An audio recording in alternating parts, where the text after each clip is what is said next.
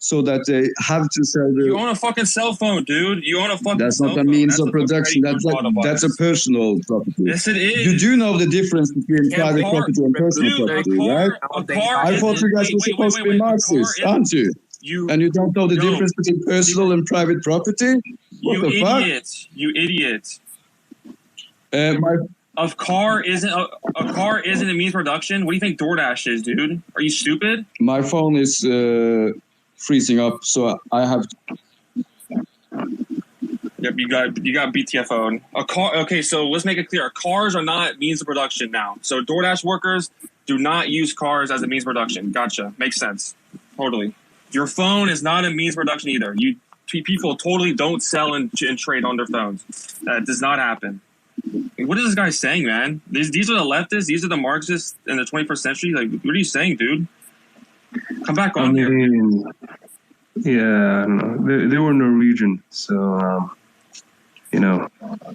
fake country. That's what happens when you exist in a place like that. I'd like to ask if we can set a rule for any Europeans who come on to speak. They have to do an American accent so I can understand what the fuck they're saying. Yes, sir. Yeah, he was hard to understand, but it's like, holy shit, man! They think petty bourgeois means you own a fucking farm now. I mean, holy shit, man! Your fucking car is a means of production, dude. Like how can you look at a DoorDash worker and say they don't own means of production when they're driving their fucking car to deliver food? Like, holy shit! So no, but like, here's the problem. Does DoorDash have like Among Us meetings every time there's like an order and we have to pick like who does the order democratically? No, it's anarchy. It's anarchy. Yeah, that's the problem. That's the problem.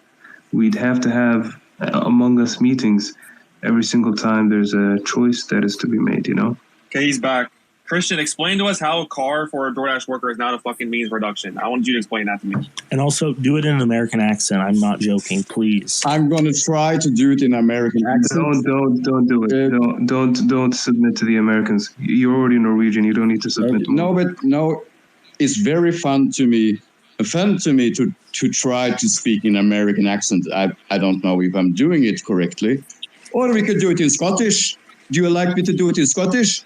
Or fuck no, that's the worst. That's the fucking worst. That's the worst. Don't or we can do it in Irish. We can do it in Irish. Top of the morning to you, fellas. Oh my god, this dude. Okay, Norwegian guy. We get it. Fucking explain to us why people who don't produce value have to be like the number one focus on the planet. I'm not saying. I want you to explain how a fucking car is not a means of production, especially for a DoorDash worker. I really want to answer that. I don't know what a DoorDash worker is, so I can't explain that. Okay, it's you deliver food to people. No, it's more like a modern day kind of like semi like it's kind of more similar in some respects to like old like serfdom in some ways, or it is. I would say those people aren't really, they aren't some kind of capitalist, right? No, I actually agree with what you just said, but that's why I'm saying, like, most people are a petty bourgeois, dude. I just said that those people, driving those cars aren't petty bourgeois. When you get your hair cut, those fucking, they own their fucking scissors and shit. I mean, that's means production. Like, let's say you have I don't know the word, like a barber place, like a haircut place, right? And the guy or woman who owns the thing is the petty bourgeois person, but the people working for her are the, workers. This is kind of basic shit, guys. This is like a petty bourgeois today must be someone that owns business, like an actual, not some kind of precarious worker who is kind of on a contract so they are not really a worker and they own some kind of means of, like some theory means Dude, you're liberation. talking about a peasantry class. Yeah, I kind of want to interrupt real quick. I kind of want to interrupt. Like, I feel like there's a huge deviation from the original topic. You see, I feel like we're just misunderstanding each other here. I think Christian right here, when you brought up the example of farming, I believe Christian's imagining like people who are owning these mass scale industrial farming complexes and stuff like that. That's what he's imagining when he stated like the bourgeois and the farming industry and stuff like that. But so am I correct in thinking that, Christian? Was that kind of like what you were imagining when he said like, you know, the bourgeois farmers and all that? Well, you know, some of the farmers are just that. Right? They own like a lot of. Yeah, because there is farmers like that they're like multimillionaires. They own like fucking plots of lands that comparable to like private islands, you know. However, I did want to like respond to Christian. You know, we were talking about, you know, how, sorry, I forgot who brought up that CPUSA example with the farmers. I don't know who that was. Sorry about that. But it was you. Yeah, exactly. So when Rev brought up that example, what he's saying is there's a lot of people in the United States that will just not even want to engage with the agricultural workers and not even want to engage with people who own these small scale farms because they might have reactionary views or they might not be woke enough, et cetera, et cetera. They don't want to engage with the proletariat. They just want to engage in their own little academic circles, things like that. Or Starbucks. You know the so-called petite bourgeoisie or the peasantry was instrumental to Stalinism. The very subject of Stalinism was the middle peasant. It wasn't even the poor or like the lowest or the poorest peasantry. It was the middle peasant. That was his basis for popularity. And Bolshevism itself, what made it unique from every other strand and political current at the time was that it was about the unity of the proletariat and the peasantry. The idea that the petite bourgeoisie just in and of itself is not revolutionary has nothing to do with Marxist class analysis, has nothing to do with Marxism-Leninism, and is completely refuted by the history of Marxism. Yeah, the NEP was like the fucking winning jab. That's how they fucking won them. Right? I mean, that's how you separated Lenin from like the fucking British communists, because they completely lost. Because the bourgeois in Britain, they won over the fucking peasantry. I mean, like, the thing is that... Yeah, I mean, go ahead. The thing is that the Schmichka, which is what Lenin called the union between the peasantry and the proletariat, was basically, it was a product of the unique historical situation of Russia at the time. And there's this really good book. It's a really good article by Paul Matic. It has the word Bolshevik Revolution in it, but I can't remember the rest of it. I know about Paul Matic. But no, like it has a good like analysis of that. But basically, I feel like you guys are kind of analyzing this with kind of a anachronistic kind of analysis, because most proletarians now, at least in the imperial core right now, like, I'm not going to say like proletarians here are inherently counter-revolutionary or something like that. That's bullshit. But at least here in the imperial core, most of them are in the service sector, and most of them are like post-industrialized. Okay. And I think that's where our let me slow you down. Let me slow you down there. Okay, so this is a great misconception about Marxism. I agree that we need a 21st century analysis of Marxism and of class, right? But this division between the proletariat and the peasantry, while it existed in the early days of socialism in the USSR and prior to that, right? My theory is that it's re-emerging today. And now when you speak of the service sector, these are not in any classical Marxist sense proletariat. I mean, they don't produce commodities. They produce value, though. No, they don't. The production of value is itself based on the production of commodities. There's no value production without the production of commodities. And Marx himself, he actually talks about high-level service workers. He talks about them specifically and says that these high-level service workers, not only do they not necessarily produce value, some of them even are destructive to value. And he gives. Where does he talk about this? I just want to know. Theory is a surplus value. Theory is a surplus value. Okay, I'll check that first thing. Yeah, I think that's where it was at. If Rev, if that's your definition of proletarians, then the proletariat will never be the majority of the population. It's not. which It's not. makes It's not. It fucking was a proletarian not. No. society No. impossible. Okay. Because You just proved. you have a you just very, proved. very You just narrow. proved. You just But proved you have no ultimately, understanding of history. ultimately, The the proletariat's not proletariat has about like never been the if you. majority of any country. The proletariat is not the majority of China. The proletariat is not the majority of the USSR. The proletariat has never been the majority. The point of the proletariat is not that it's the majority of the people, but that the proletariat can come to represent the interest of the majority of the people, which is the underlying wisdom of the union. But the thing is that We were the majority. The proletariat came to I represent. disagree with you, their dude. interest. You and I have very you different understandings of what the disagree. proletariat You is. And don't disagree. fucking You disagree scream with at me, you You fucking disagree with angry little boy. okay, but the thing is that How you old guys are are. you? You guys 14 are or something? conceptualizing the proletariat as like What's your argument, though? You have no argument. You just call me angry. You just call me angry, but you have no argument. That's the problem. You call me angry, but you have no argument. This is basic history. In Russia, the proletariat was not the majority. In China, the proletariat was not the majority. In fact, I don't know if it's ever been the majority anywhere. The idea that the proletariat must be the majority is the most historically illiterate thing I've ever heard. That's just historically not true. Do you want to? If you want, you can try and disprove me. You can point to. Do Go you ahead. want to know how I understand this? Yeah, go ahead. Do you want my counter argument? What do you say?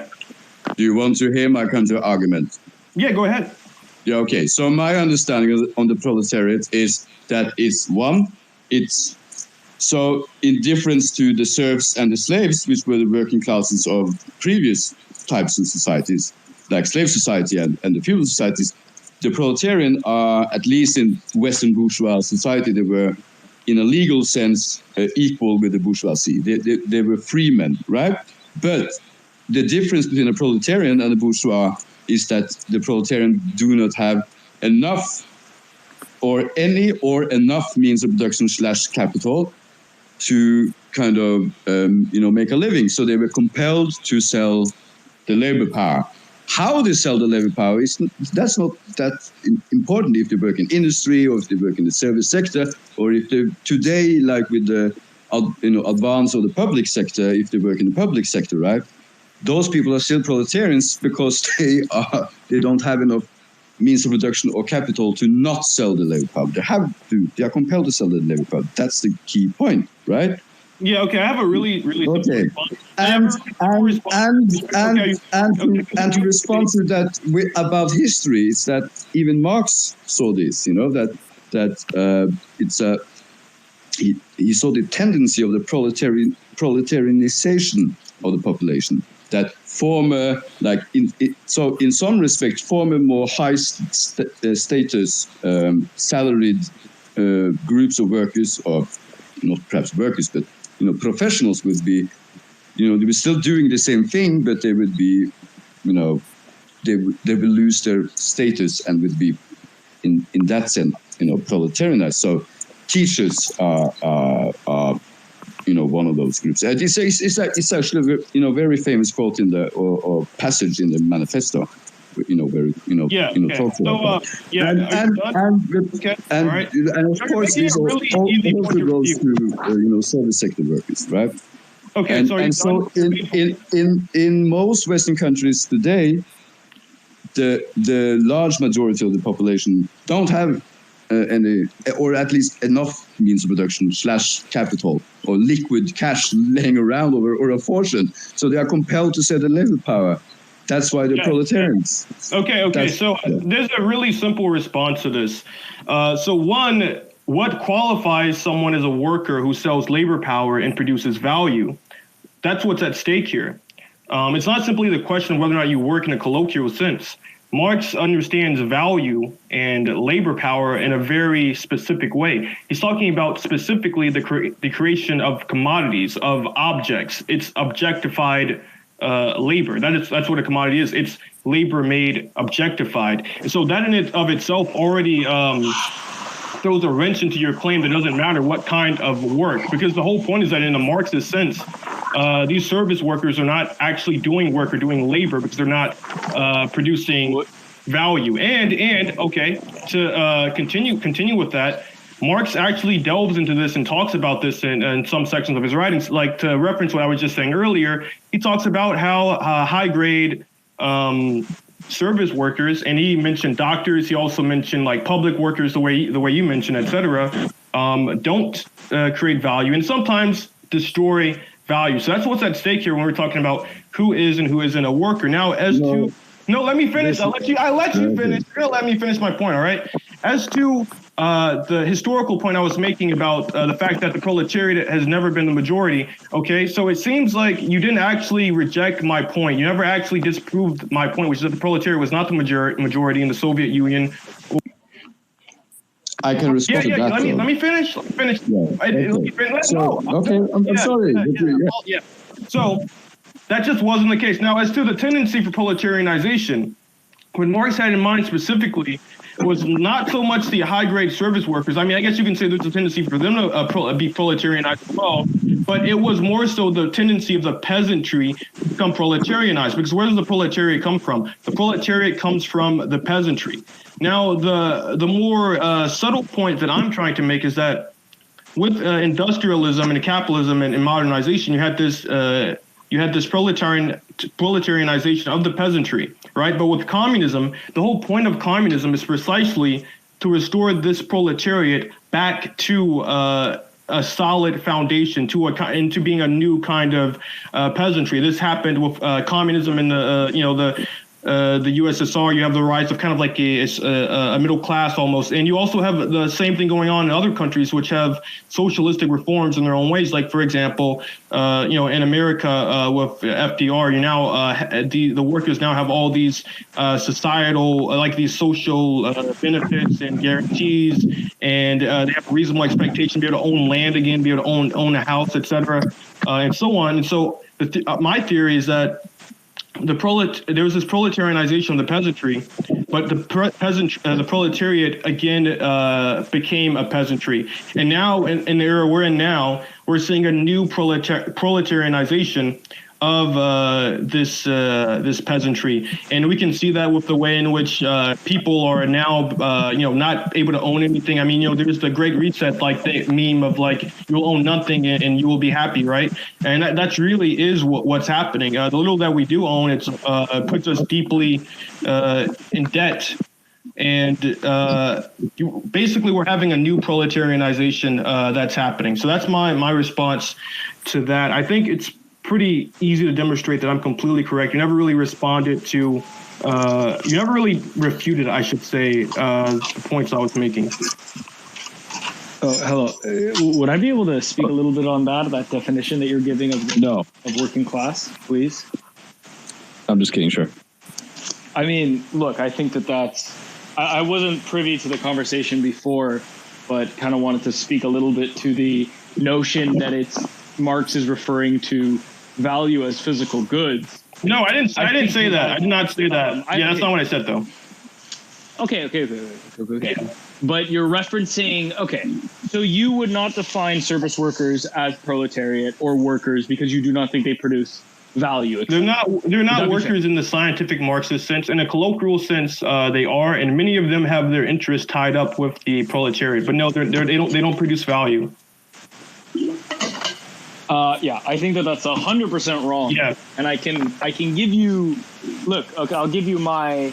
If anybody has a copy, I'll look at this. I'll talk about the sections of. If anybody has a copy of the Penguin edition of Capital, in the appendix.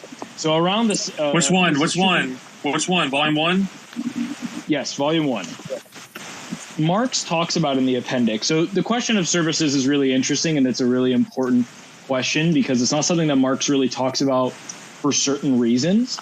But if you actually, he does talk about it though. He actually does talk about it. He does. I've referenced it, and no one's replied to my reference. I know. I'm gonna reply to it. I'm doing it right now. Go ahead. So one of the key things that Marx mentions is that the material contents of labor are absolutely and utterly irrelevant to whether or not labor is productive, that being productive of value, and to whether or not somebody is a worker. And he does this in reference to talking about how productive and unproductive labor the bourgeois economist thinks that productive labor is labor that physically produces something. They think that it matters what they produce. When that's a question of general, subjective production. Like I might think that, like, for example, I think everybody here who's a socialist thinks that if we're producing, let's say houses for people, that's productive. Other people would say, we're judging the quality or the actual thing being produced itself. But Marx, the point that he's making in this section is that that's not an actual measure of whether or not labor is productive, which is to say whether or not it produces value. And I can read a small part to emphasize what Marx is saying. Yeah, go ahead. But it's a very important. Let me get to the. Yeah. Give me one moment. I want to make sure I find a good quote. Yeah. So there's a couple of things, but for example, and this is on page 1044. Marx. What version of the book was it again? This is Capital Volume 1, the Penguin edition. Okay, let me see if I can find it. Okay. Says page 1044. Yeah, I'm actually going to read something first. Oh, wait. I'm just going to leave because my phone is not handling this space well. I'm freezing up all the time. So, thanks for chat, guys. Goodbye. Bye, man. Okay. Yeah. So, starting on page 144, just to mention this point, Marx makes this really important point. This is one of the most crucial things, but I suggest everybody look at the productive, unproductive labor section. He's talking about how it matters, the fact that a type of labor is productive matters how it's employed, i.e., is it employed in a capitalist manner? Can you read the quote that you were going to read? I'm trying to look for another one, that's why, but I'm on 1044. Okay. So the entire section, so for example, you know what? Actually, I'll read this one paragraph to explain my point. Go ahead. Marx, it starts off, hence, labor with the same content can be either productive or unproductive. For instance, Milton, who wrote Paradise Lost, was an unproductive worker.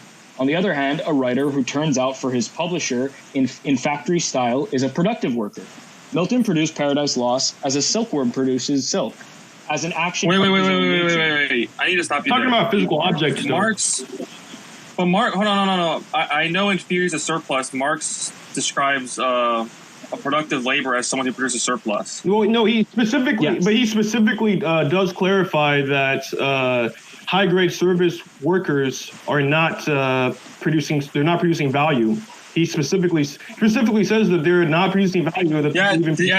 David, you're describing production of surplus. You're not describing the production of value. I mean, like a writer does not produce thing. That's the same. No, here's the thing. Here's the thing though. Like even in this example, he's talking about factory style production of a physical object. David, let me explain to you why you're wrong. It does matter. No. David, let me explain why you're wrong. It doesn't matter that there's a book. It's the knowledge. It's a story. That's immaterial thing. Yeah, but let me describe why you're wrong. Let me explain why you're wrong. In Theories of Surplus, Marx gives the example of a writer. Right, you get hired, and you produce the writing, and a paper gets sold. That's a surplus, but that's not a value. I mean, you can't measure that in socially necessary labor time. I mean, Marx, he directly makes that distinction. Why wouldn't you be able to measure it? Can you measure the amount of time it takes to produce an someone's object? writing, and you can't generalize that. What are you talking about? Because something can't be perfectly generalized doesn't dictate whether or not it produces a value. And then go back to the early chapters of Volume 1. Marx would describe that as a production of a use value for another man. I mean, that doesn't necessarily make it a commodity. Yeah, but a thing that's a commodity just has to have a use value and an exchange value. But it doesn't have an exchange value.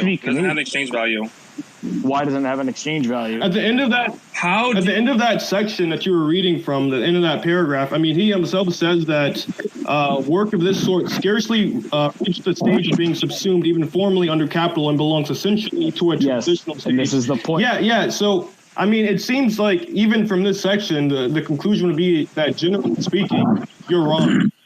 No, he's saying this is precisely why you don't read Marx and take him word for word from the 1800s. What is he saying? Yeah.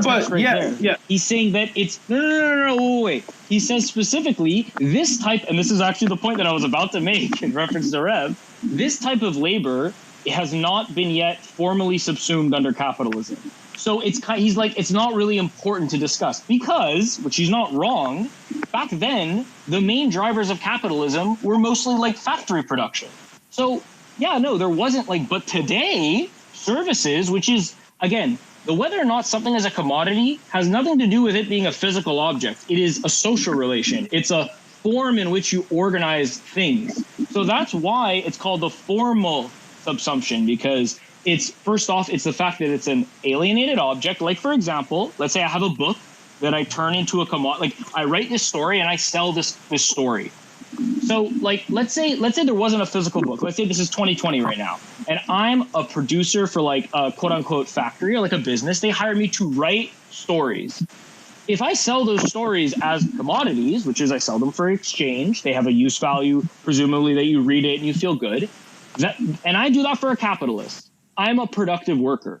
It doesn't matter that I'm not producing a physical commodity. It's because my labor is subsumed under a capitalist logic. That's what Marx is talking about. That still doesn't give it. That doesn't give it value. That still doesn't give it value. Listen. Okay. If you want to talk, wait a second. If you want to talk about not using an 18th century logic, the very idea that production today is organized according to the logic of capital is itself false.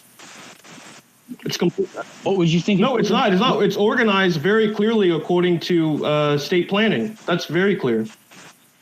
Yes, it is. Yes, it is.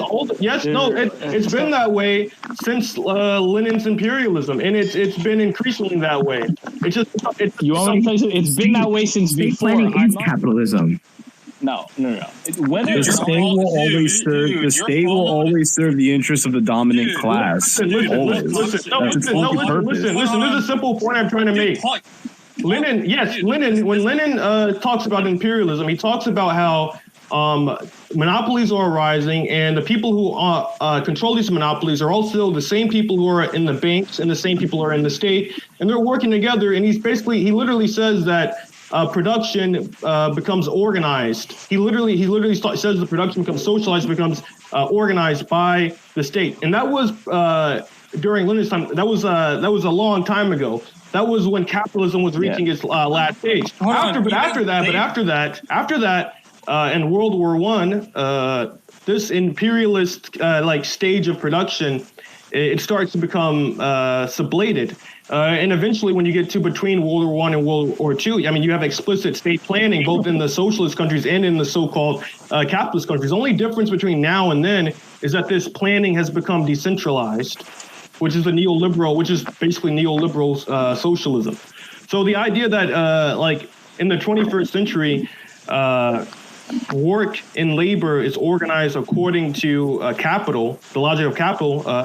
MCM is wrong. I want to expand on this. I want to expand on this. David, can you open up Grundrisse for me real quick? I don't have the Grundrisse with me. Do you have a PDF? Give me a moment. I'm gonna make a point for you. We're gonna use. Yeah. I'm gonna show you a point. I'm gonna show you what Marx says about this. Yeah. Open up a PDF. Go to Marxist.org. Whatever the fuck you gotta do. Okay. I'm ready. Now you're gonna be excited. All right. Hold on. Let me find it real quick. We're gonna talk about exchange value. We're gonna talk about what Marx says about it. Okay. What do you think? I want to hear your definition of exchange value. Probably the medium exchange of commodities. I mean, give me the definition. No, fucking Vosh tactic. Wait, wouldn't you agree? It's like the medium of exchange of commodities. Like, I would say exchange value is okay. So this is my question: Do you think that Marx has a labor theory of value? I don't know what you mean by that. Do you think Marx has a labor theory of value? Yes, of course. Yeah, I do not. That's where I would disagree. I would also disagree. Well, that's like a fucking what's that guy's name? David. What's his name? That's like his take. Like Marx didn't have a labor theory of value. I think Dude, Marx had a value. Are you one of those people? Wait, hold on. Are you one of those people that think the labor theory of value was just like a rhetorical, like theorization of Marx and wasn't actually anything concrete? Because that's like. No, I do think it's very concrete. I think Marx is what I prefer to think of as value theory is the greatest theory of political economy of all time. But I listen. Okay, let me open Gruden Trees. I want to hear what you want to say. Hold on, yeah, let me get it for you. Hold on.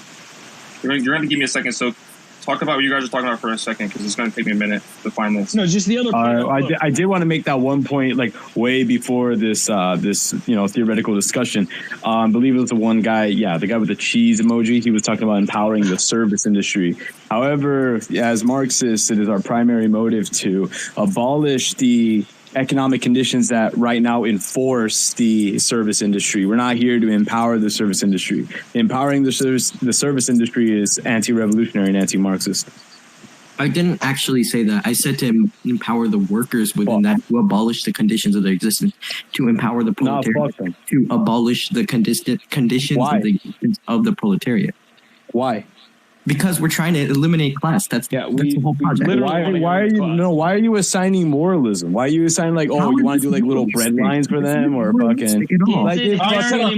Shut up. No. If you guys are fucking bourgeois as fuck. Like literally, like if they fucking establish their own unions, like what Amazon just did, that's great. That's a great accomplishment for them. But that's not your responsibility as a Marxist to fucking empower, or a revolutionary minded person to empower. That does not serve revolutionary thought. The Amazon union's a bit different though, because the Amazon union today. I am not against the union. I'm not against the fucking Amazon union. I'm explaining why it's a bit different from a lot of other unions. Yeah. There's a lot more empowering theory to that one. Sorry, I'm just saying. You know how these modern LARPers join these little drum circles and they want to fucking. Like, look at the fucking IWW. They still want to pretend that they're relevant in 2020 fucking two. I got the quote. David, okay, sorry. David, we'll continue this later. David, what copy do you have? Are you on Marxist.org? Where the fuck he's gone? Fuck. Well, whenever he goes back. Sorry. Sorry. Okay, are you on Marxist.org for Grun Reese? Okay, go. If you can, keyword search as soon as labor with a U. It's page 625. Did you find it? Give me a second. Oh, sorry. Things fucking up. 625, you said? Yeah, as soon as labor. LABOUR. Yeah. You found it? Yep. Okay, let's read it. So what's Marx say? As soon as labor in the direct form has ceased to be the great wellspring of wealth, labor time ceases and must cease to be its measure. And hence exchange value, and he puts in quotations, must cease to be the measure of use value. The surplus labor of the mass has ceased to be the condition for the development of general wealth, and just as the non-labor of the few, for the development of the general powers of the human need, of the human, right there, and now right here, what's he saying right here, right here, look. With that, production based on exchange value breaks down. This has happened. What do you think the money? What? Yes, it has. The you money. Yes. Whoa. Yes. The gold standard. Yes. This has happened. Oh my God. Do you think that Marx is referring to the gold standard here? Yes. He's saying saying directly. He says as labor as soon as labor in a direct form has ceased to be the great spring of wealth. I mean, that's what he's saying. If that's ended, he's talking about communism. Where do you think this is the? No. Well, hold on. Here is communism. Why do you? This is not. Yes, he's talking about the breakdown of exchange value. How do you think the breakdown of exchange value happens? You think it's not had the breakdown of exchange value. You realize that the value of currency is itself politicized now, right? It's socialized. It has all. No. Before with the gold standard, the value of gold still had a basis in actual labor, right? To find it, et cetera, and so on. This is why with the fiat standard and with the petrodollar and so on, it's explicitly for the first time directly, almost completely politicized. With oil being its only real material basis being oil, which is also, obviously very politicized. This is why you should not read Paul Cockshot. This is literally why, because you end up like David here. Like, I'm sorry, dude, but you're wrong. Like, you think wrong. that, dude? Oh my God, this is absolutely wild. You think that I agree with Paul Cockshot? He follows you. So? You think hold on. How would he fucking follow you? Okay, wait. Let's back up. He's a transphobic weirdo. I'm talking about his economy. Whatever. No. Wait, are you saying that I follow Paul Cockshot? Yes, you do. No, okay, no. Hold on. Let Because Keaton speak. Let okay, Keaton speak. He has Keaton wants strange theories just like as you do. You follow him. You for sure follow Oh my him. god, no! Okay, I really don't want to be mean, but you guys genuinely have no idea what you're talking about. You don't know what you're talking about, dude. No, you actually have no idea You what you're literally talking have about. You allegedly have a master's. Was it a master's in economics? Dude, you and shut the fuck up. political He reads economics, fucking and Paul you're Cockshot all you're day. getting Fucking reads Paul getting Cockshot. beaten out by some randos in a Twitter space. Like, you allegedly have a master's and you're getting like beat out in Marxism with a bunch of Dude, you don't like even memers. know. Dude, I'm beating you up right now. Dude, you guys are the people that saying that the world isn't capitalist right So It isn't, bitch. It is directly isn't. Shut your ass up. You know what the fuck you're talking about. the only real economist today is Michael Hudson. That's the only real economist left today. Michael Hudson. Can you just wait? And Okay, yes, I'll we be already civil. Can you just live let in me give a rebuttal, socialism. please. Yeah, go ahead. Okay, I just want to start. I want to back up and say I just want to give my points, and then I've said my piece. So first, to the claim that we're not dominated by capital, because I actually want to go back to the Lenin. Look, I'm actually no. Have you read Andrew real Kleeman? quick. Have you read Andrew Kleeman? Have you read Andrew Yes. Kleeman? Dude, please. Do you know what he says about the Yes. falling rate of profit? Do you know what he says about the falling rate of profit? Can I speak, please? Can I say? Oh something, my sir? god, I'm just Go, Go listen, ahead, dude, go back to Lenin. I really hope you go back to Lenin because I have a lot to say about that. I would like to, if I can speak first. Listen, I'm actually not a Lenin hater like a lot of people on this app are. I actually think the State and Revolution has some fucking bars, but I'm going to say that his theory of monopoly capitalism is not really great, has not aged well, and it's one of probably genuinely, like if there was one thing I could majorly critique that I think Marxist I made Leninists have this to point move before. beyond. I've made this point before, actually. He was No, wrong I about debt. He was wrong about debt. Lenin was 100% completely right, but he wrote for a specific time period, and I would say he even predicted the ways in which imperialism and the mode of production transformed later on. But make your point and say why you think it was wrong. Go ahead. Okay. No. This is just my point to say that. Well, pause 1 second, Henry. David, it's fun or whatever, but like, can you make like one last point and then we have to pass the mic to the other people? So, because we have a lot of people in the queue. No problem. Yeah. Okay, listen, I'll just make my last point this. We are still dominated by capital. The fact that there are political forces. Okay, can you just let me speak?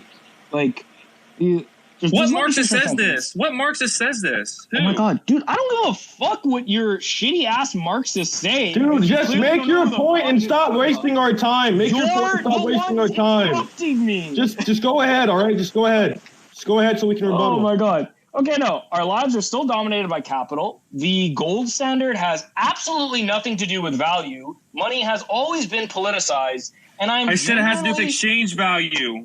I said exchange value. Okay, you know what? You strawman me. Dude, I'm not strawmanning shit. You don't even know what the fuck you're talking about. Yeah, go read Paul Cockshot. Yeah, get the fuck out of here. Go read Paul Cockshot. Fucking idiot.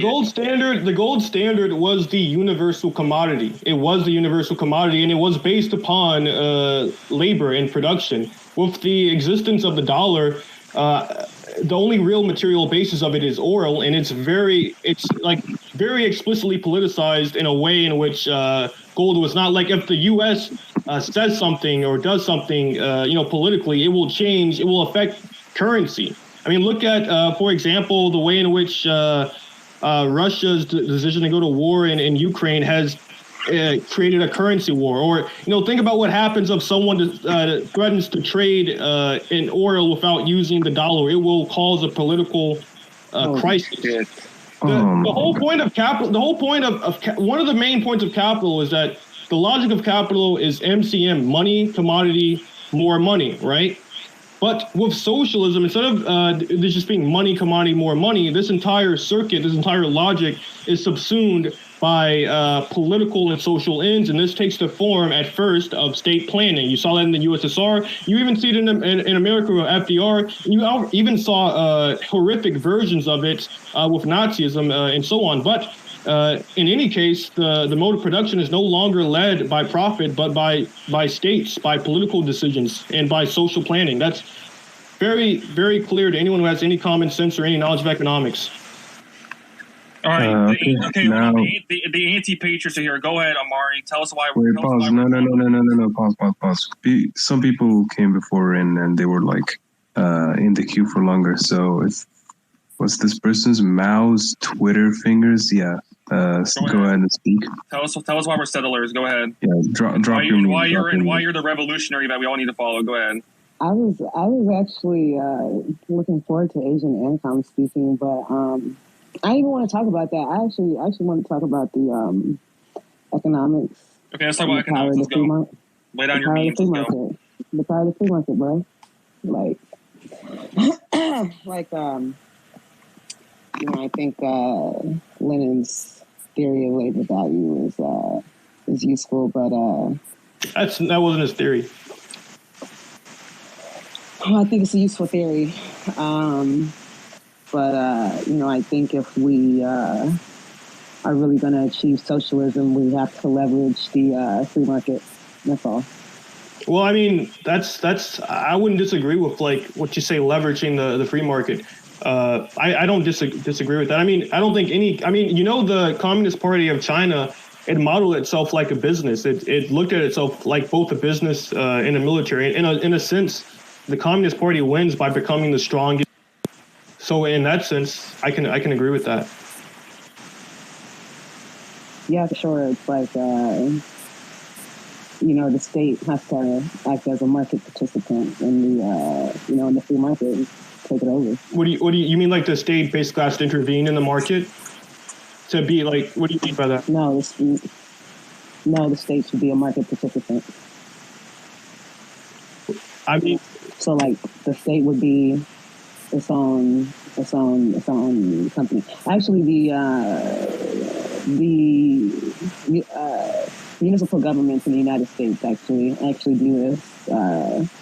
They when they're like bidding on certain contracts, the municipal government can be like one of the bidders too, on the contract.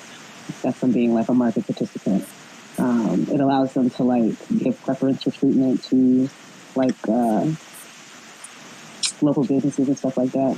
But yeah, I just really believe heavily in the power of the free market, and I think we as communists should. Okay, we don't live in a free market no more, so cope with that. I guess I don't know. We have on the one hand a market. But then on the other hand, you have like kind of decentralized planning of that market, and it's been that way since index funds. I mean, all types of shit. It goes into planning. I want to hear what you have to say, Russian Flag Z, about why we don't have a free market anymore. Because do you know what passive management is? Do you know what passive management is? Managing passively. Okay, well, take that to a stock market. Let's say you have 5 energy companies. I got $1,000. Instead of investing in one company, the guy invests in all fucking 5 of them. I mean, that is not a free market. That is a monopoly centralized into stockholders. I mean, that is such a breakaway from the free market. It's like, I mean, how is that a free? Like it used to be active management. Like people, you would dump all your money in one company and compete with others, but that's not the reality no more. You have passive management. You invest in all the companies. But I think you're just trolling. I think you're just trolling right now. So it doesn't even fucking matter what you guys say. Yeah, let's get someone else on. Let's get someone more interesting on. Wow, that's like. Yo, let's get Armani on. Armani, keep spamming. Okay. The fuck out. Armani, let's just get someone to be good content. The memes, the clout chasers, the cooks, get on. Yeah, you guys are here for clout. Come here. We got all the clout. Damn. I was just here to argue with the anarchist, but I guess that nigga dropped down. I'm not even gonna lie. I don't think it was an anarchist. He was a Paul Matic cuck. Fucking left cuck. No. Not that person. There was Asian Ancom. That nigga joined up here, and I always argue with him about black people and anarchism because he be fucking copying. He be like, read Black Anarchists. Like, nigga, you didn't even read that essay. And every time I see him in his face, I jump up. That's the only reason why I came up here. Also, that other nigga, he needs to read Lenin. I don't know what to tell niggas. Go. Who, David? Yeah, that Dave guy? Dude's a fucking idiot. Fucking ain't reads Paul Cockshot all day. He's fucking just got liquid brain. I mean, Lenin's theory, it wasn't even only his theory, it was also something that was described by other economists at the time. It was just an objective thing that was going on, and Lenin just described it and understood it in a way that was more scientific, more dialectical, and more insightful than anyone else. Like, Lenin's theory of imperialism is just is almost like a baseline of understanding for if you want to have something approaching a modern standing of economics. It's just the starting point for that. Read Lenin and read Michael Hudson. And also read Daniel DeLeon if you want some good brain. Read my books. Read my books. It's like, you don't have books. Read Jehu. Don't read Jehu. Yeah, read Jehu. Yeah, read Jehu. I mean, I don't agree with everything, but he's definitely worth reading. And the reduction of the workday is a very underspoken about aspect of Marxism. I think honestly, if anything, it's overspoken about. It's all what these chapoids, like, if you go to their spaces, they always talk about we want to work less, and they're just very lazy. So yeah. Anyways, Ochi, why am I a settler? Go ahead. Yeah, Ochi or Armani, drop your memes. I don't care. Hold on real quick. Wait, who said that? Who do I think as a settler? You got anything? Yeah, why am I a settler? Go ahead. Why is Rev a Lark. settler? Go ahead, Lark. Rev, where you from, fam? Where you from? Ohio. Oh yeah, you definitely a settler, bro. Just by being Ohio alone, yeah. Where the fuck are you from? Don't worry about it. Lark, so you lose. I beat you. Nah. You're from Ohio, bro. That's automatically an L. My state matters. Nah, your state fucking sucks, I bro. live in nowhere. Your state fucking sucks, Ohio. My state actually matters. Please, anyone in the space, who cares about Ohio? Please, raise your hand. Wait. Hey, Ochi. Yeah, exactly. No one. Rev, I have a bunch of questions to ask to Ochi. Okay, so give me a moment here. So, Ochi. Hello. Give me a second. What is more important in the process of indigenization? Do you think the relation to the land is more important, or do you think the chronology or the continuity is more important? I just think the original people who are born here should get their land back. That's what I think. Okay. So why start there. I got an argument. There is native tribes that like in Louisiana or No, pause. Before you go to America, I was going to drop the meme. That's literally the Zionist argument. How is that different than... Yeah, it is the Zionist argument. But also, I would like to point out, so yeah, Ochi, you are a Zionist and a cuck, but also got an argument for you. I'm not a Zionist, but okay. Yeah, you are a Zionist. You're a Zionist and a cuck. I do not like... You literally just told us you are. I didn't. Did I say that I would like to make a point. Anyone raise their hand said that I was a Zionist. You want muted, bitch? Here's my point. How the fuck do you return land to people that have... that went extinct? I mean, there is native tribes that don't exist no more. You know this, right? They have no lineage with, no one has lineage with them today, like in Louisiana or Central Florida. How do you give land back to tribes that have no lineage today? Can you explain that to me? So you're saying who gets that land? So you're saying that no other Native American clans exist today? Are you retarded, dude? Bro, I literally asked you a question. You said, their land doesn't exist. So hey, listen, wait a moment. Okay, I just want to say something though. This is one of the dumbest ways you could possibly describe indigenous. You realize that people move, right? You realize that people don't just indigenous? What's indigenous? Okay, I'll tell you what indigenous is. What's indigenous, please? Indigenous is when a people become connected to the land and they build a mythos of the land. They build real cultural roots in the land. They start to have a history, a mythology, a culture. Not just Palestinians and Native Americans, also Black Americans, also white Americans living in the Appalachians, also Midwestern Americans. Americans in general.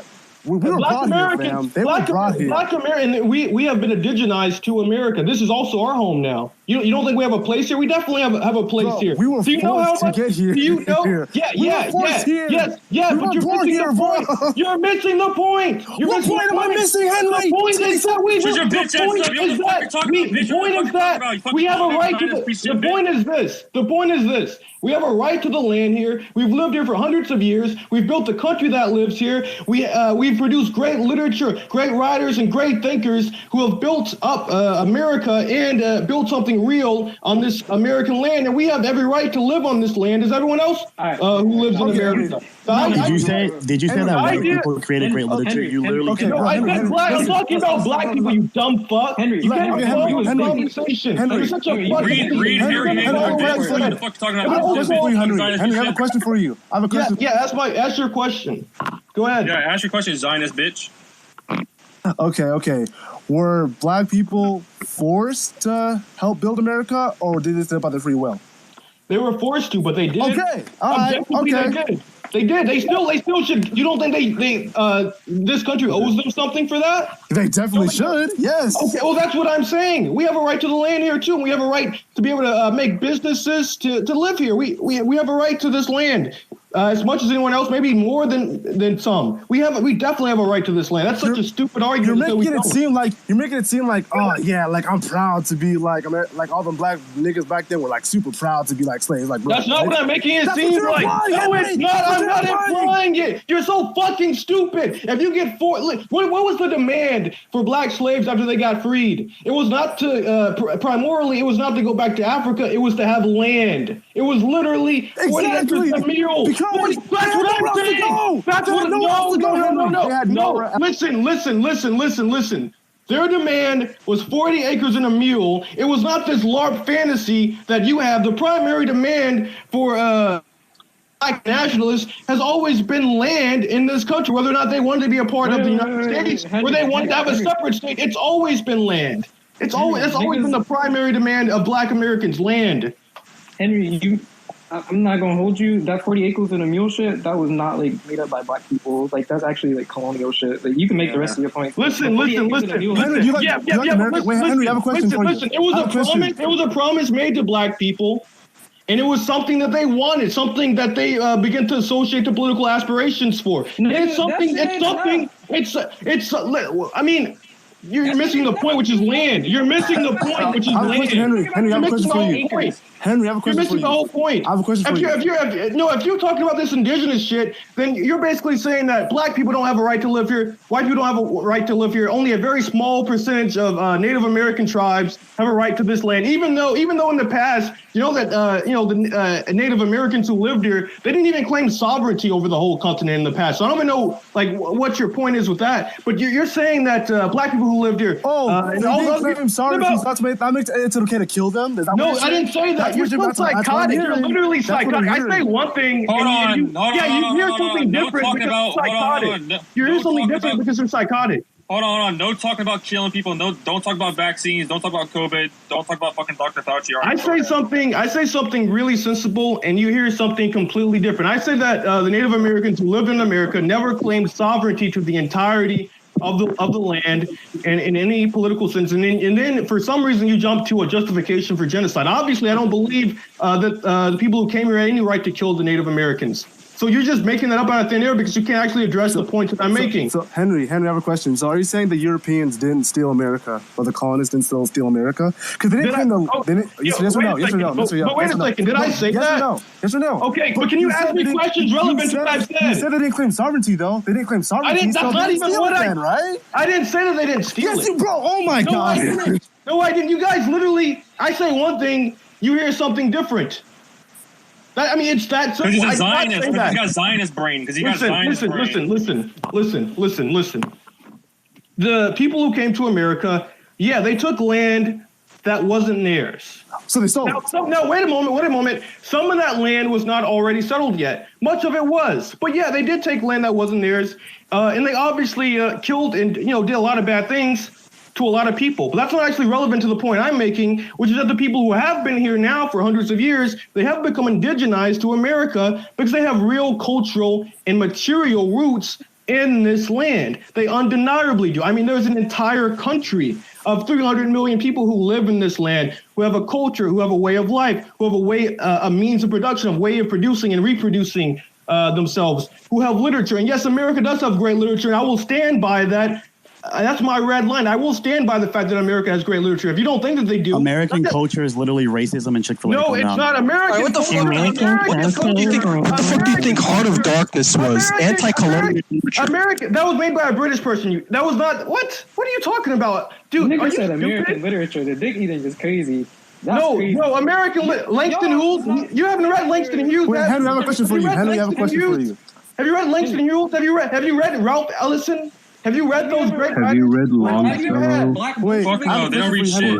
Have you read Hemingway? Have you read what? You just Melville? because the school system failed you and you're culturally illiterate does not mean that America doesn't have great literature. We do have great literature objectively. If you think otherwise, you're stupid. You're just stupid. And you haven't been culturalized. I have a question for you, Henry. Wait, we got Issa. I have a question for Henry. Nigga, all the books that you read are made by dead Russian niggas or niggas from Europe. None of that shit is American. Get the No, that's not even true. You literally think Langston Hughes was a black American. Ralph Ellison was a black American. Hemingway was also American, not black though. The people I just mentioned, they're all American. You're literally stupid. You literally don't know who H.P. Lovecraft is. Yeah, without Thoreau. Emerson. You just don't know basic knowledge about history. Henry, this country has no history because you never learned this country's history. I have a question for you. Henry, I have a question. You're black, right? Yes, I am. Yeah. Okay, so wait, hold on. Before. OG, last name, okay? Last name. Oh yeah, sure. Last thing. So Henry, as a black person, what makes you love America so much? What makes me love America? I love America because this is objectively my country. It's the country I've lived in my entire life. And I see a future for American civilization. Now, on the one hand, though, on the other hand, though, that's a necessity for there to be a separate Black American state. That's ultimately going to have to be something that gets decided after the establishment is overthrown. But prior to that, I think there can be a unity between Black nationalists and white working class people to fight against a common enemy, which is the American deep state. Because without that, none of these things are even possible. That's a very precondition for the possibility of this. Now, long term, I do believe in a great American civilization, which will encompass mainly Hispanic, Black, and white American influences. Because, these are the people who have, in my opinion, and also obviously Native American. I mean, you have many towns in America who are named after Native Americans. You have many myths and literary tropes that come obviously from Native Americans. I believe these four groups of people will form the future of American civilization, as they're the people who have roots here. I mean, I see. That's a pretty decent point. That's a pretty decent point. That's a decent. No, I fucks with what you were saying. I'm just saying that, given with the history of America doesn't typically like black people. Yeah, they don't. They don't. Majority of black people like this space. Like, it's historically super racist towards black people. Well, yeah, so slavery, Jim Crow, fucking mass incarceration, fucking, the war on drugs. Okay, hold on. Before you go, wait, Henry, give me a second. Okay, what is the benefit of mentioning all of this, to Henry? Like, do you think Henry doesn't actually know any of this? Did he deny any of this? Dude, he gets his sixth grade. This is like sixth grade. My point, Rev. Oh my God, bro. Be quiet. You're from Ohio. You're from Ohio, bro. You're a LARPer. You're a fucking. You're from Ohio. All your followers on Twitter are white. You're from Ohio. You are from Ohio, bro. All your followers on Twitter. And you're a Zionist. Look, Ochi, all your followers on Twitter are white, California white boys. Like, quit LARPing, dude. As much as I fucking hate Cali, it's not as much as my hate. Yeah, wait, hold on. You're actually from California. Also, Henry, the reason why I brought up those points is because as a black person living in America, you look at those and be like, you know what? Yeah, I'm proud of this nation. No, yeah. But here's the thing. I scratch my head. I can explain that really, really easily. It's because the source of white supremacy in America, the root of it does not come from the American masses. It comes from liberal universalism, which is, in the seat of that is the American deep state and the American establishment. Now, liberal universalism is basically the successor of British chauvinism. It's of British universalism, of Anglo universalism. And the point of liberal universalism is this: if we all have these same liberal values, and now they're woke values, we are all part of this common civilization. But it just so happens that the only people who organically or culturally have these values happen to be usually white Westerners, westernized people. So I've identified that as being the very source of white supremacy. So for me,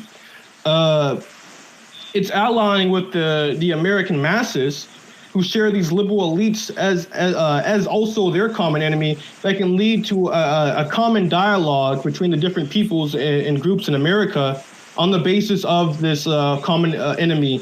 And I think many misunderstandings and confusions and so on that cause regular people to be racist, it can be worked through based upon this alliance and this mutual dialogue of different peoples. That's my conclusion on that. And as far as love for America, though, you have to also remember that the America I talk about is not just white America; it's Black America. Even for me, most fundamentally, it's Black America that I'm talking about. When I speak of great literature, I mean, there's a reason why I mentioned Langston Hughes, right? It's Black America is a real thing. It's a very, very real thing. Well, let me make one meme. Dallas Steele. I see your bitch ass in the crowd, by the way. Look at the tweet on the board. A Korean guy, a guy who's actually fucking Korean, calls you a fucking grifting piece of shit. Get on stage, fucking stage, Dallas Steele. We want to debate you too, bitch. And actually, wait, Dallas Steele. If you get on the VC or whatever, please don't use your Riddler ass fucking voice changer to like sound spooky or whatever. This nigga was making jucha masks. Yo, that's not even from Korea. Oh, that's crazy to me. LGBTQ juche mask. And a fucking Korean guy says a LARPer, grifter, leech off his fucking people. As a resident transsexual, niggas are making LGBT jucha masks. Like, are you wearing that out the house?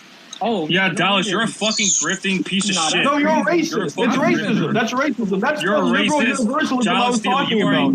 You impose your values and you're wearing law. You are a racist. You are a fucking niggas racist. Wearing DPRK merch to the grocery store. Oh man, that's funny as fuck. Yeah, it's cringe as fuck. That shit is funny.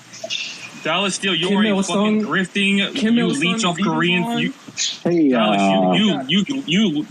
Dallas, you grift off fucking Korean people. You grift off Koreans. Give that fat fuck speaker. Give that fat fuck speaker right now. You grift off Korean people. Hey, Dallas, when you use your voice, I think so. You're going to run out of breath. Communist merch. That is so funny to me. Guys. I think someone's trying to ask you a question. Yeah. Oh, thank you. Hey, all. So I am in a very interesting situation. I am actually an elected official out in Washington State. I am a what the fuck? Yeah, sketchy. I know. So I'm a port commissioner. Glowy. So, anyways, what that basically means is I essentially am like the executive branch for my very small town. We're about like 400 people, and I'm just kind of curious if you guys have ideas of like, in theory, if one of you had that level of power, what kind of stuff would you do?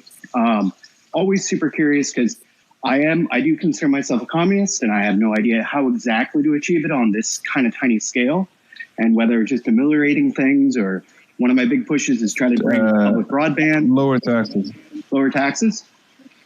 Lower taxes. Yeah. Well, that is actually one thing I do actually have control over is the property tax in my town. Yeah. Try to get money from the central government to basically get better loans for people so they can develop properties and buy land. All right. You definitely a police officer. Wait a minute. You definitely a police officer. I am definitely not a police officer, but...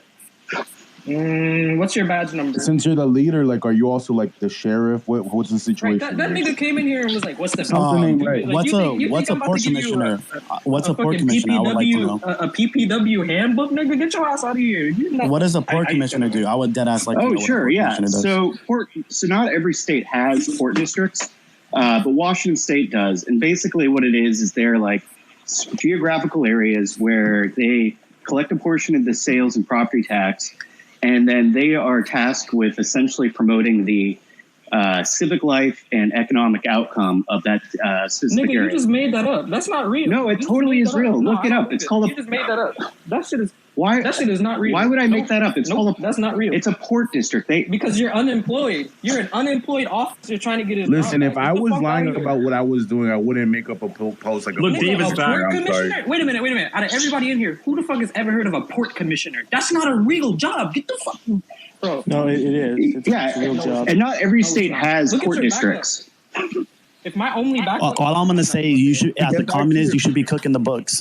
Be cooking the books and make that money go For back me, to the let's community. get back to the question that he asked. David's What back. David wants to debate about economics again and get destroyed. Paul Cockshot, economics there revisionist. goes Oh no! Look who's here. Look who's fucking here. Fucking grifter. Speak, Hi, Dallas. Speak, you fucking grifter. Fucking. Hey, Diddler. Let's hear it. Tell us why we're settlers and why we need to buy your merch. Fucking Riddler ass voice. Dallas changer. the Don't Diddler. run out of breath. Don't run out of breath this time. Don't run out of breath, please. Dallas, why do you use Korean people as a grift? Go ahead and explain. Oh, the mic's off. That helps. Hold on. Can you hear me? Can you hear me at all? Your you mic's sound fucked up. underwater. Yeah, you sound underwater. That's probably because. Hold on. Give me a second. I can actually fix that for you. Oh, You should stop using your voice changer. You're not scary. You sound cringe. I don't have a voice changer. You sound like a nigga who got his testicles removed. That's neat. I'm glad to hear that. Dallas, why do you make money off dead Korean people? Can you explain to me for that? Go ahead, explain. What? Why do you defile the symbology of the DPRK with the symbol of liberal universalism and try to make money off of it? How about that? How about you just shut the fuck up? I like that better. Wait, Dallas, are you a white man? Dallas, are you a white man? Dallas, you're a white man cosplaying. All right, let him speak. Wait, Dallas, why do you grift off Korea? Why do you grift on socialism? That's a better question, you fucking idiot. I don't make money off socialism. I don't make either. money off this you think shit. I You make do. money? Yeah, You sell shit. Wait. You sell I shit. don't. Wait, Dallas, are you a white man acting Korean online? You're a white man? Are you a white man? Yeah, he sells Juice LGBT fucking merch. Yeah, what I kind of don't shit is sell that, man? that. I sell that, and all that money Wait, gets Dallas, sent are you white? to charity. So maybe if you Dallas, are you a white man? maybe if you Are you white? red, Are you a white I man? really think Dallas. Dallas, are you a white man? Dallas Steele, It's honestly more cringe the fact that the money goes to charity, and that makes it even more cringe. You probably think Yeah, we're bro. doing Like, really at least good get the here. bag. You're over here. You're It's embarrassed. it's just really cringe. So you're a white guy. No, you're a white guy with the DPRK flag and the LGBT flag or whatever. There's also a very important how to be asked. stupid You ever think about how nobody? There's a very important question to be asked here. Which charities? I live Which charities are you on all of you guys' head. The fact that you consider me your No, you're not. You're literally We don't not. even Literally, think about you, Listen. You wanna know what you are? You want to know what you are? You are a sacrifice for us to have good content so that we can show the people just how stupid, dumb, and honestly grotesque, even on on an aesthetic, cultural level of what symbols you're using, your aesthetic is disgusting. That's why you're here. We want to make a point using you. That's why you're Wait, Dallas, can I ask you a question? Genuinely. Is selling LGBT Jucha masks not crazy? I don't even know the rest of the niggas. I like how you, I'm just saying, that's not crazy to me instead of letting me talk. So you should shut the fuck up first off. Yeah, you grift off. Because you're a serf. You're a serf here. You're a serf here. Wait. Answer her question. Answer her question. I have a question. Wait. You got a question? Answer her question. Legitimate questions. But otherwise, I'm just gonna tell you. Oh yeah. Okay. I gotta look. Pause. Dallas, please answer her question, okay? We got a shit ton of debaters. Hey, I see you, Hang. Yeah. I got a legitimate You should question stop after muting Issa. me like a coward. Okay. So you ready? After You're Issa, I asking got a real legitimate questions. question. All right, chill out. Dallas, I have an actual question because I don't identify as a patriotic communist or nothing like that. I just came up here to argue with another nigga, but he left. So do you think that wearing an LGBT Jucha mask is not crazy? Because even as a sentence, that's fucking wild to me. I don't wear a mask. What are you talking What are you about? doing with them? What are you doing with them? He's grifting. He admits it. He's grifting. I don't He's wear a piece of mask, you dumb fuck. So you're just making shit up. You wear it. Yo, I got a legitimate question for Dallis. Wait, Dallas, because I can read it. I can read it right now. It says, "All right, everyone. Today I set up Redbubble shop so I can buy the LGBTQ Jucha flag merchandise. Right now I have stickers, shirts, hats, and masks for sale. Wait a minute. So when I said an wait. So when I said an LGBT Jucha mask, why did you say that you weren't making them? Nigga, it's right there in the shit that I just read. I'm not making them. They're being sold and it's being used for charity. You told me I'm wearing one. So You're not even wearing the merch that you make. So you're not even wearing the shit you're trying to sell? Damn, this shit must be ass. I got my sweatshirt, but if you want to start buying them and actually helping out instead of being like pieces of shit. Like, wait, what charity are you donating them to? You're a What charity is grifter. it going to? I got a legitimate question, though. Yo, I got a I'm legitimate grifter question for Dallas. What? Not giving a fuck about you dumb pieces of shit? Nobody likes you. Wait, You're a grifter. where's the money? You grifter Korean people. You know what grifter means? You even know Dallas, I'm not even real. Beluga whale fuck. Yeah, you don't even know what grifter Korean, listen. Has a Korean person ever said that they liked you and appreciated your politics? Hold on, I have a Korean person on fucking screen calling you the grifting leech off his people. Respond to that. Dallas, are you white? Are you a white man? I just want to know. That's all I want to know. Coward. He is white. Let's start with this. 1, stop muting me like a fucking coward, you dumb piece of shit. All right. You done? You said 1. Okay, and then Make your what's point. next? Make your point. What's next? What, did you run out of breath? Gyno fucking. You run out of breath? That's fucking ran out of breath. I'm just kind of chilling. Are you white? I'm apparently your guy's main villain. The moment I even show my face, Pat socks everywhere start are you white? screaming. Like, are you actually like Pat socks? You're like, are you actually Yo, I'm dead ass just trying to know if you're Caucasian. That's all I care about. He is. Why would you care? Because nigga, you're selling merch of niggas from another country to randoms on the internet to an undisclosed charity. Why would that not be Listen. Why don't you donate that money to fucking Koreans who fucking are getting sanctioned right now? Actually, don't. No, that would be worse. That would be worse if you donate it to Koreans. That's just mockery, bro. That's just like, what the fuck? Here's the real way. Here's the real way he uses Koreans. It's not even for money. It's for clout. He does this for clout. That's what it's for. Yeah. He wants to be the DPRK guy. Look, I want clout. I want clout. Me so then you can try to. We call it ogre pussy. Listen, He wants ogre. He wants ogre leftist pussy. That's what that is. A little circle of cults, pagan shit. Yes, literally. But the difference is, instead of LARPing as a socialist from a different country, I'm a communist from my country. Henry, are you muting me?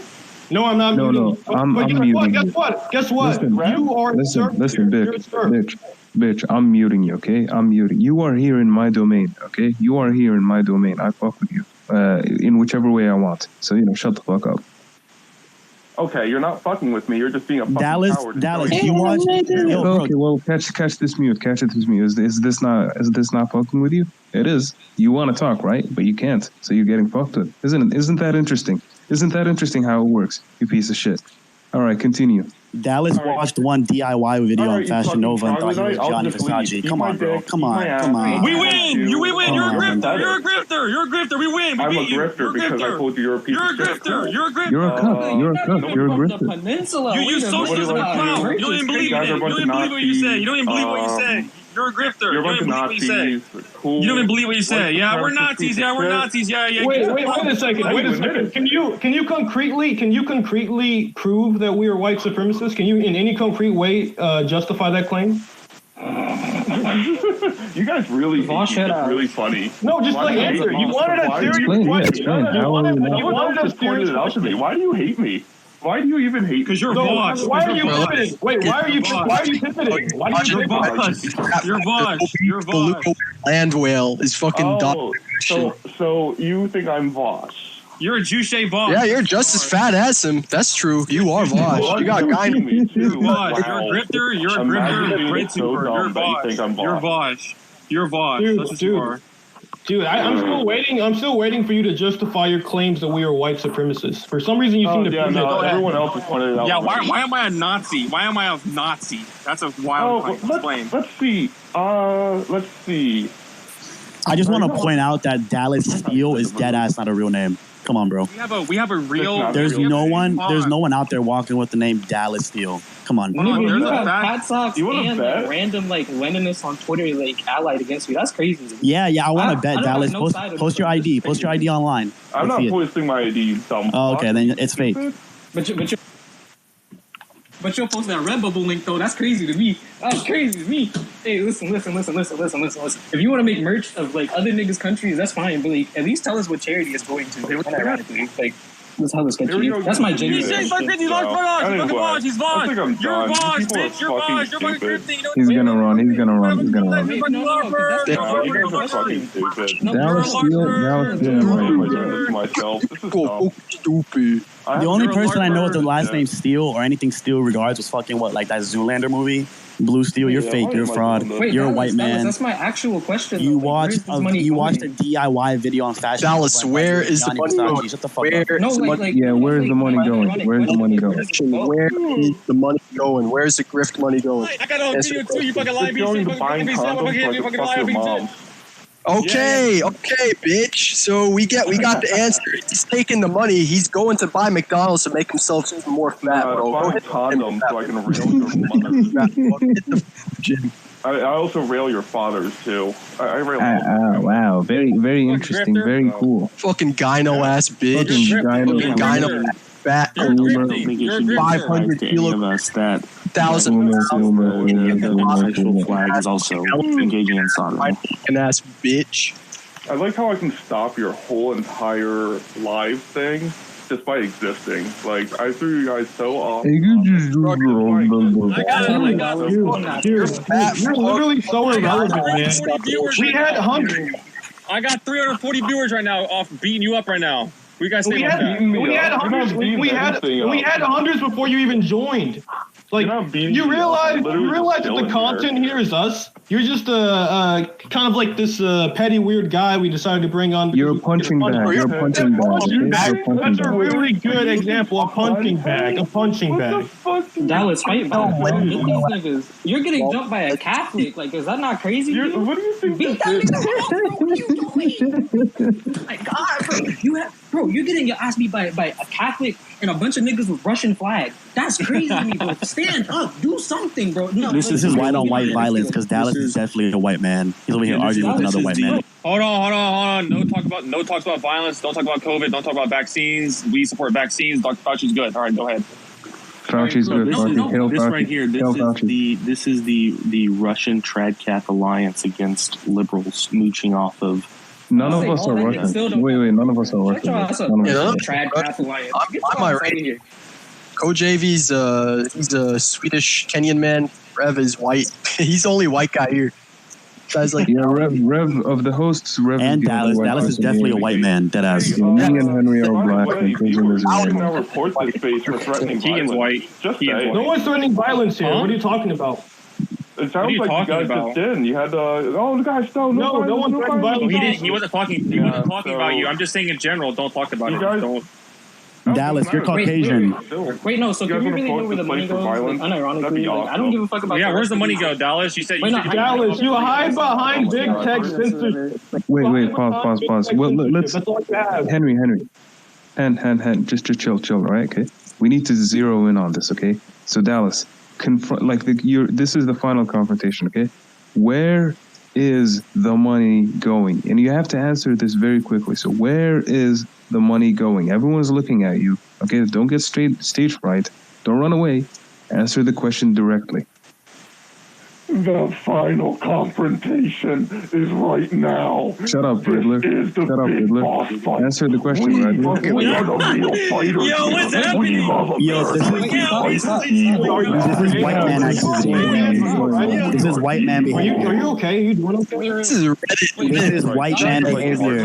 You're soying out. That was like really weird. That was really weird. Why are you as a it's green. Yo, signals are not firing or something. What's happening to you? I don't care about I'm not a patriotic comment. I really don't give a fuck about these niggas. But why are you as a white person in the Imperial Corps making merch of Korean niggas and then donating the money to an undisclosed charity? Is that not violent? He's lying. He buys shit with it. Charity is so undisclosed that he's buying McDonald's with that shit. Literally on the post, you dumb fucking idiot.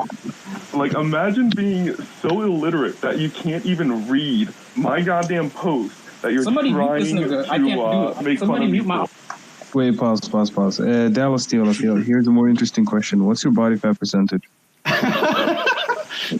I am 6'5" and Get out pretty of here! well You built. ain't 6'5". My guy, you're I'm 5'2". Calm down. You're 5'2". Let's be dead ass. You're 5'2". You're 5'2" and you're white. Take a struggle.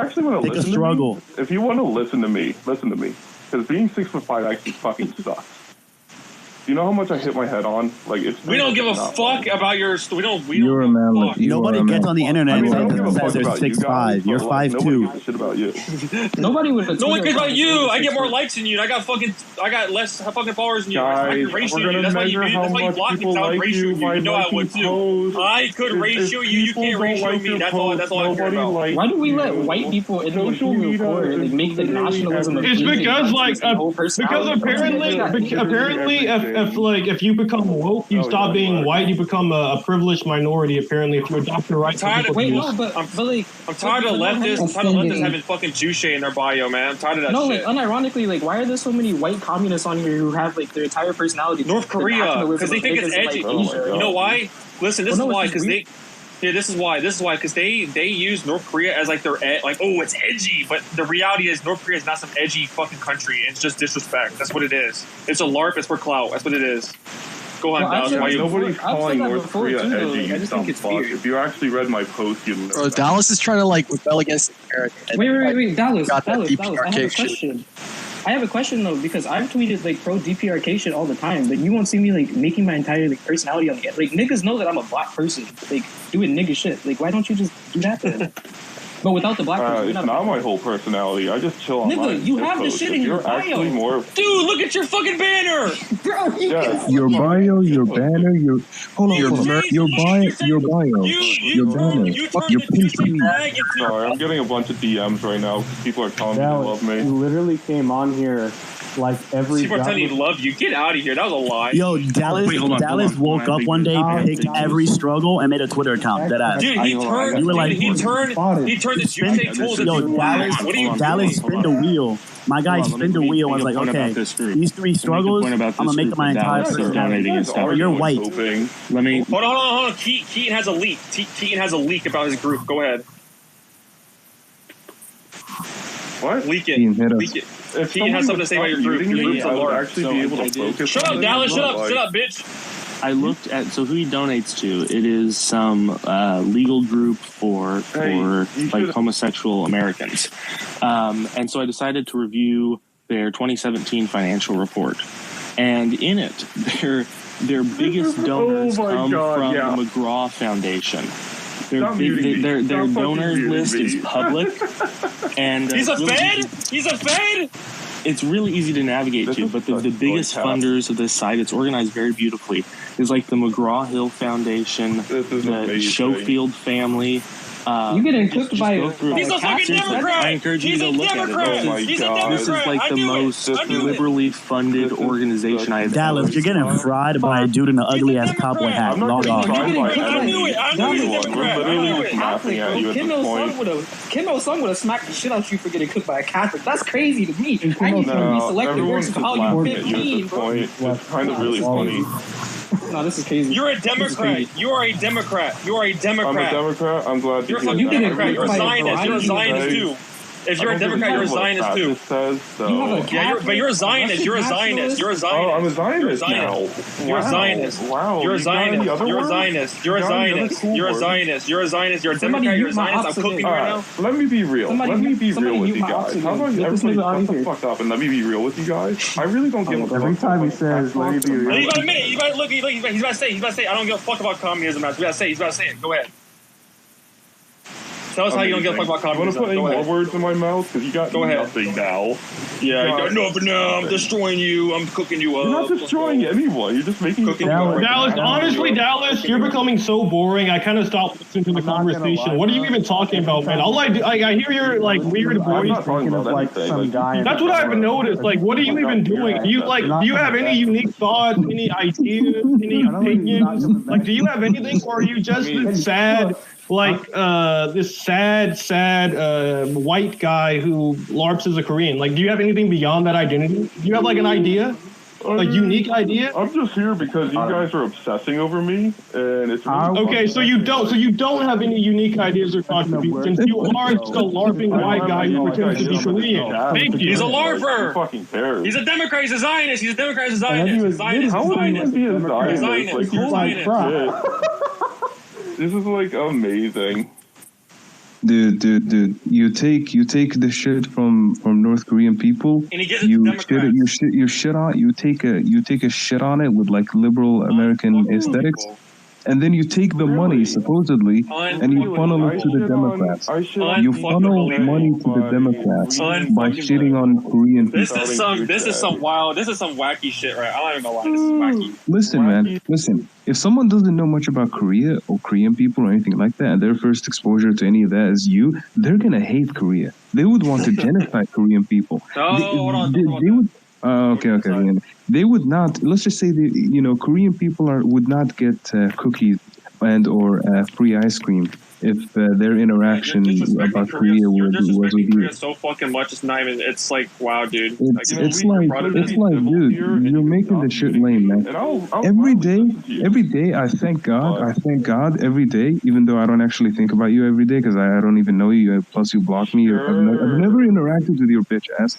But you know what? Thank God you don't know anything about Africa. Because if you were doing this to an African country, like, bruh. Chill. Hold on, let me talk. Alone. It's really funny how you said you never interact with me, you don't think about me, yet the moment I jumped in here, you people got into an obsession. Because you're mean. Because I'm farming on you. Whoa. What do you mean about you people? What do you mean about you people? I'm farming off you. Dallas, I'm farming off you right now. You're a white man. You can't say that. Look, man, we're making content. Do anything like outside of Twitter? We're farming you. We're farming on you right now. We're making content. We're getting beamed on and farmed on. We're getting content. So you're LARPing online, hoping to be popular. Is that not what you do? You're a LARPer. Yeah, you're a LARPer. Indian man online. LARPer. That's really cool. That's a really neat thing to do. You have Juice logo. You have Juice logo in your fucking banner. You hit the gym. Yo, Rev, as a white man, kick this other white man. Come on, let's get this shit going. Hold on. Final question. Hey, Dallas, do you think anyone in the Workers' Party in DPRK would actually like you? Yeah, well, I want to I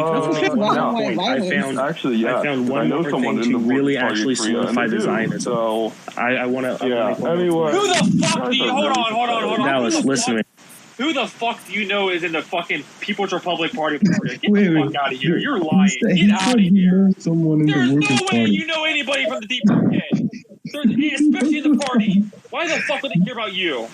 Get out of here, dude. Party do you know? You're lying. You're lying. Put their name out.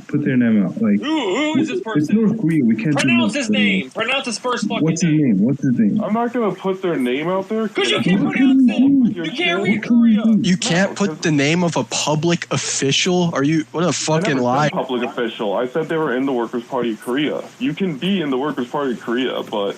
Okay. Here's the thing. You guys don't join the party and you don't actually do good work. No. Pause. Here's the thing. It's not even a public official. It's some random guy. How the fuck would they know who you are? You're lying. You're just lying. You can just tell us the name. It's in North Korea. Okay, they have like different internet, different vibes or whatever. They'll never know about this. He doesn't even know what he does not know a single Korean name. That's the thing. He didn't even think of one. They will never find out you'll leak the name or anything like that. So you can tell us the name in full safety and everything. Because like, we can't be name generator. Is he gonna say the name? You know what? What else do I have here today? What do I have that could be fun?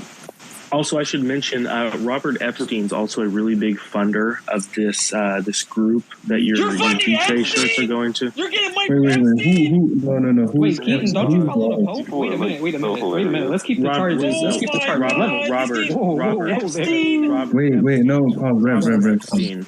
Who's Robert Epstein? Robert Epstein is a psychologist who's big on like pioneering like cult stuff. He led the vulnerability theory of emotional bonding, which is like basically how cults get people to join by like surrounding them with love and making them feel dependent about to put you on in their great leader. Split. That's crazy. Yeah, he's really big on this how to sexually manipulate children. He loves Sigmund Freud and Alfred Kinsey. Says the follower of the Pope. And has conducted large-scale studies on child sexual orientation and how you can manipulate that with. Dude, are you a things Catholic like talking about child manipulation? Really? That's crazy to me. I'm not gonna cap. That's crazy to me. Debate about it. Debate about it. Yeah, like Give us content. Give us content. I don't give a fuck about drop. it. Okay. Wait, hold on. I can debate that. Drop the I'm meme. not even religious. I'm not even religious. Wait, no one has an argument? What's the debate? All right, we got some cyclists. Okay, dude, where'd the Paul Cockshot guy come from? Okay, we got this guy. This guy was talking shit to Keaton. We got a debate right here. Let's go. Bring him on. Let's go. Okay. Wait, Andre wants to say some things though. Andre, go ahead. Jamaican Jihad debate Keaton. Let's go. No, not this guy. Andre, not go this ahead. guy. Hold on. Andre, go ahead. Andre, go ahead. Make Andre first. Go ahead, Andre. Thank you, guys. Yes. My focus is very much so on Marxism in the 21st century and beyond. No, bring back the white violence. I'm studying under Professor Richard Wolff. He's like a mentor and like a huge hero and inspiration. Hey, wait a second. So, not Andre.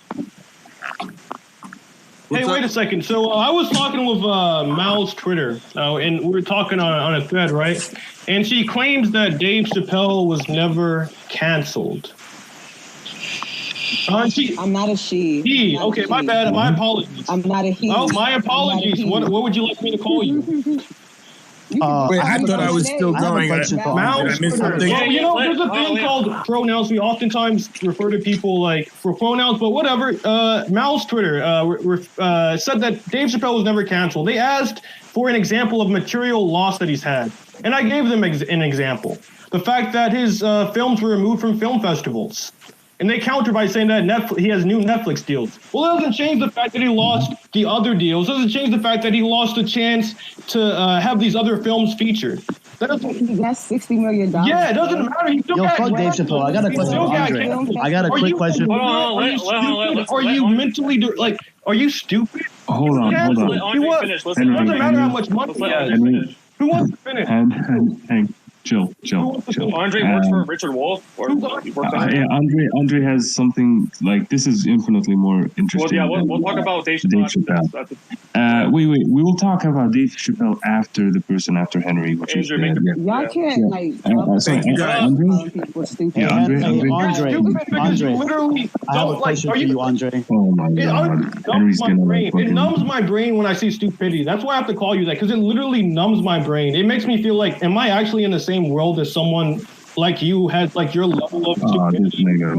Bro, your support of H.P. Lovecraft numbs my brain. Yeah, but H.P. Lovecraft was a great.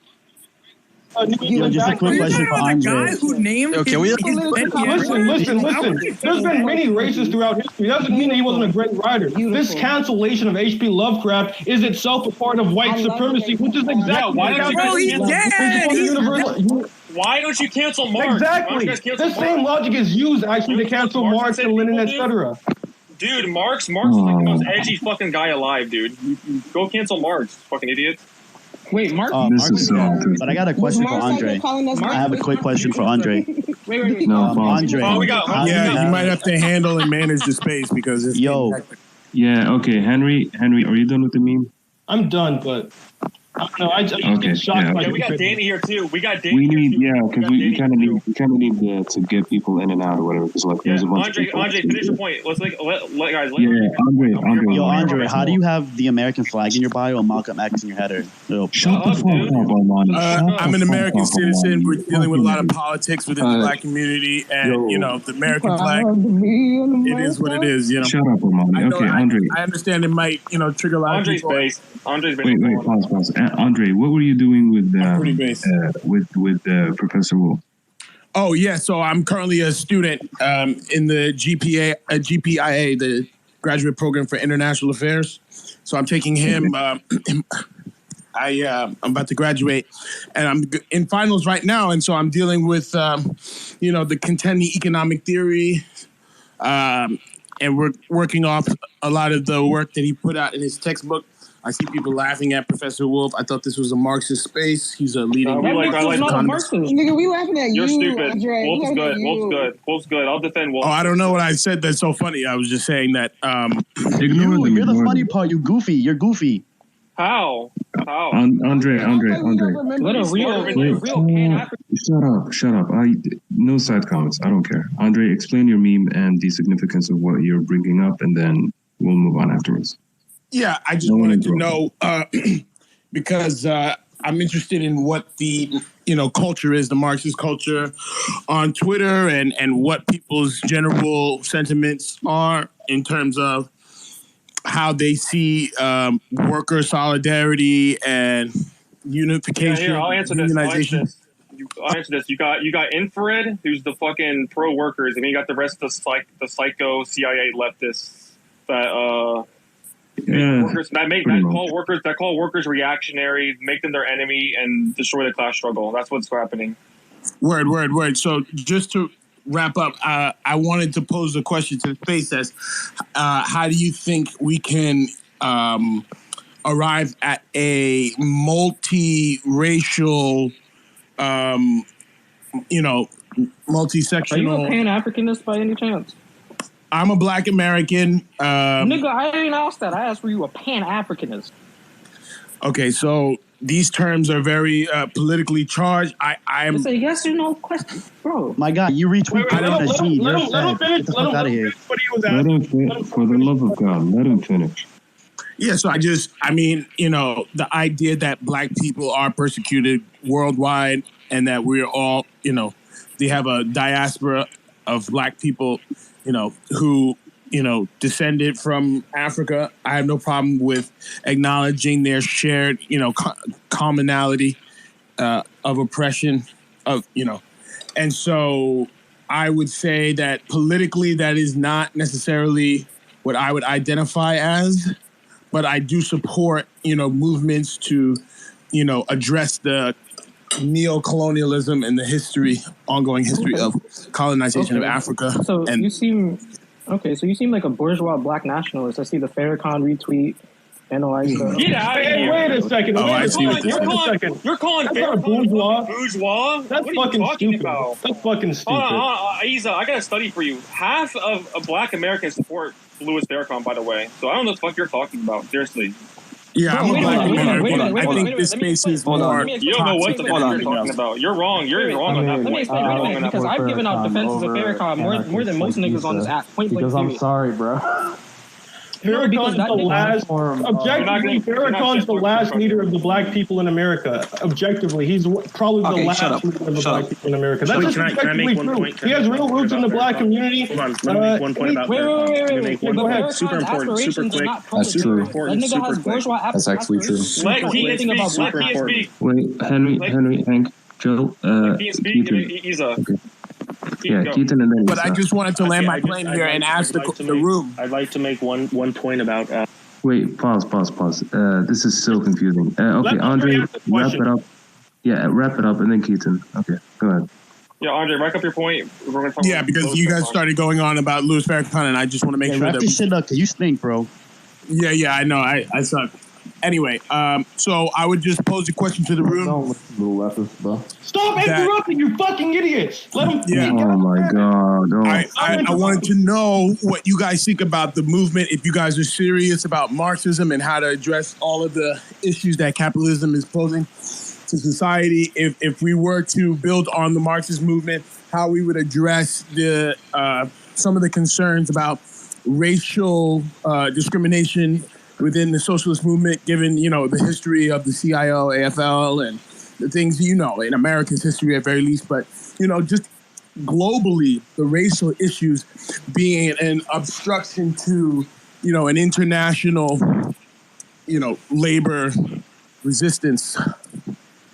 All right, I got an answer to that. So, so speaking specifically of domestic issues, like specifically Black and white people in America, I think we have a lot to learn from the example of the Black Panther Party, the Young Patriots, and I believe it was the Young Lords, and their multinational alliance based upon a common working class interest, which was the overthrow of the existing American state machinery. And I think a similar alliance like that can be formed today between the different nations within America. As far as internationalism goes, well, the only real basis for internationalism in America has to be populistic anti-imperialism, an anti-imperialism that comes from the soil of the people, that is aligned and represents the interest of the working people of America, and is also against the globalist imperialist agenda of America. And I think, I guess more subtly, the point that I'm trying to make here is that there are some leftists who will say that imperialism benefits the majority of people, et cetera, and so this is impossible. What I'm concluding is actually the exact opposite, which is that anti-imperialism and working class politics go hand in hand together, because it's the same state machinery that is threatening nuclear war in Russia, and it has its tentacles on Taiwan and China, that is also at the same time oppressing the American people, uprooting the American people, really liquidating and destroying the American people. You know what American patriotism is really about, what being a patriot in America is really about? It's about realizing the fact that the liberal elites have a globalist agenda to liquidate determinate cultures. So they want to liquidate the determinate cultures, determinate culture of Russian people, right? And replace this with their liberal values. They want to do the same thing in China. They want to do the same thing across the world. But the secret truth that most people don't realize is that they also want to liquidate the determinate culture and national realities of the American people. They want to make us all like gray jellyfish who have these woke liberal values, but have no real roots, have no determinate basis. No, we need to rediscover the determinate basis of the American people. That's what American patriotism is about. That's why American patriotism is anti-imperialist. That's why Infrared's rising. That's why we're beating you guys in every fucking debate.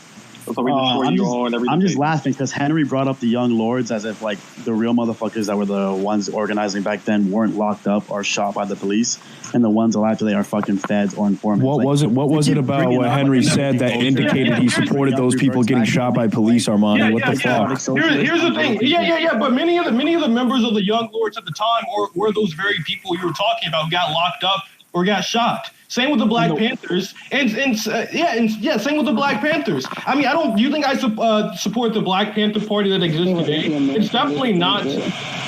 What do you say? No. Did you say they were anti-American? Yeah, I said they were anti-American. They deserved it. Wait, they were anti-American, and is that like supposed to be funny, like a joke or something? No, deadass, the Young Lords Party and the Black Panthers Party. Like, you think they were patriotic Americans? What are you talking about? No, I didn't say they were. Did I say they were patriotic? Right, you keep bringing up these organizations. Someone said that they hated Americans, and then they would shoot you. Let me ask you a question. Let me ask you a question. Did the Young Patriots hate America? Obviously not, but they worked together with the Young Patriots. I never said that the Black Panther Party. I said they worked with groups that were patriotic because they had a common interest. Obviously, the interest of the Black Panthers was fundamentally the black people. And they were separate. You need anger management. I need anger management. You need stupidity management. You need someone to manage like your lack of intellect. You need someone to manage your lack of wisdom. You need someone to manage your lack of rhetorical. So then let's actually run the dialogue back, because it was Mao's Twitter fingers that said that the Black Panther Party and the Young Lords hated America.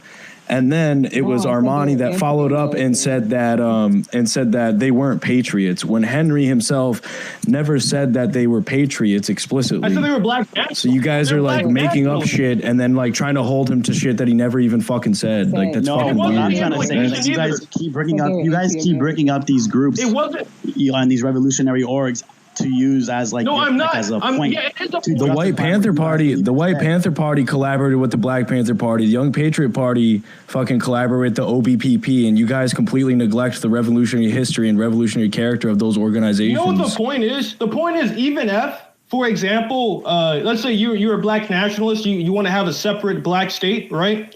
But my whole point is that even people who or separatists in the case of black nationalists have a common interest with American patriots in general, because they both have the same enemy of the American deep state. That's literally the most simple point. And that's the point I was making. I never said that the Black Panther Party was patriotic, and I never even implied it. The whole point of using it as an example is precisely that they themselves were not patriotic for America, but still had a common interest with people who were. That was the point of that. Describe the deep state for us. What is it? Okay, I would say that the deep state is the military-industrial complex. It's the web of media, mainstream media connections. It's big tech, and it's these super elites like George Soros, Jeff Bezos, etc. And while I think it's particular, I think there's an American deep state, but this American deep state has global power. It has global power, so it's also a globalist. I have a book to recommend. You want to read about state? Read. Hold on. You want a book? Read The Yankee and the Cowboy War. Read that. You'll understand the dialectic of the fucking deep state. Yeah. So as I was saying before you muted, how is that functionally different from just a regular state? Yeah, because these the formal state itself should just be the executive branch, the legislative branch, and the judicial branch, right? The media is not formally speaking, the media is not a part of state. Formally speaking, and so on, et cetera, and so on. Big business is not a part of state. The reason why it's a deep state is because informally speaking, the media obviously has state connections. Informally speaking, the big tech company boards are obviously connected with the state, and informally speaking, there's all these. The reason why it's a deep state is because it's not just the formal state. The formal state of America are its three branches in its constitution, and everything over that is an overgrowth, a deep state. It's almost like a good example would be like how in China you have the People's Republic of China, but then you have the Communist Party of China, which goes beyond just formal statehood. No, listen. Go ahead. That doesn't make any sense. What you just said, you're making a separation that isn't there. It is there. It's a regular. Then where does it explicitly state in any legally binding document that Amazon should have direct sway over our fucking domestic policy in this country? It doesn't have to say it. Yes, it does, because the point is that it's not formal. It does have to say it. That's the distinction that Henry's trying to make for you. Deep state. The distinction is there's no legal document. Okay, hold on. There's no legal precedent for what's going on, so they're acting against the will of the people. Talking about? Okay, so let me ask you this: what is the police's role in society? The role of the police is to uphold the law, and what that means is going to depend determinately on what state, what class has state power. The police's role in society is to defend capital. No, okay. So is that true or not? No, he gave you the formal. Oh my god! Literally, leftoids are like they cannot fundamentally. Listen. But we're supposedly the ones that have no dialectical materialism. We can't reconcile contradictions. Wait a second. In a country like America, which is controlled by a bourgeoisie, a globalized bourgeoisie, the police are like, for example, China. The police are going to represent the interests of the ruling class, the ruling power, which is the proletariat class in China, which it takes the form of the Communist Party of China, which is why I said police uphold the law. But what that actually means concretely is going to depend on the nature. We're talking about under capitalism. We're talking about under capitalism. Okay. Yeah. So what was difficult? Okay, dude. Well, I just told you. It doesn't matter. It doesn't matter because that's the form of it's going to be if you have a bourgeois state. Upholding the law is going to be institutionally a part of the, upholding the power of the bourgeoisie. I mean, I don't really see what your point here is. Wait, what is your point? I was just simply asking you, what is their role under capitalism? What do they do for the bourgeoisie? I think I already answered. No, you said they uphold the law. That is literally what they do in the law. That is the job. Okay. Let me explain this to you one more time. The police uphold the law. If you have a bourgeois state, upholding the law is going to be defending the class power of that. All right, hold on. You're repeating yourself. What I asked you is God. what it is that they do when they uphold the bourgeoisie's line. What are they doing? What does it entail? What do you want from me? Like they tangibly speaking, enforcing the laws of the bourgeoisie. and yeah, tangibly speaking, they enforce the law. Like I don't know what more you want here from me. Like what is there like answer? And how? But He's trying to be Henry, let's get to the root of this by asking. Specific and like tell you specific laws that they uphold because it's going to depend on each country. But Henry, let's get to the root by asking, like, how is pointing out that there are some states that have police forces that defend the interests of the ruling class. How does this negate the evidence of a deep state? Yeah, that's a really good question. Because he asked this after you explained what the deep state is. Let me explain. Stop repeating yourself. Let me explain. Very simple. If their job is to defend capital, right? No, I didn't say capital. I never said because I don't think we live in capitalism. I am saying it. Shut up. Stupid. I am saying it. Go ahead. Just go ahead, and I'll show you why you're stupid later on. Yeah. Go ahead.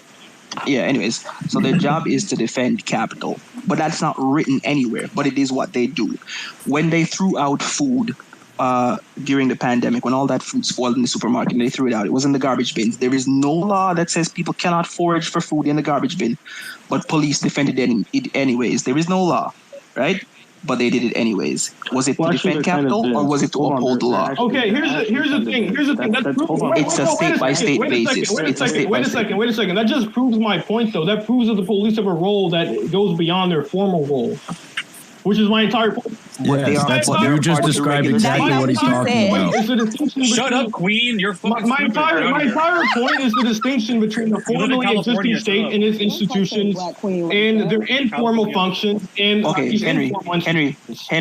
Henry, but the police are the formal institutions. Yes, but they're acting based upon informal institutions. Like the reason why they're able to do this is because of police unions, because of the hidden legislative power, et cetera, and so on. So what I'm trying to say is, and police unions that collaborate, mind you, police unions that collaborate with the Freemasons. Yes. So, I won't even respond to that. But what I was saying, acting outside of the capacity.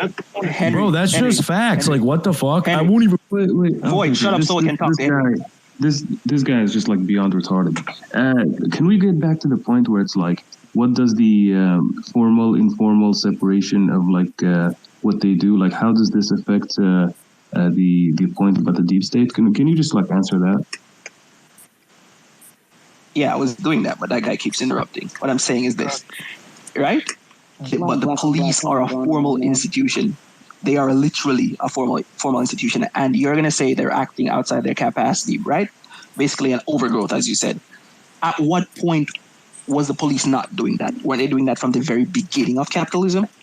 Okay, so all you're saying is that from the beginning of capitalism, there's been a deep state to some extent. That's literally all you would be concluding. But what I would say is hold on. If it's always there, isn't that just what it is? No, wait a second. Here's the thing. No, if there's always a deep state, that just means there's always a separation between the formally existing state and the real, like, hidden state that actually controls things. Doesn't mean that the separation doesn't exist. Secondly, I think that while maybe to some extent there's always been some degree of a deep state or like hidden power, because I mean, formally speaking, we have a republic, right? But we all know that there's hidden class realities behind cabal, etc. Behind this. And can we double back? No, one second. And this becomes more connected when imperialism arises. But the point is this: there has been a growth. There has definitely been a growth of the deep state recently. Like when corporations start to become people, that's a growth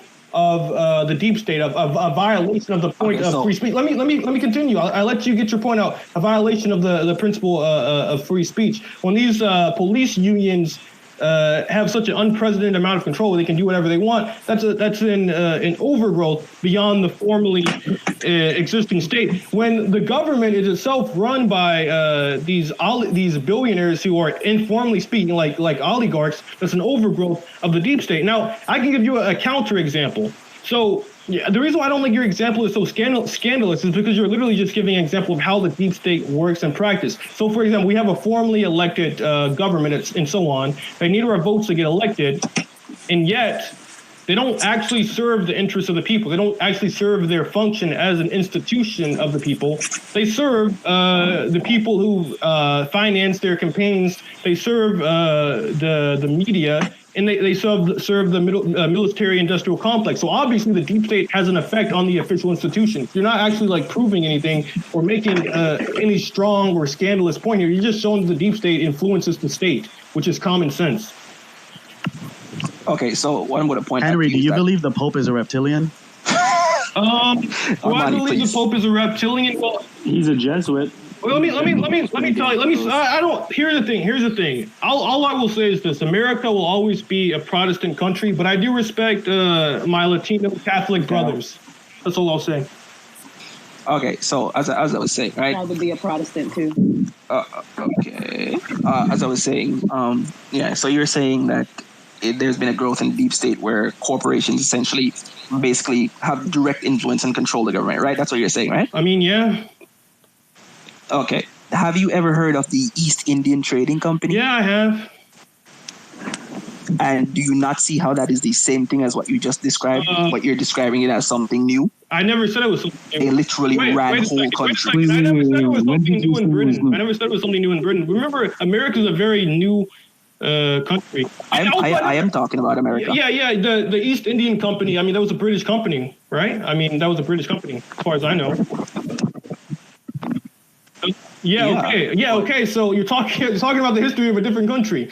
We're talking about American history. Secondly, I already said that the deep state has existed in some form in America in the past. I'm basically saying that it's gotten more and more out of control over time. I mean, the elite. I'm telling you that it hasn't changed. It used to be a case where corporations owned entire parts of the population. And then there was FDR.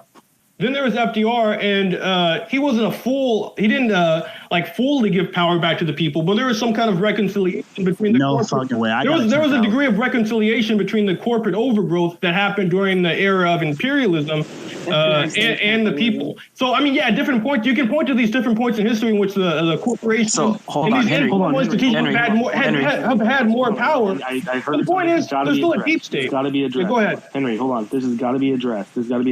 Someone said FDR saved capitalism. Yes, he did from a fascist coup, from a business plot. Absolutely, he saved capitalism from a fascist coup. FDR destroyed capitalism.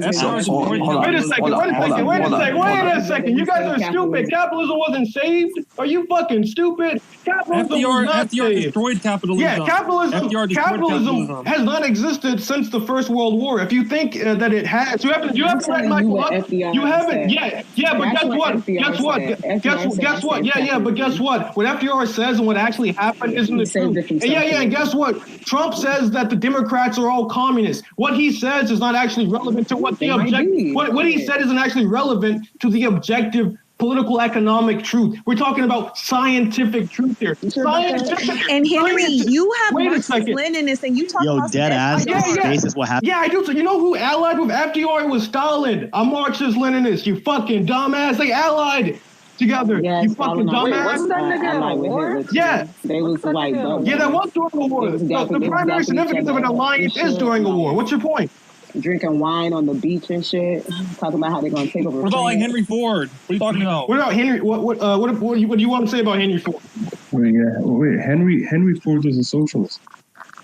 Oh my God! No. All right, wait a second. This was actually, you know, that the Soviet Union was highly inspired by Ford's productive process. Yo, Henry, you're literally taking like different parts of history and trying to make a chronological timeline. They would have posters of Henry Ford. Let me tell you something though. You use socialist in a moralizing way. Socialism doesn't mean good or bad. We're talking about something objective in the forces of production. And Henry Ford, what he did. That's why we talk about national. No, we're not talking about national socialism. I'm a Stalinist. Stalin defeated national socialism. You dumb fuck. We're not talking about national. Okay, hold on. Henry, hold on. Can you in any concrete way prove that? I'm not a one-on-one. I never said I was a patriotic socialist. I'm a Marxist-Leninist. Henry, hold on. You in any way prove that my position is Nazi. I want you to prove that in any concrete way. Go ahead. Henry, can you go 5 minutes without calling someone stupid? No, or I child? can't. I can't do that when I'm in a clear space full of people. You know what you guys need? You guys need discipline. You guys need to be traumatized by my loud voice. You need discipline. When I'm in a clear space full of people like you who know nothing, no, I cannot be quiet, and no, I cannot stop calling you stupid. You need to be disciplined. Maybe you weren't disciplined by your father or something, but you need it right now. You need to be shocked into truth. That's what you need, you fucking dumbass. Look, Henry, can I answer the question now? Look, hey, wait, I gotta say something. Really quick. I don't know if you guys saw my debate with these same people like the other day. But the other day, people were like a fucking Nazi. They were calling me white. They said they were gonna kill me. They said they were gonna put me up against. Honestly, psycho clown. Bro, that read Chomsky. We will uphold. Killer clown. Shut up. No one cares what. No one cares what you think. Okay. Every single person who said anything bad about Danny is an absolute piece of shit, and they deserve, karma. Allah, He has plans for them. He has plans for them. And Danny, you are a blessed person. May Allah protect you and everything. So I want to ask, because we were doing a bunch of memes. I just want to ask this Fidel cash flow guy. Oh, yeah. Well, so let me go back to the fourth thing. Shut up. Your ad is Jamaican Jihad, and you have like an Arabic name. So يعني أنت تتكلم عربي يعني. Can I go back to the fourth question? I don't care. أنت تتكلم عربي يعني. Do you speak Arabic or not? Like that means you're strong. Do you speak Arabic? Do you speak Arabic? He doesn't speak Arabic. Okay. Are you a Muslim? Yes. Oh, okay. You are a Muslim. Yes. Okay. Anyways, can I go back to the fourth question now? Because a man said Ford was a socialist. Yeah, go ahead. What's your question? Yeah, Ford is a literal fascist. Yeah, I know. He got an award from the Nazis. Yeah, listen. Yeah, we know that Ford was a fascist. He also printed papers and so on. You just said he was a socialist. Yeah, wait a second. Fascist. Wait a second though. See, this is why I know you don't understand. No one said he was. Yeah, exactly. Here's why I know you don't understand the meaning of socialism. You take socialism to be a political term. It's actually a term that refers to the forces of production and the means of production. Obviously, we disagree with Ford's political beliefs. That has absolutely nothing to do with the way in which he revolutionized the mode of production. Secondly, you do realize that the Nazis were national socialists, right? Like, this is like, Marx in the Communist Manifesto, he talks about reactionary socialism. He talks about so many different kinds of socialism. Socialism is not a term that has any inherent moral or political meaning. They're moralizing. It refers to an objective revolution in the forces of production and a common social question that people were faced, and people responded to this in different ways. That's why Marx literally talks about bourgeois socialists and reactionary socialists. I mean, it's literally that simple. Now, I'm not a me. You want to know what kind of socialist I am? I'm a Marxist-Leninist. I'm a communist. I'm the kind of socialist that wins. I'm the kind of socialist that is in heart a Stalinist. I'm the kind of socialist that loves the people. I'm the kind of socialist who wants nothing more than humbly to be rate of profit. I mean, I've seen that 2%. Hey, Henry, are you trolling or are you just? No, I'm not trolling. I'm 100% serious. I love the people. Explain to me how capitalism exists with a 2% rate of profit. Someone explain it to me right now. I'm gonna mute you. Explain. No. Henry, are you historically illiterate? No. I think you're historically illiterate. It means you moralize socialism. You moralize socialism. You don't know what the fuck that. Also, Armani, I tagged you in a post. I tagged you in a post verifying that the Freemasons collaborate with feds. The Freemasons collaborate with cops and feds. So that shit's real. Hey, you should look up what the Masons did during Operation Gladio. I'm sure they've done a lot of heinous shit. You're talking about the P2 Lodge? You're talking about the P2 Lodge? Yeah, no, that's a conspiracy theory. Let me introduce you guys to Lacan, because he can explain psychoanalytically what's wrong with you all who disagree with us in this space, specifically in this space.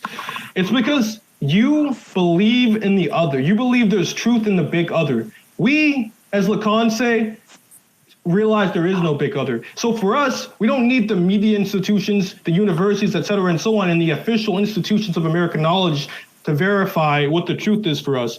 We base our truth not in these petty institutions, but in material reality itself. Our truth, our big other is materiality itself. Our big other is materiality itself. It's how Kierkegaard talks about the teleological suspension of the ethical.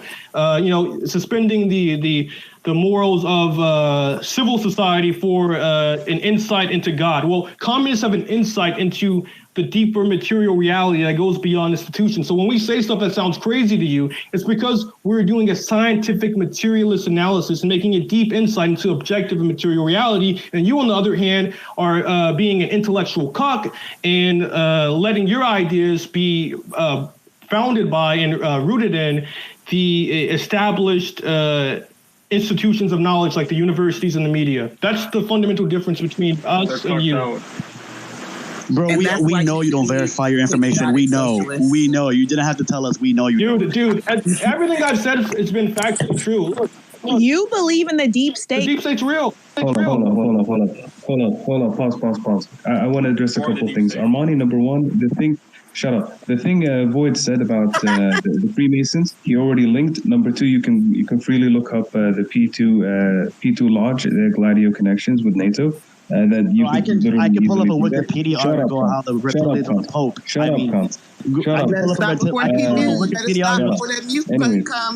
not telling you to look up Wikipedia. We're not telling you to look up Wikipedia. You can just read books from authors. You can read documentation, first basis sourcing, etc. Number two, Queen GR, whatever.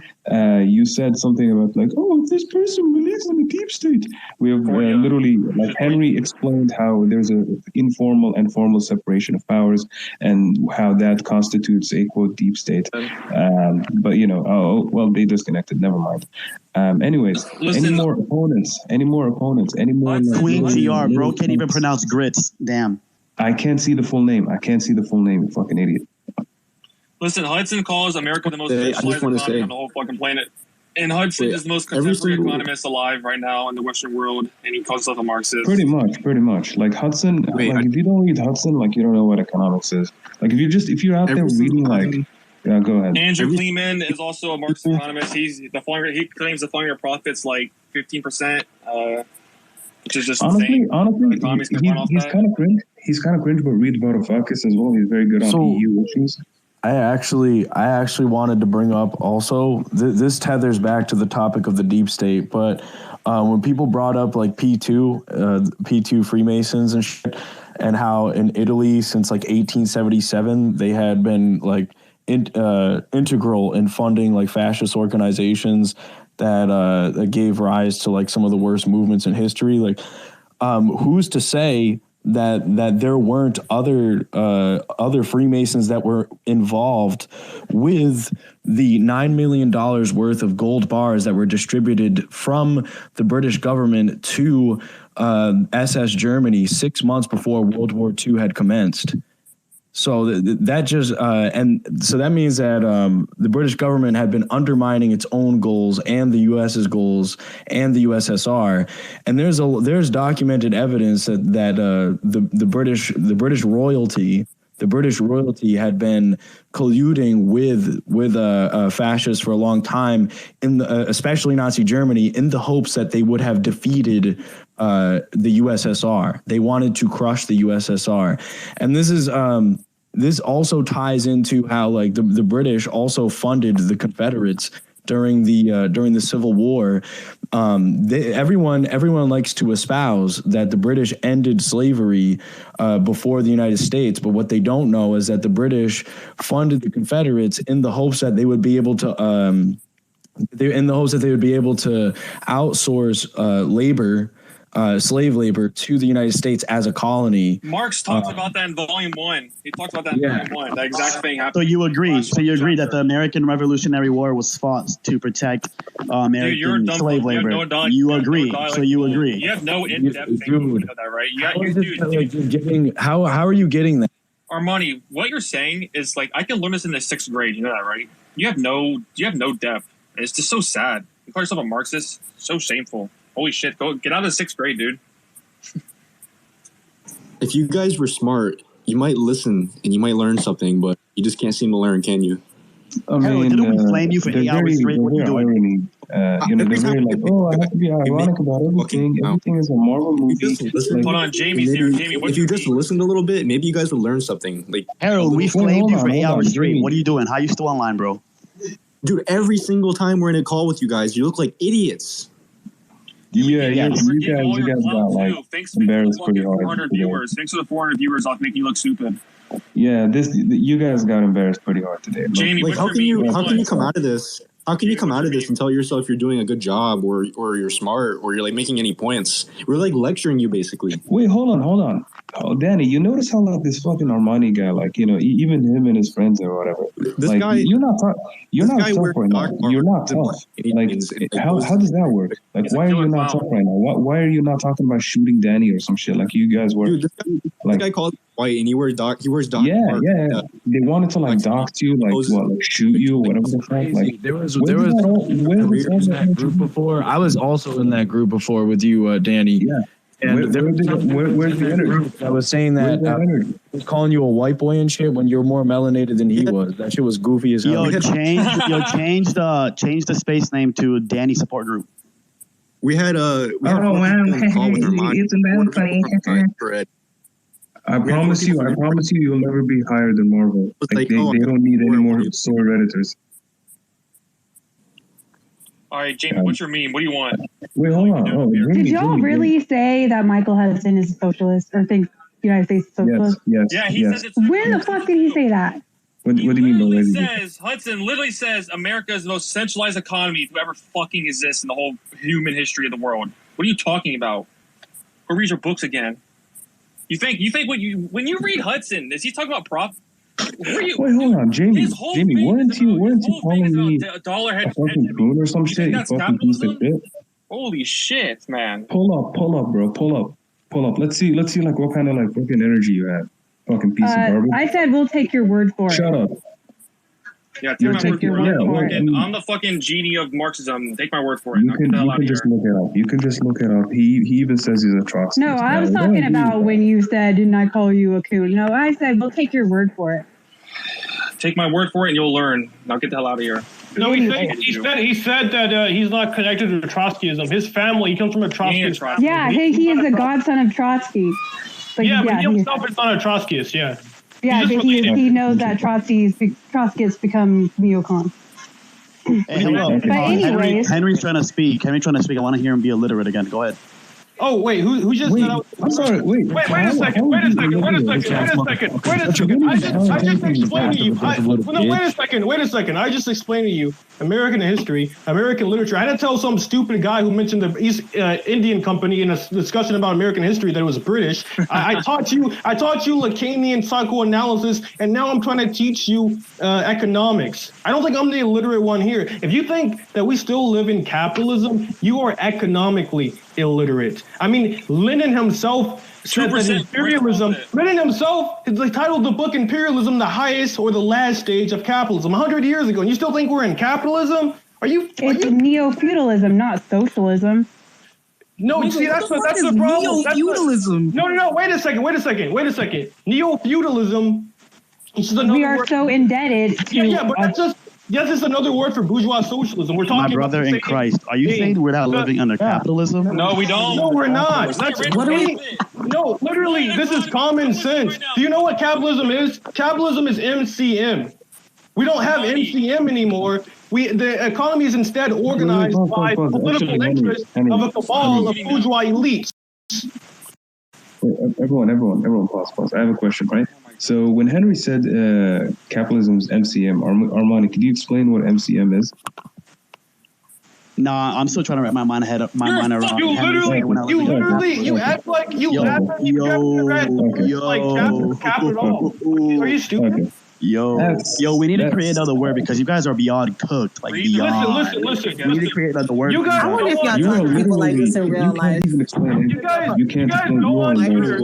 Wait a second. You guys go on Twitter. You pretend to be the saints of socialism and Marxism, and you haven't even read the first few pages of Capital. You don't even know. Bro, I retweet Batman. You don't even know what MCM is. You literally don't know what that is. You can't even have a discussion from a Marxist standpoint about capitalism. If you don't even know what it is. Yo, how am I supposed to have a discussion with someone who doesn't believe we still live in the capitalism? You guys are what is MCM? Do y'all want a definition of MCM is money, commodity, more money. In other words, it's profit, and that's the logic of capitalism. What I'm saying is that after imperialism, and even more so after World War I, instead of the economy being organized fundamentally by profit, there still is profit. That's not how the economy is organized. It's organized by state planning. At first, explicit state planning in the form of FDR and other countries at the time. So, in the USSR, obviously there was explicit socialist state planning.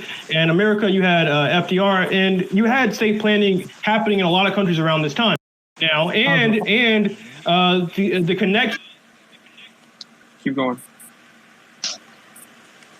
Yeah, keep going, Harry. Keep going. Hold on, David. Before we let you on, I know you're familiar with Paul Cockshot's study on the formula of profit.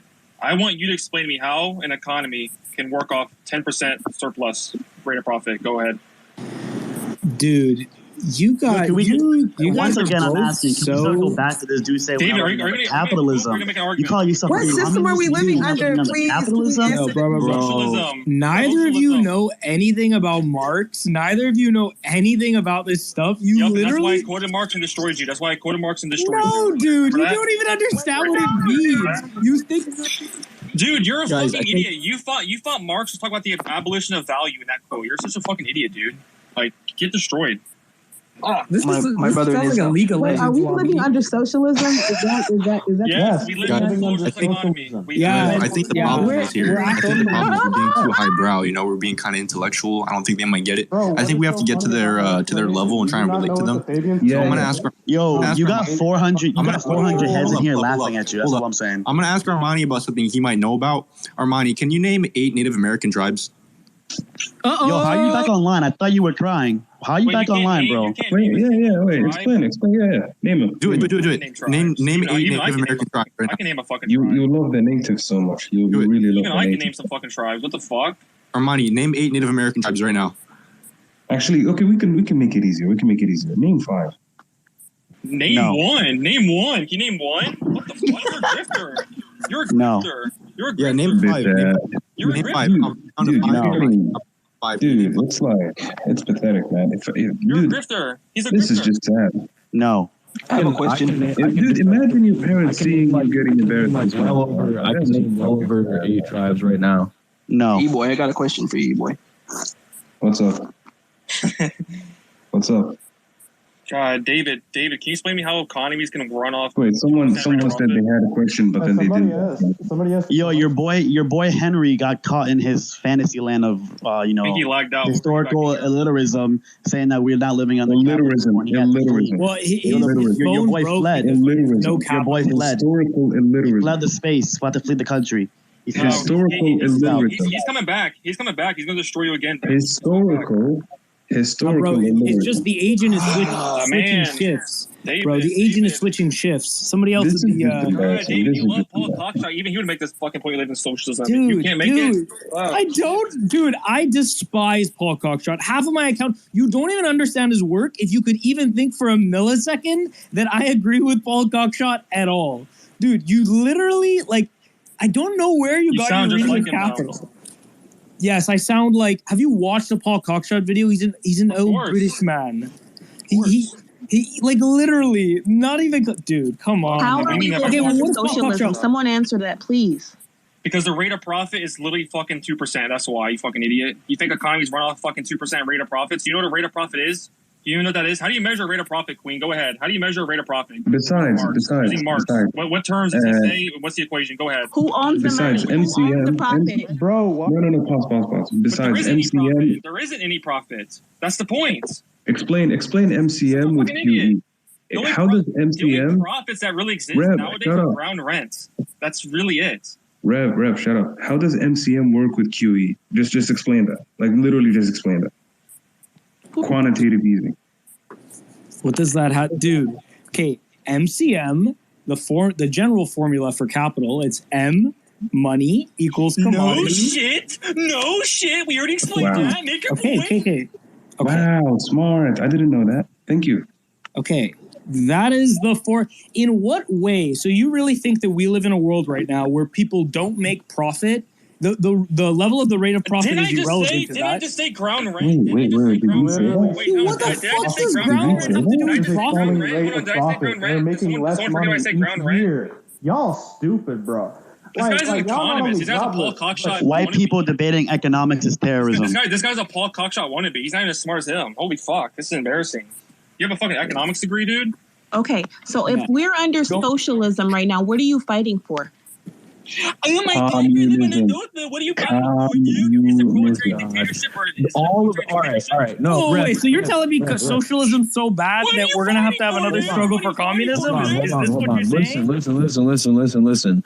The broader perspective that all the political and economic infrastructure is already there. All we have to do is seize it.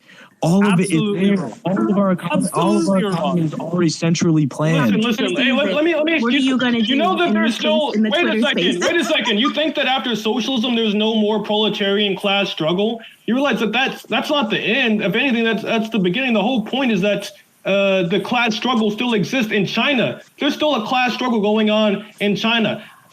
In Russia. Yeah, weird. Why would there be a class struggle in a place where... Listen. In the USSR, they lost that class struggle to a new class of party elites that arose. There is still struggle within socialism. What we have in America is the contradiction of a socialist mode of production and a bourgeois political elite. We don't have the... Wait. Henry got 4 class cards in the Max School Bus history lessons. Let's go. You have made me want to not say I'm a socialist. I never thought anybody... Yeah, because you're not a socialist. I'm so glad I did. You're right, I'm a communist. No, I'm a communist. I'm a communist. You're not a communist or a socialist. No, bro, you're a fucking op. Dude, can you give an argument? Can you give a single argument to debunk what I said? Dude, go ahead. I can explain to you scientifically in detail how socialism arose. Socialism arose. Yo, I want to hear Henry's Magic School Bus history lessons. You say you're a communist, but you reject Lenin. You reject the very basis for communism in the 20th and 21st century, which was Marxism, Leninism. You're no communist if you're not a Leninist, you fucking idiot. Secondly, I can explain you scientifically. Hell yeah, Miss Fritz. Miss Fritz. You come in with the history lessons, Miss Fritz. Let's go, Miss Fritz. Shut the fuck up. Magic School Bus history lessons, Miss Fritz. Let's go. Hold on, Henry. Take co-host. Henry, take co-host so you can mute him. So you can mute him when you want. Put your shoe in his mouth. Take co-host. Miss Fritz, Magic School Bus. Speaking right now. Is it Armani who's speaking? Listen. You don't represent anybody. Get the fuck out of here. The problem with you guys is that not only are you nerdy, you're also stupid. Like, not only are you nerdy, you're also stupid. Now, if you were like some really cool, interesting person, maybe you could call me Miss Fritz, but the problem is that you're not, and the only thing you have going for you is the fact that you pretend to be a socialist on Twitter, but you don't even have the knowledge to know about that. You're a black man with a Russian flag. I am a black man. You know what? I deadass am nerdy and stupid. I deadass am nerdy and stupid. I'll tell you why I'm a black man with a Russian flag on my Twitter. It's because Stalin provides a lesson, a guideline, a model. What does Stalin have to do with Russia? What do you mean? What does Stalin have to do with Russia? You fucking idiot! Stalin was the leader of Georgia. Stalin, yeah, he was a Georgian who ruled Russia, who ruled the whole Soviet Union, and played a big role in creating the basis for modern Russia. It's funny how you keep talking about Russia. That isn't a real country. Russia is a real country. You fucking idiot! It's one of the realest countries. It's been around for a long time. You know what? I'm not just a Stalinist. Russia isn't real. I don't just take inspiration from Stalin. I fucking take inspiration from Ivan the Terrible. You don't know the least of it yet. Ooh, what? You guys are just listen. Queen. Listen, you guys know nothing. You guys know nothing about truth. You guys know nothing about truth. Wait, Henry, I gotta ask a question. So when Henry brought up Ivan the Terrible, some of you reacted. Can you guys explain what problems you have with Ivan Grozny or Ivan the Terrible? They don't know what that means. It's just funny how you keep bringing up fake people. No, that wasn't a real person. Dead Russian people. It's weird. Like you're giving. Didn't think of Listen. No,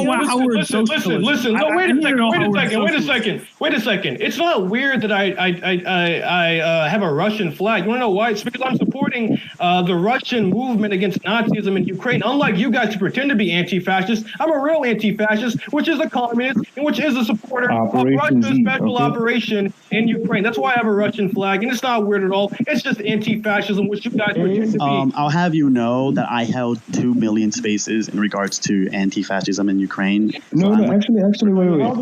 Armani is a cunt. Armani is a worthless cunt, but he is actually I'll give him credit. He has done pro-Operation Z spaces, so you know. Okay, well, that's why I have a. I spit on your face. I spit on your grave. If in America we're forced to take a side, and we are forced to take a side in spit on my grave. I want to be cremated. It's that simple. It's that simple. Now, I know you're a black man. You're not forced to take a side in between two white countries. Yeah, well, Russia is not a white country. Russia is not a white country.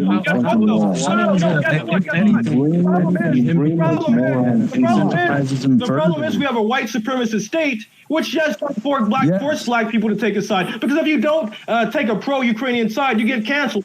We have a white supremacist capitalist state. If I'm going to be canceled for not being pro-Ukraine, I may as well be pro-Russia, especially since it's what I believe. It's what I authentically believe. I authentically support Russia's denazification. Authentically, completely, 100%. That's all there is to it. That's all there is to it. Which movements in Africa are you supporting? I support the EFF in South Africa. Guess what? I was in a video talking about the EFF, I think over a year and a half ago. So it's not a recent thing. Okay, I'm just saying you need to keep your black ass business out of what the wait a second. Wait a second.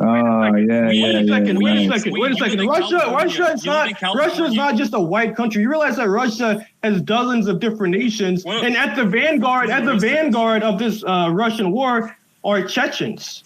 Did you know that? She's a Russian racist. She's a racist against Russia. She's literally California. I love my Asiatic brothers. I love my Asiatic brothers. That's all there is to it.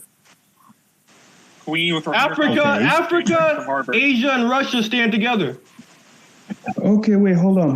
Queen goes to Harvard. Queen Grits. Okay, you are you are the master of Africans. Okay, you are like you know everything.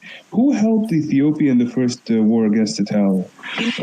You're gonna have to ask somebody else that because I don't. Okay, well, you don't know shit. You don't know shit. You don't know shit. I think it's fine to not know the answer to whatever question you're asking. You're a Zionist. You're just a dumbass. I'm sorry. You're just like so many of you are just dumbasses that don't know history. Zionist because black people should. Your whole meme is about like Africa or whatever. You don't know anything. You live in California. You make 100,000 a year. Wait a second.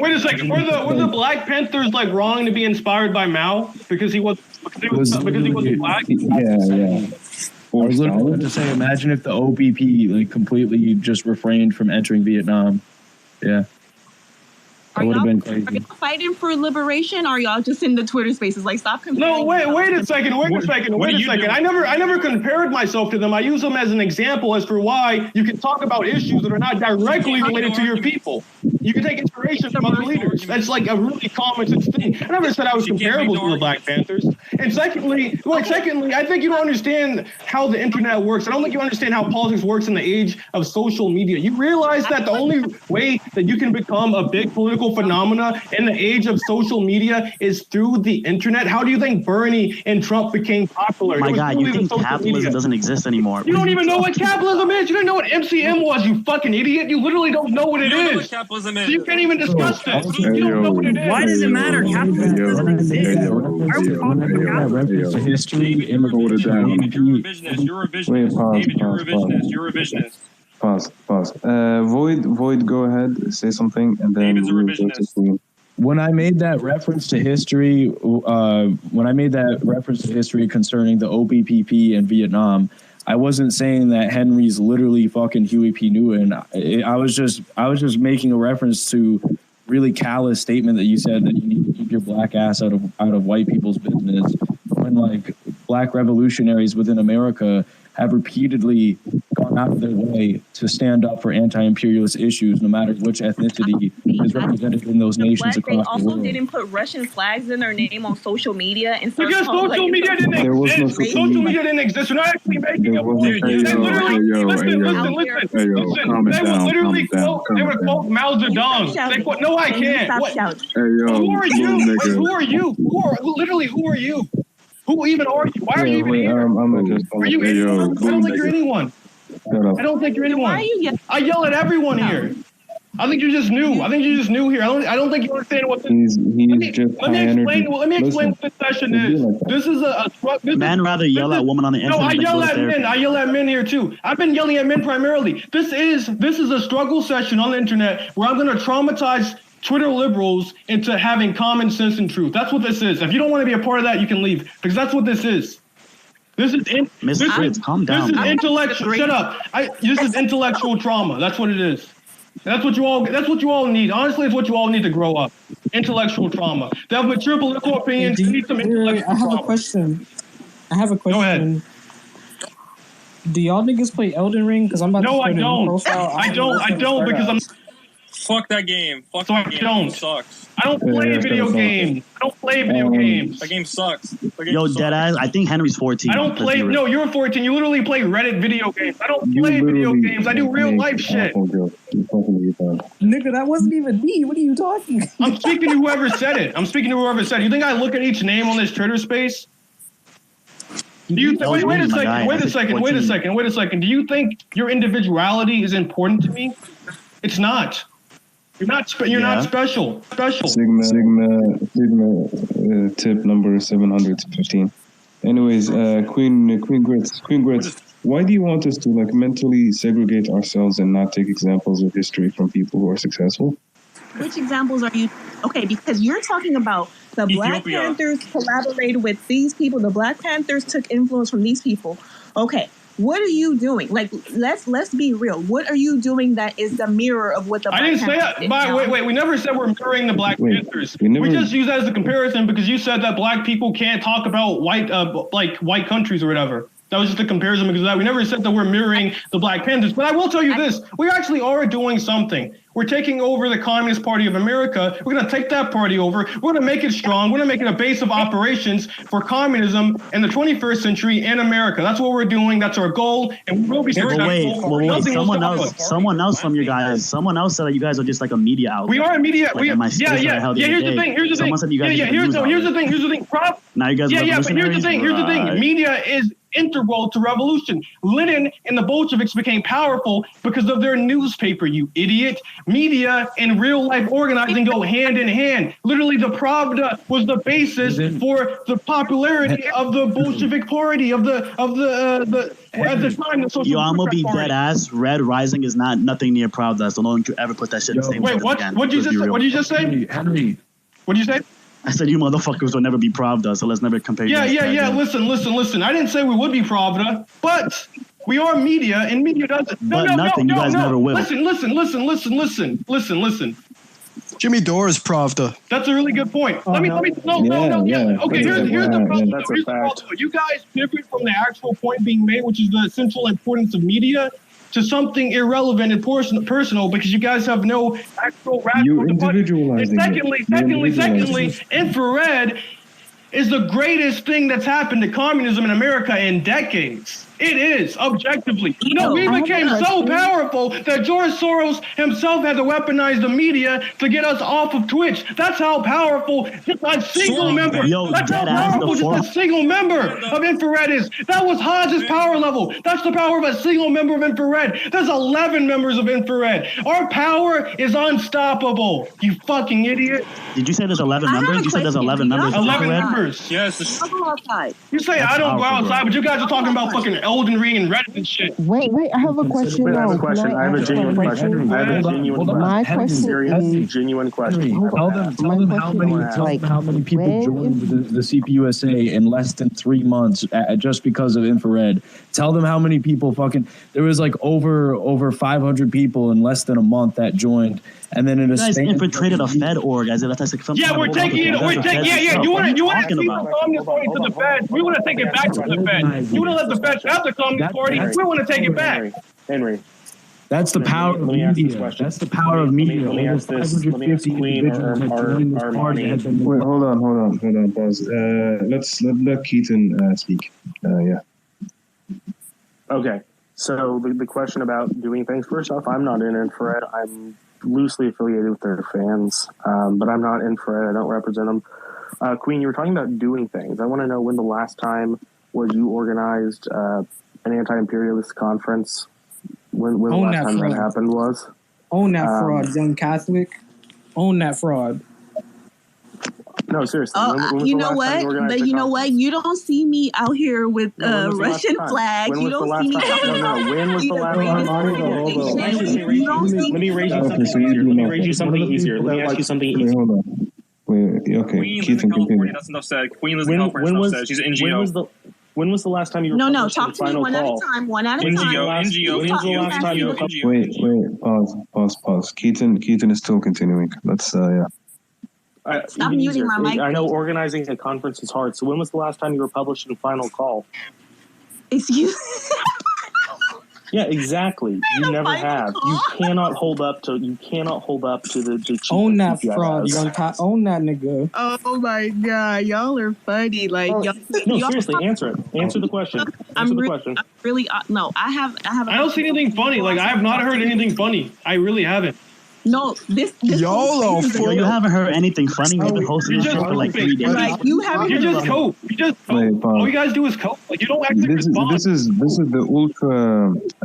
This is just cringe, man. This is literally like Marvel irony, which is like you see something and like you kind of like wink or whatever at the audience, like haha, I know that I'm in on the joke or whatever, and it's just like you continue like interacting with someone only on that basis.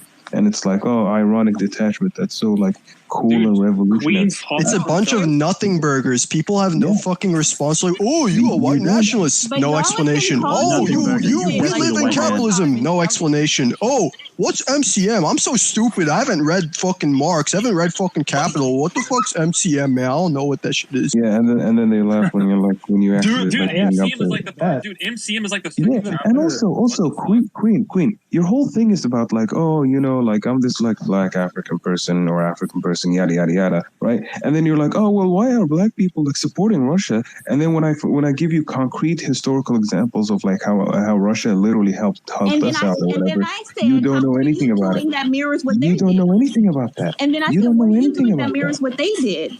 And then you don't have an answer for me. You said, "Oh no, I'm not comparing." So are you comparing? Or wait a second. We never claimed to be comparing. So you're stupid for thinking we are. But okay, here you go with the stupid again. Yeah, because it is kind of brain dead. It is kind of brain numbing. It's a little bit stupid. Come on, it's really stupid. One, we never said we were making a comparison between our success and the success of these parties and groups, etc. that we reference.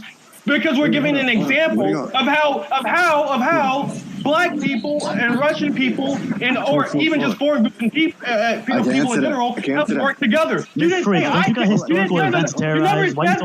You never said that I individually. You never said that I individually can't do this. You said I as a black person. So I can give other black people as an example. Other black people have done similar things as an example as for why your statement is really stupid. But secondly, concretely speaking, we did so much to support the Russian information war in America, which is also the proletarian American populist people's position, that we got banned off of Twitch for it by literally a George Soros funded institution. We were that powerful. When the revolution will begin. It's media. If you don't understand the importance of media, you literally have an 1800s brain. That's how you spread ideas. Children, what are you talking about? Go start a newsletter.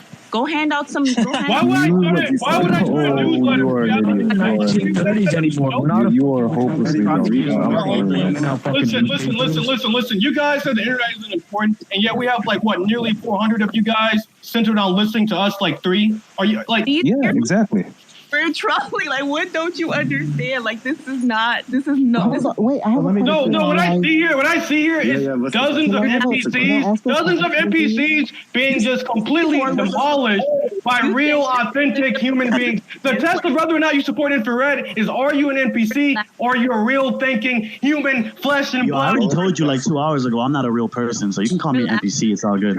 said him. Shut up. You see, it's the Marvel irony. You're not a real person, Armani. You're like the Marvel between the devil's nuts or some shit. Yeah. Literally, And you're call a me bum. Explain to me this, right? you said I'm supporting hours you. of your life. Not Wait. Harold trying to say something through his tears. Hold up. Call us Let him speak. He's muted. What are you talking about? Come in here and He's muted. I wasn't saying anything. Motherfucker. Yeah, you're not And what is saying. your You're not response saying to nothing. laugh and to meme because y'all are dumb. You're just dumb. You're dumb as fuck. Where has the conversation? What are we? What Jen says is true. You are dumb as fuck. I don't think you can. I don't He's think you spitting facts on you. someone stupid or dumb, and like that's why I. I believe in calling people stupid and dumb. I do. Yo, I already agree with you that I'm nerdy and stupid. Like, I don't know what more you have to say. I already agree with you that I'm nerdy and stupid. Bro, you're literally Marvel irony. I just like want to. Here's the thing. I want to say it enough so much so that you guys like self-reflect and actually like start thinking for yourself. That's why I say it. Honestly, this intellectual trauma is for your own growth. Imagine thinking you're gonna get Wait a second. I got 100 followers. I got 100 followers from this. So I think a lot of people are not laughing at me. They're hearing I'm speaking facts. Nonsense. It's Henry. This is not nonsense. The internet is not nonsense. The internet made Trump. The internet made AOC. The internet made Bernie. The internet makes real life politics. If you don't realize that, you are stupid. Imagine thinking you're about to get a bunch of mentally ill communists to self-reflect on Twitter.com. Every political movement that's happened in the last 5 years that hasn't come itself directly from the establishment that had any like sort of populistic objective fact. Like without the internet, there is no way for you to start a political movement in America. There really just isn't. If you don't realize that, you're just stupid. And that's all I can tell you. You can start on the internet, but you know what? We're doing real life stuff right. Infiltrate the internet. Yeah, we're using it. No. I'll finish because I know what you're gonna say. We're doing real life stuff right now. Actually, we're infiltrating the CPUSA. I explained that to you like an hour ago, but you were too stupid to hear it, I guess. Whole time, like Go ahead. Yes, the internet is powerful. You can connect. You can start movements on the internet. You know what the most important thing is that you guys need to realize is it has to be taken into real life. It is. I just answered that before you said it. Taken into real life. No. It's like it you're has to walking be deaf. moved to real life. You're not going to have any successful. He literally just answered that. Are you done with your? Primarily on the internet. I literally just said it's in real life. Like I literally just told you it's already in real life. So I'll tell you right now, Caleb Hoppin has the CPI. It's done amazing journalist work across South America. It's verified elections that were alleged to be rigged by the U.S. deep state. Caleb Hoppin's real life political organization achieved that. Infrared has a different strategy of infiltrating the CPUSA, and we've already gotten hundreds of members to go ahead and infiltrate the CPUSA. We're taking it over and gaining powerful positions. So we're doing real life organizing, and both Infrared and the Caleb Hoppin people have been doing that for like the last year or so. I mean, I really don't know why you would advise me to do something that I'm already doing. It's especially when I told you that. No. Who was Caleb Hoppin? I don't know. Yeah, so why are you talking about what you don't know about? You're talking about what you don't know about. No. I don't know anything about these people. You're talking.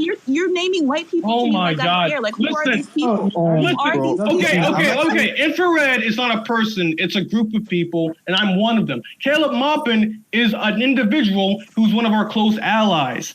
We are both working together and doing real life political organization. Is that simple enough to you? Like, is that enough for you? Like, I've been trying to say this simple thing for a while. You don't seem to get it. I'm telling you, we are doing real life organization. Queen, I'm actually really curious myself. What kind of political? We have literally talked to people who are running for election. We literally have interviewed people who are running for election. So y'all are a group of journalists and media pundits, right? Just say that, like y'all are journalists and media pundits. You know, like I tried so hard with you. We are a media organization that is kicking off a real life party. Okay, like, do you get that now? And who is observing those fucking elections? What do you say? Who the fuck is talking? They sound like they're stuck in a roll of toilet paper thrown off a fucking bridge. Who's talking? I was talking. Like I was about to say that like the CPI has also done real life shit, like managed the fucking helping with like being UN observer. That's not what I said. That's not what I said. Wrong, but they got the whole point is the whole point is to get. Meanwhile, these losers out here want to spend like time out of their day doing fucking what is it? On the internet. That's a really good point. That's a really good point. Losers want to bum around during like work hours doing stupid shit and then call us losers for doing shit. Wait, I need to explain a point. I need to explain a point. To everyone. Wait, I need to explain a point. Give me a moment. This is why we go back to Lacan, because like Lacan literally, like, this is the earlier point we brought about like the big other. You guys want like every single action to be mediated by the big other. Like, oh, you have to be verified by an institution.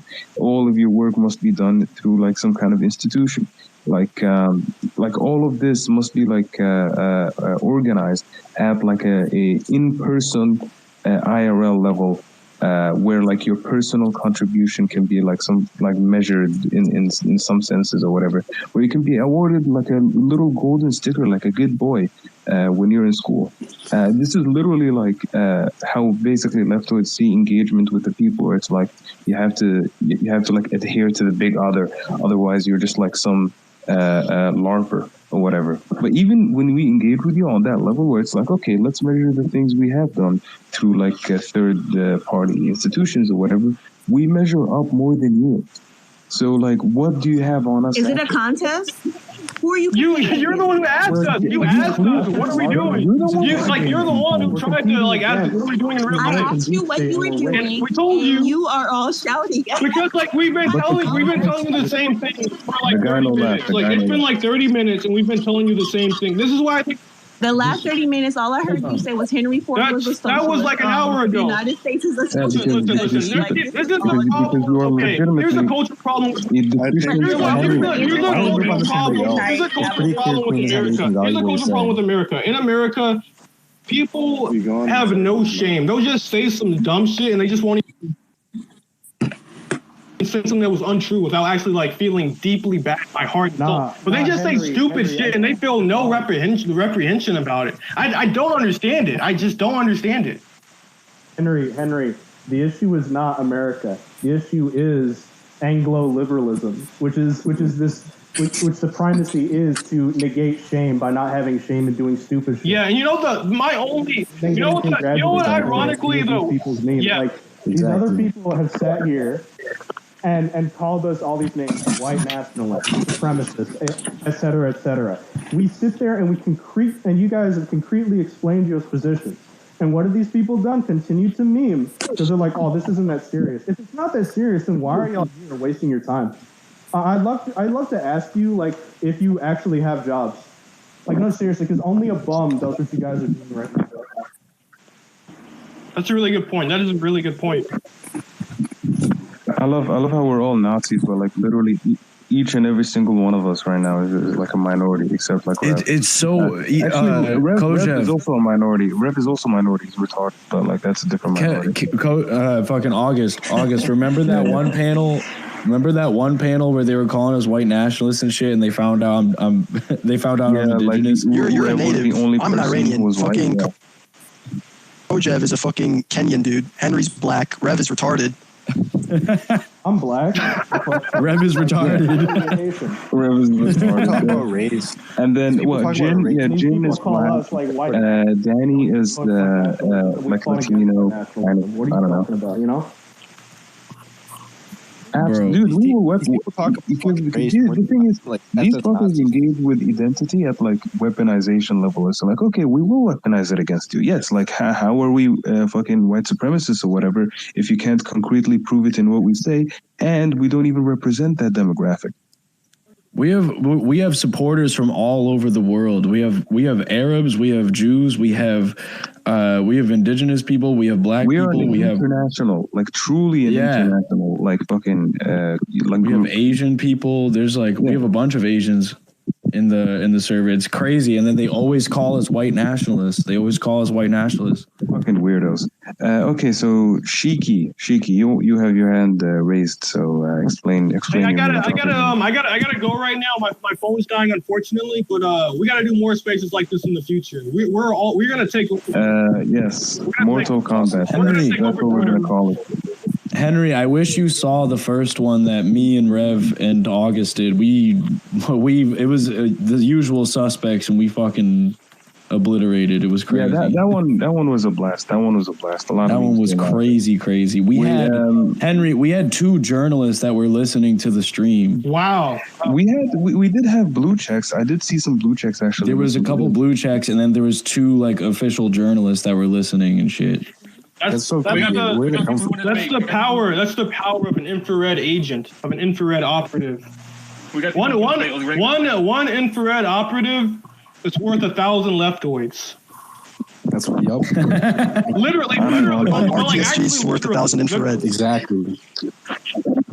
Okay, yeah, 1,000 infrared. Yeah, we're like the higher level. Let's not go too far. Let's not go too far. But RTSG is the vanguard of infrared. It's always been the vanguard of infrared. Yes. But I gotta go, guys. My phone's dying. But we're gonna take over Twitter. We're gonna lead. Kick that, Henry. We are gonna lead the barbarians at the gates. Inshallah.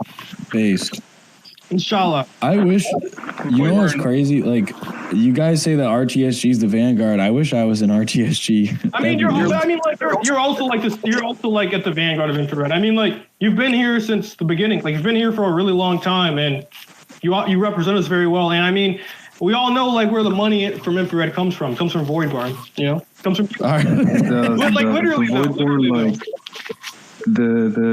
It's literally like the Woodburn deep state, you know. But it's really just because like I don't know. I just desperately believe in this stuff. Authentic, off the ground memberships and donations, not that corporate shit. Wait, hold on. Someone is messaging me. Dave. I gotta go, guys. But keep it going. Henry. At King of the Ting. If you want to speak, please request to speak. Hold on, bring in. We have a lot of people that want to debate. Bring him in. Okay. Dude. Yes, everyone. If you want to debate, we need as many people as we can. We do have to bring everyone on. Space. We do have to free up space. So like some people do have to come down for a bit. Orvo, Jin, if that's okay, we'll like swap you out. That's fine, man. Give me co-host. I'll go through the list. Take the role for me. I'll just be listening continuously. Let other. Yeah, anyone that wants to come on. Shiki is raising their hand again. Fitourinha. So Shiki, explain your meme. I was muted. I just been hearing everything that was going on in this space, and I was just really confused because I just wanted to ask, when is the last time anybody in this space has like had a shower? Because you guys literally sound musty as hell. Like, ask your mom. I don't know. Ask your mom because I was showering with her like a few minutes ago. So I want to ask, when's the last time someone here had a shower? Real funny. Honestly, Shiki, if you do think that we sound musty, then you might need to clean out your ears because they're probably musty. Dude, I have literally like an all-time like top 10 voices of all time. It's like, what the fuck is wrong with you? Fucking retards. All right, somebody interesting come on and say something. Any debaters? We need Danny to debate someone. Debaters. Danny needs blood. Danny needs. Yeah, we need someone worth engaging with. Who's gonna co-host? More shit. One more co-host. We need one more co-host. Prison. Get Jason Unruh on. Get Jason Unruh or Illuminati. Dude, Jason. No. I talked to them. Remember, like earlier when I was like on my date, I literally talked to this dude. And he's not responded. He still has not responded. I actually even sent him the invite to the link. He still hasn't responded. I want to talk to Jason. I want him on. We all want to talk to Jason. Like Jason is like the most interesting man in history. So of course we want to talk to Jason. I think that one of the most interesting things about Jason and Ruhei's history is his Fallout mod choices. Honestly, here's the thing. That is an interesting point, but I'm more interested in like memoirs of a security guard. Like I want to actually like get into his space, like. If you're in a firefight with Jason, if you're fighting him in battle, don't get captured. Worst mistake of my life. That's all I'm gonna say. Yeah, definitely don't get captured. All right, let's bring on Uchi. This guy's content. Bring him on. Uchi, tell us why we're settlers. Go ahead. Wait, hold on. Rev, could you pull up on the stream thing? Could you pull up my thread on like the dialectics of MAGA? That's gonna like trigger them.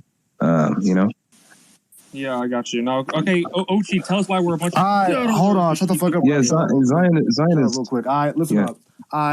Which one of you... who's from America in this right here? Who's from America? Me. All right, okay. All right, now quick. Shut up. I'm from America. Shut up real quick. Okay. Do you think America's imperialist?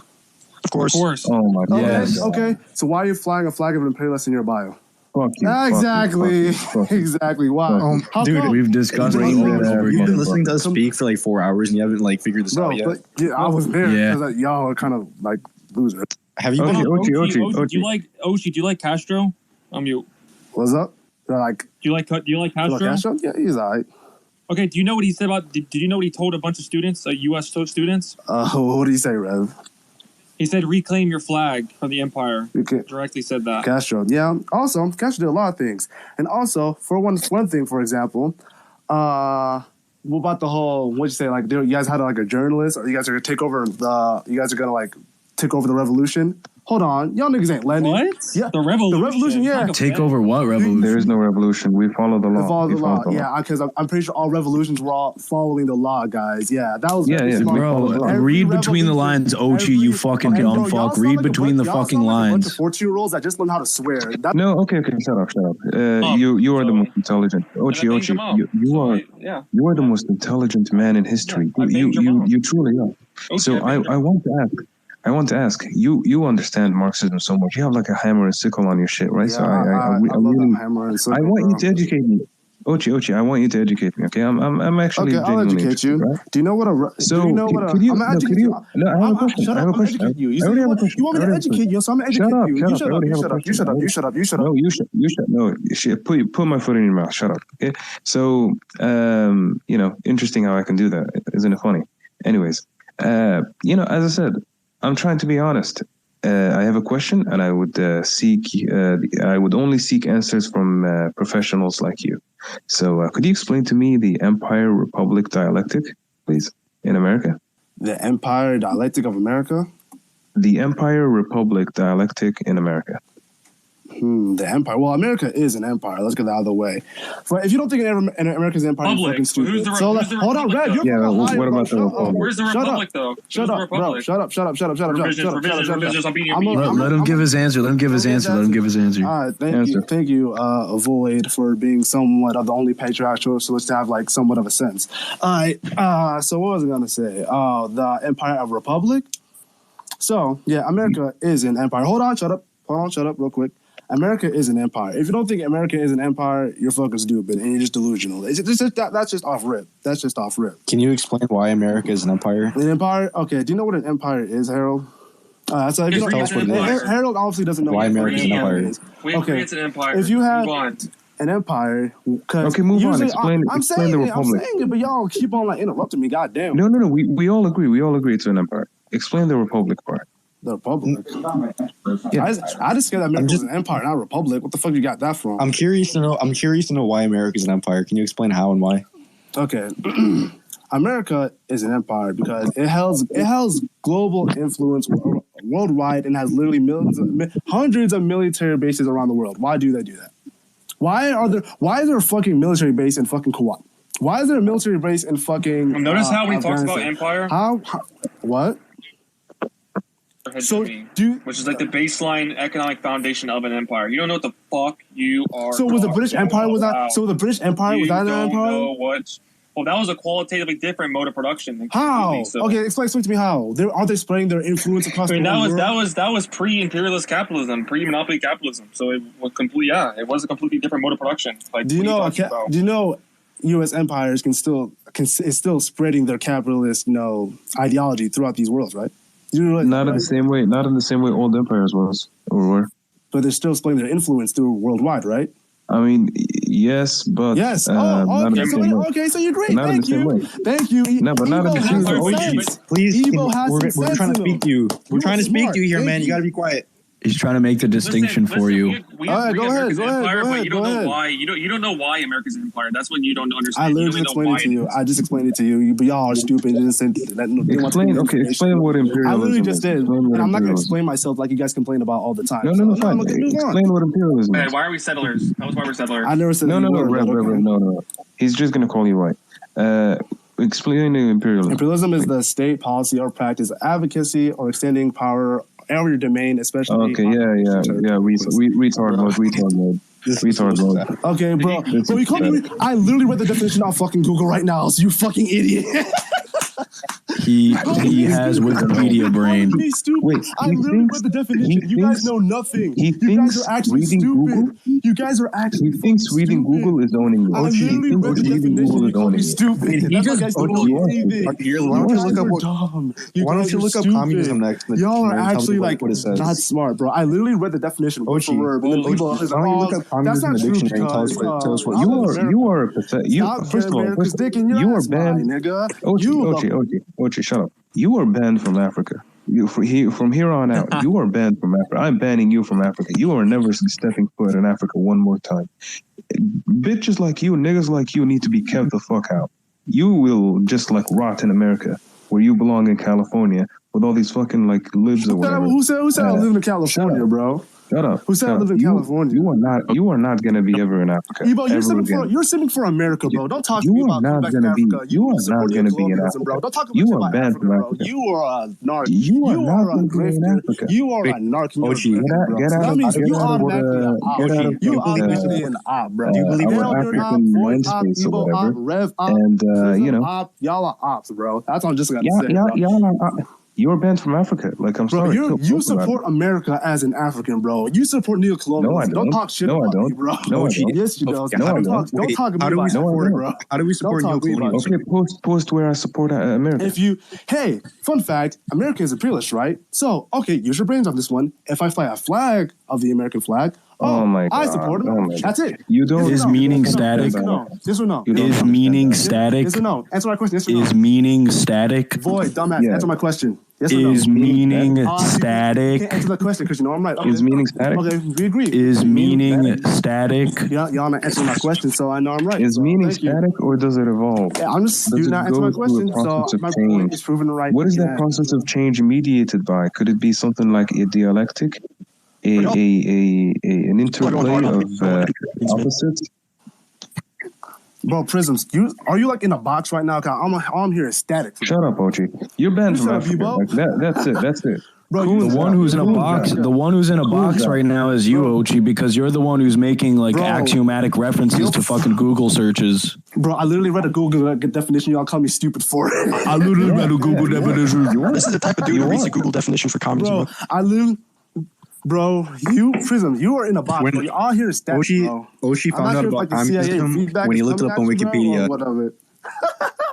Bro, I literally gave him the definition of imperialism, but he's like, that's right, guys. Marxism-Leninism is when you Wikipedia brain. Bro, quit deep throating your fucking mic, Void. God damn, Jesus Christ. Shut up.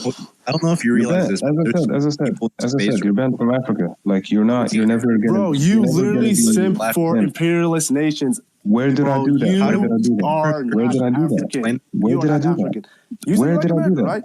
I mean, how much dick riding you do for America? Where did I do that? I suppose you. Where did I do that? Y'all dick ride for America. Find where I'm supporting America. Check my profile. Dick ride America. I mean, it's okay. Just say you're patriot. Shut up. Check my profile and find where I support America. Go for it. I'll give you $10, like literally, or 10 euros, I guess. Bro, I don't want to click on your profile. I don't click on our ugly ass. Yeah, okay. Well, then parse it out from what I said. Because, do you support America? Yes or no? Shut up. No, okay. Parse it out from what I said. Where did I support America? Where did I say the American project is good, or the American ruling elite are good, and what they're doing is good and needs to be supported? Can you reference? Because when I say bad shit about America, you say that's not true. So honestly, I could. Shut up, cunt. I make you shut up here. You are literally my bitch. So when you are in this domain, I control everything. Fuck you. Second of all, yes, when you say something wrong about America, it's not about defending the honor of America. I must like Donaldus Trumpus must be defended. It's more about defending a lens of analysis, which obviously you don't have because you are a fucking moron. So I'm asking you again, the empire, republic, dialectic. Said America was an empire, and then y'all got like, oh no, it's not. Well, okay, what is the republic? I'll show the. Okay, then he's still sewing out. He's still sewing out. He's just sewing out. It's just sewing out. Okay, now we'll go back to basics, back to school, back to basics. All right, number 101. What is a dialectic? Well, hold on. What you say? What is a dialectic? Dialectic? Dialect these nuts in your mouth, boy. Yeah, okay, you clearly don't know. Hilarious. Yeah. Shut up. You don't know what you're talking about. He's retarded. You're fucking retarded. I'm sorry. You were just like below subhuman IQ. You're not even subhuman IQ. You're just below subhuman IQ. Anyways, this guy's boring. Next. Any op wants to come in. Any other coon wants to come in. We got someone. Hold on. I got something for you. That was OGB, Here's a new from Africa. Band Where's from Voidburn Africa. go? Where's Voidburn? Void is not here. Band from Africa, never good to return. Hello, can you hear me? Yes. Speak. New Yeah. I don't have my glasses. I apologize. Nah, don't worry about it. Yeah, New continue. Amauta. It's a Quechua. It's a mix between English and Quechua. Amauta meaning philosopher. Okay, that's cool. Okay, so what's your meme? So I've been following y'all since the controversy back in, I think, September, October of last year, where y'all blew up with the land back. And honestly, I haven't seen the analysis grow at all. I think y'all have gotten worse. Okay. Okay. So this is my main issue. I can understand when people say, when people complain, you like the American flag, like you're somehow like white supremacist. My problem's not with the flag. Get the fuck out of here. How are we white supremacists? Dude, listen. I don't know who you are. You don't know who I am. Don't call me a fucking white supremacist, dude. Like, why? Wait. I don't think he actually called us a white supremacist. Yeah, he didn't say that. He was about to say something. He was reiterating. He was reiterating what other. Yeah, he was reiterating what other dumbasses said. Dude. Like you. Wait, let's let him finish his thing. Rev, let's let him finish. Yeah, let him finish what he has to say. Unmute yourself, or somebody unmute him. He said we got no analysis, and that's it. Wait, give me a moment. No, I'm on a different. He is unmuted. Yeah, it's on his end. It's not on our end. Good, you can speak now. Go ahead. Yes, New Amauta, please continue.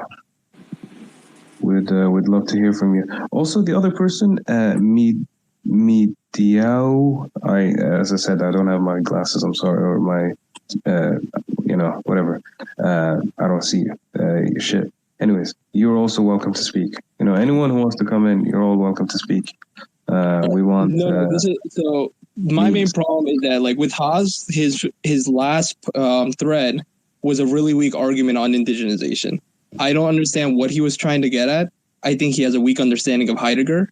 And as someone like from an indigenous perspective, even Heidegger would admit indigenous peoples have a much better relationship to Dasein in the Americas than white settler Americans. And this is why.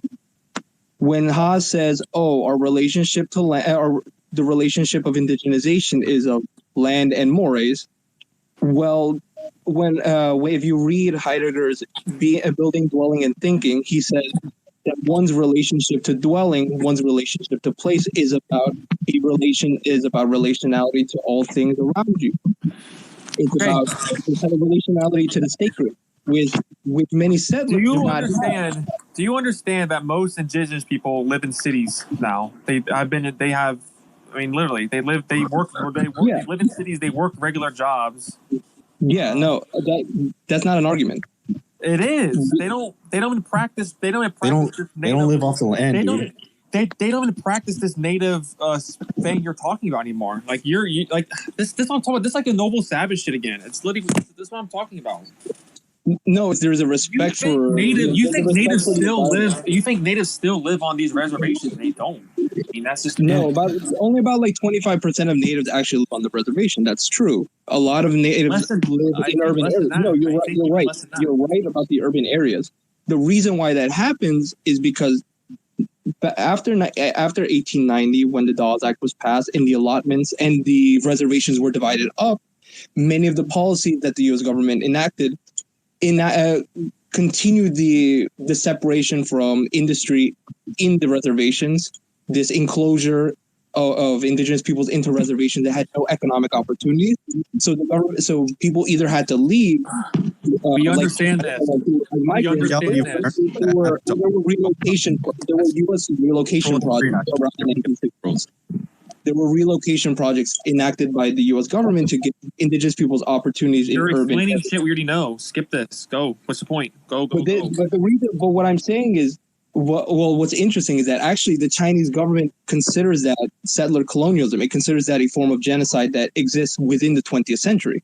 If you wonder where that happened, read the article that the Chinese embassy wrote to the U.S. back in March 8th, 2022. What's the article? The American Genocide of the Indians: Historical Facts and Real Evidence, March 2nd, 2022.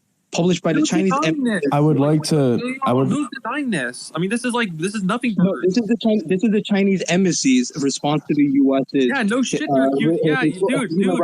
dude. There's been people. There's been black revolutionaries who've accused the fucking government of being genocidal. We know this. Like, this is not nothing to do. We agree. This is an example of settler colonialism existing throughout the entirety of American history. It didn't end. Settler colonialism is a continued structure. We see your analysis. We see your investigation. What conclusions are you drawing? What I'm saying is, if the Chinese government can make a historical and dialectical materials analysis, who hasn't made this analysis? Who has not made this analysis? Who hasn't made this? Who has not said this? Dude, we understand what the analysis. Who hasn't made this analysis? What are your conclusions? What is your? There were one. No. I think. Hold on. Everyone, a moment.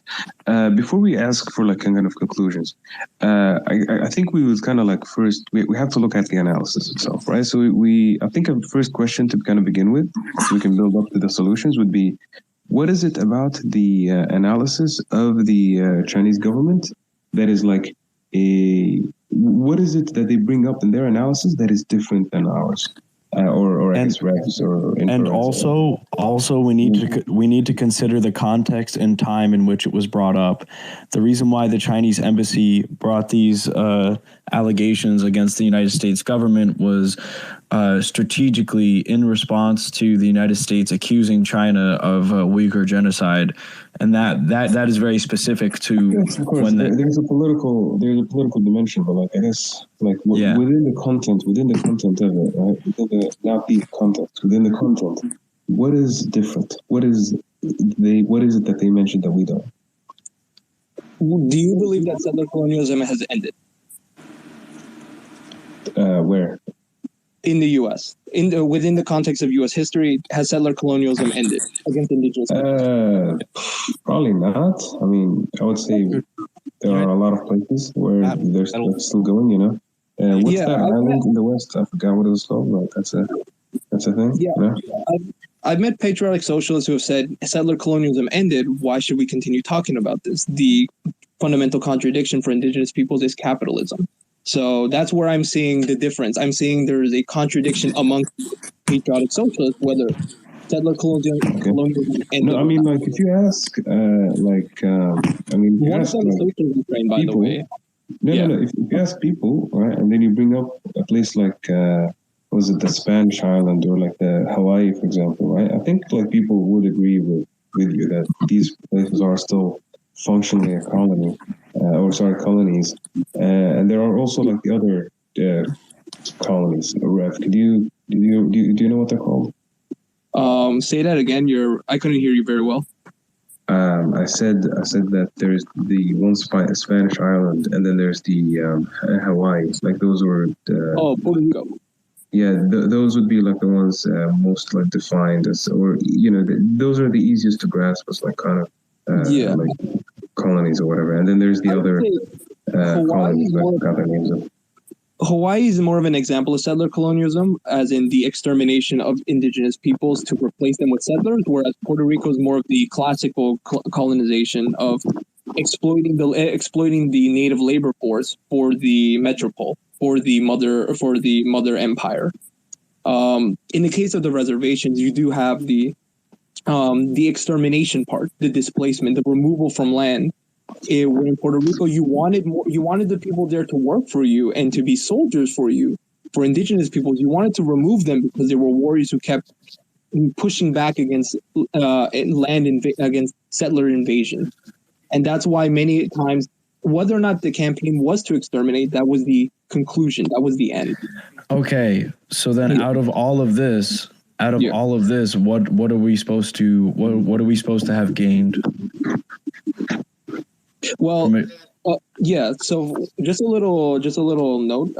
The article wasn't written in terms of the Uyghurs. I think there was that context, but it was in regards to the U.S.'s hypocritical stance on human relations by criticizing Russia's invasion of Ukraine, saying, how can you criticize Russia when you haven't even dealt with your own continual genocide back at home? And no, there was also another one for the Uyghur genocide allegations too. Where they brought this up. I hadn't known that. I think this one was recently published because of the Russian invasion.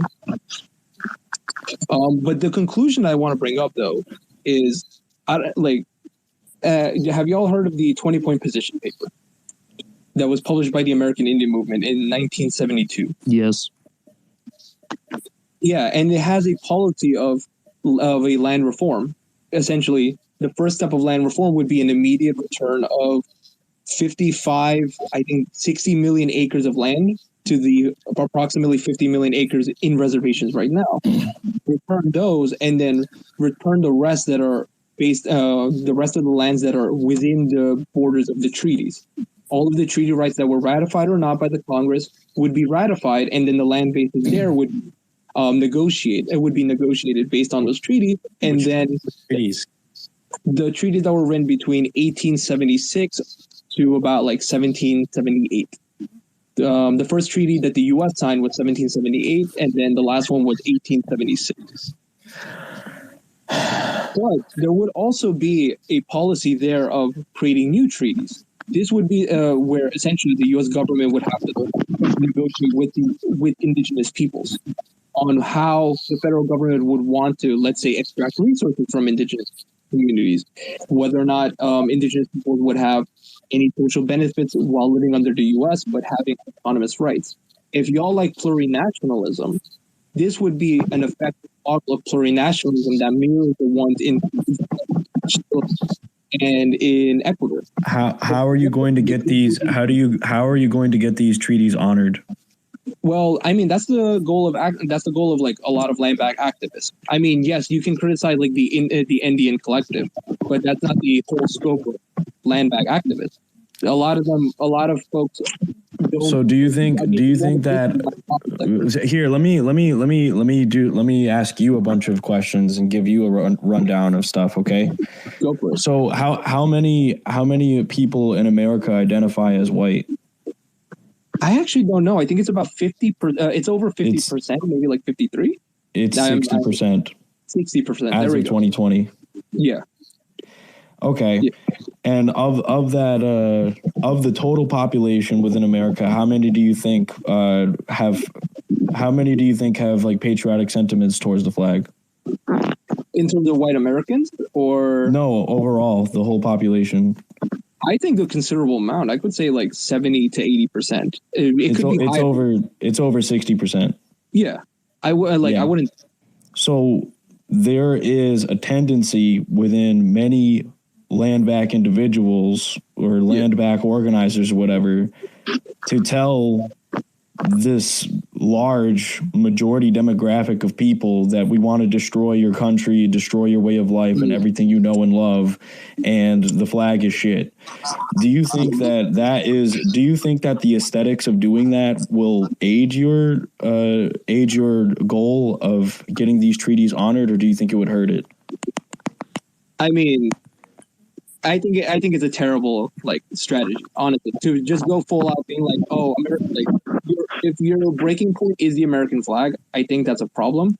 I think it hides a problem of misunderstanding a lot of what settler colonialism is, and I think on your part, a lot of the criticisms lobbed against patriotic socialists or against proletarian patriots is about the flag.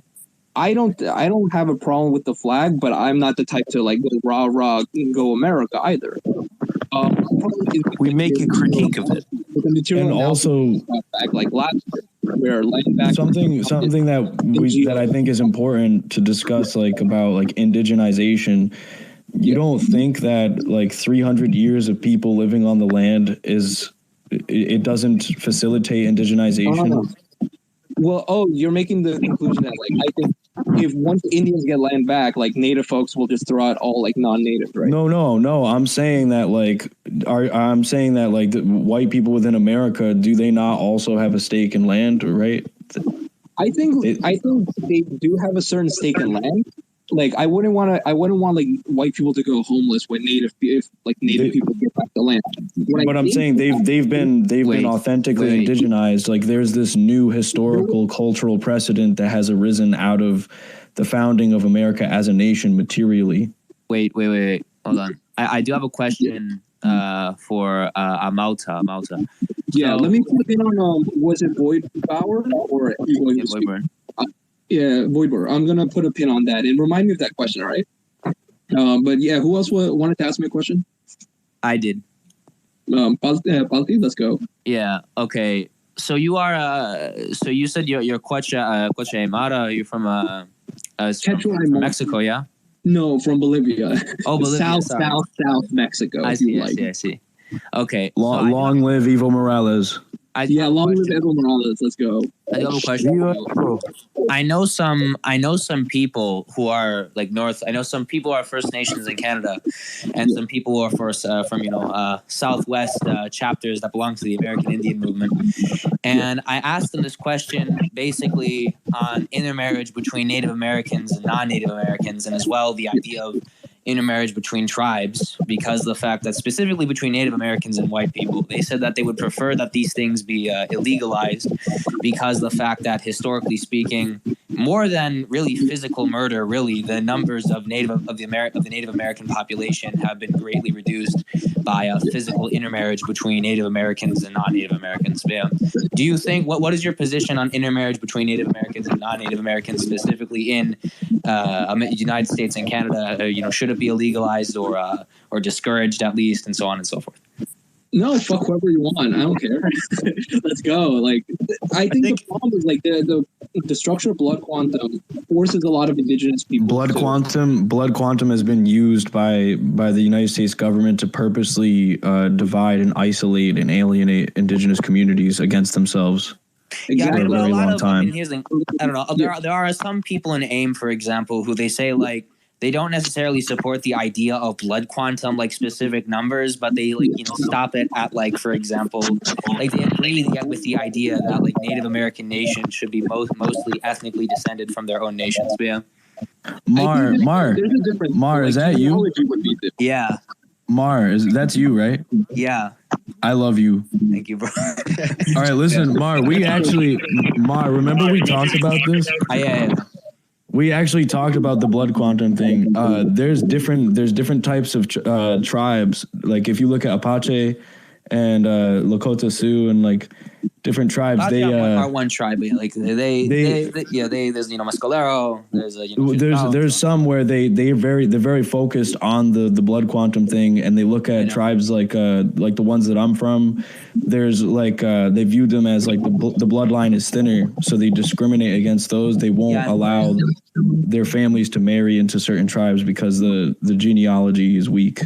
I'm aware, but the reason, like one of the reasons for, but you should remember one of the reasons for a lot of Native American intermarriage was because of encouragement from the United States government for Native Americans to marry outside their nations. But yeah. No, I think people are saying this. I will say it. AIM 2036. AIM 2036. Alta, you've been pretty forthright with your. Yeah, I think anyone beyond the past should read like that's a material. I think that's a very like coherent material analysis and set of solutions for like indigenous land back, for indigenous sovereignty, treaty rights. I mean, it wouldn't apply exactly to Canada. I think you could read authors like George Manuel, his son Arthur Manuel. Like I think it's called, I forget the book. I think it's called Unsettling Settlers. there are two books by Arthur Manuel that are like really popular in Canada because they outline not only what is the condition of colonialism in Canada, but what are certain solutions from I believe he's Sepuamek or Shupwash. Canada's a fake country. We're gonna annex it. I wrote a thread on this specifically about one province in Canada, New Brunswick. It's almost entirely administered by the family of one industrialist, Casey Irving. Yeah, Canada.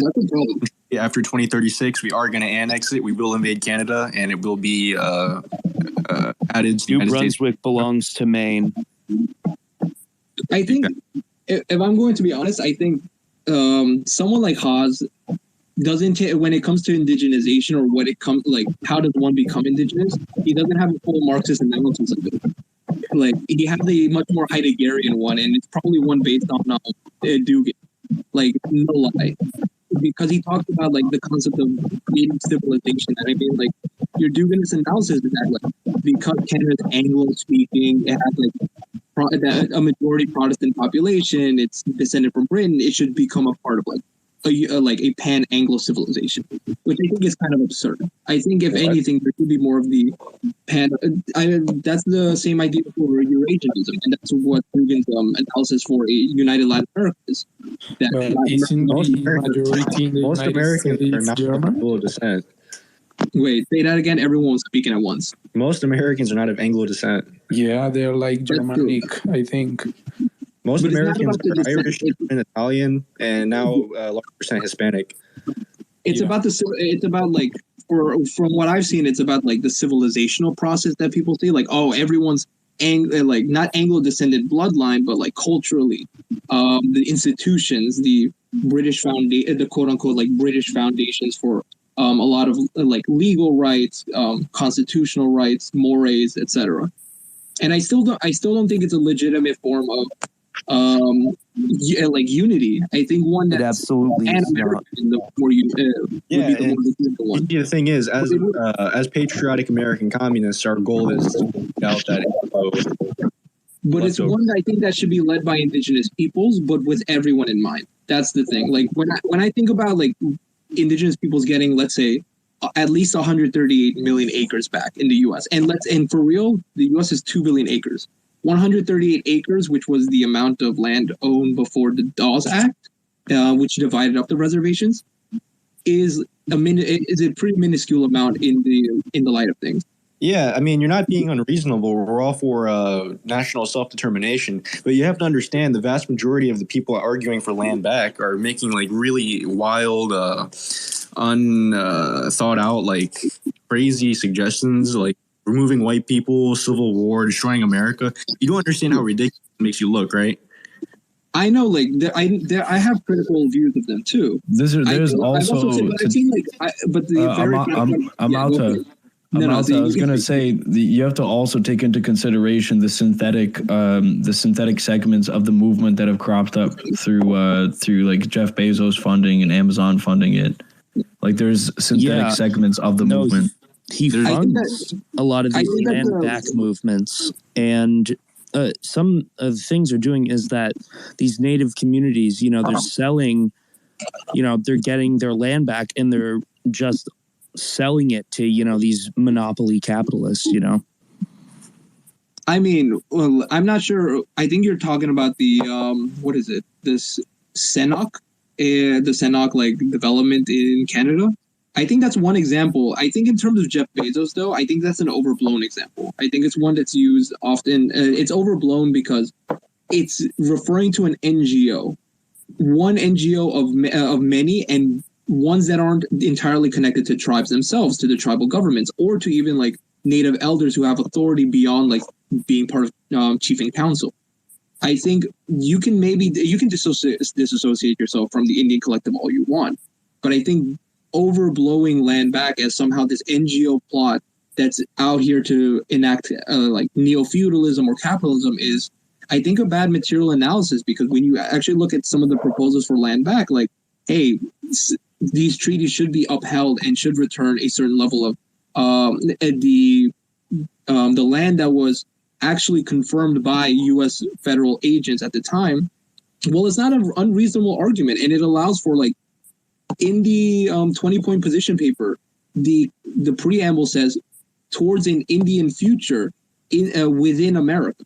So it's not about separatism. It's about having autonomy based on the rights and the land that was rightfully afforded to indigenous peoples based within a settler colonial context. And from there, you can actually make a legitimate American project, I would say, a plurinational project, like the one in Bolivia or like the one in Chile now or Ecuador. Nicaragua. And I mean, undoubtedly, you're the most reasonable person I have heard speak on this.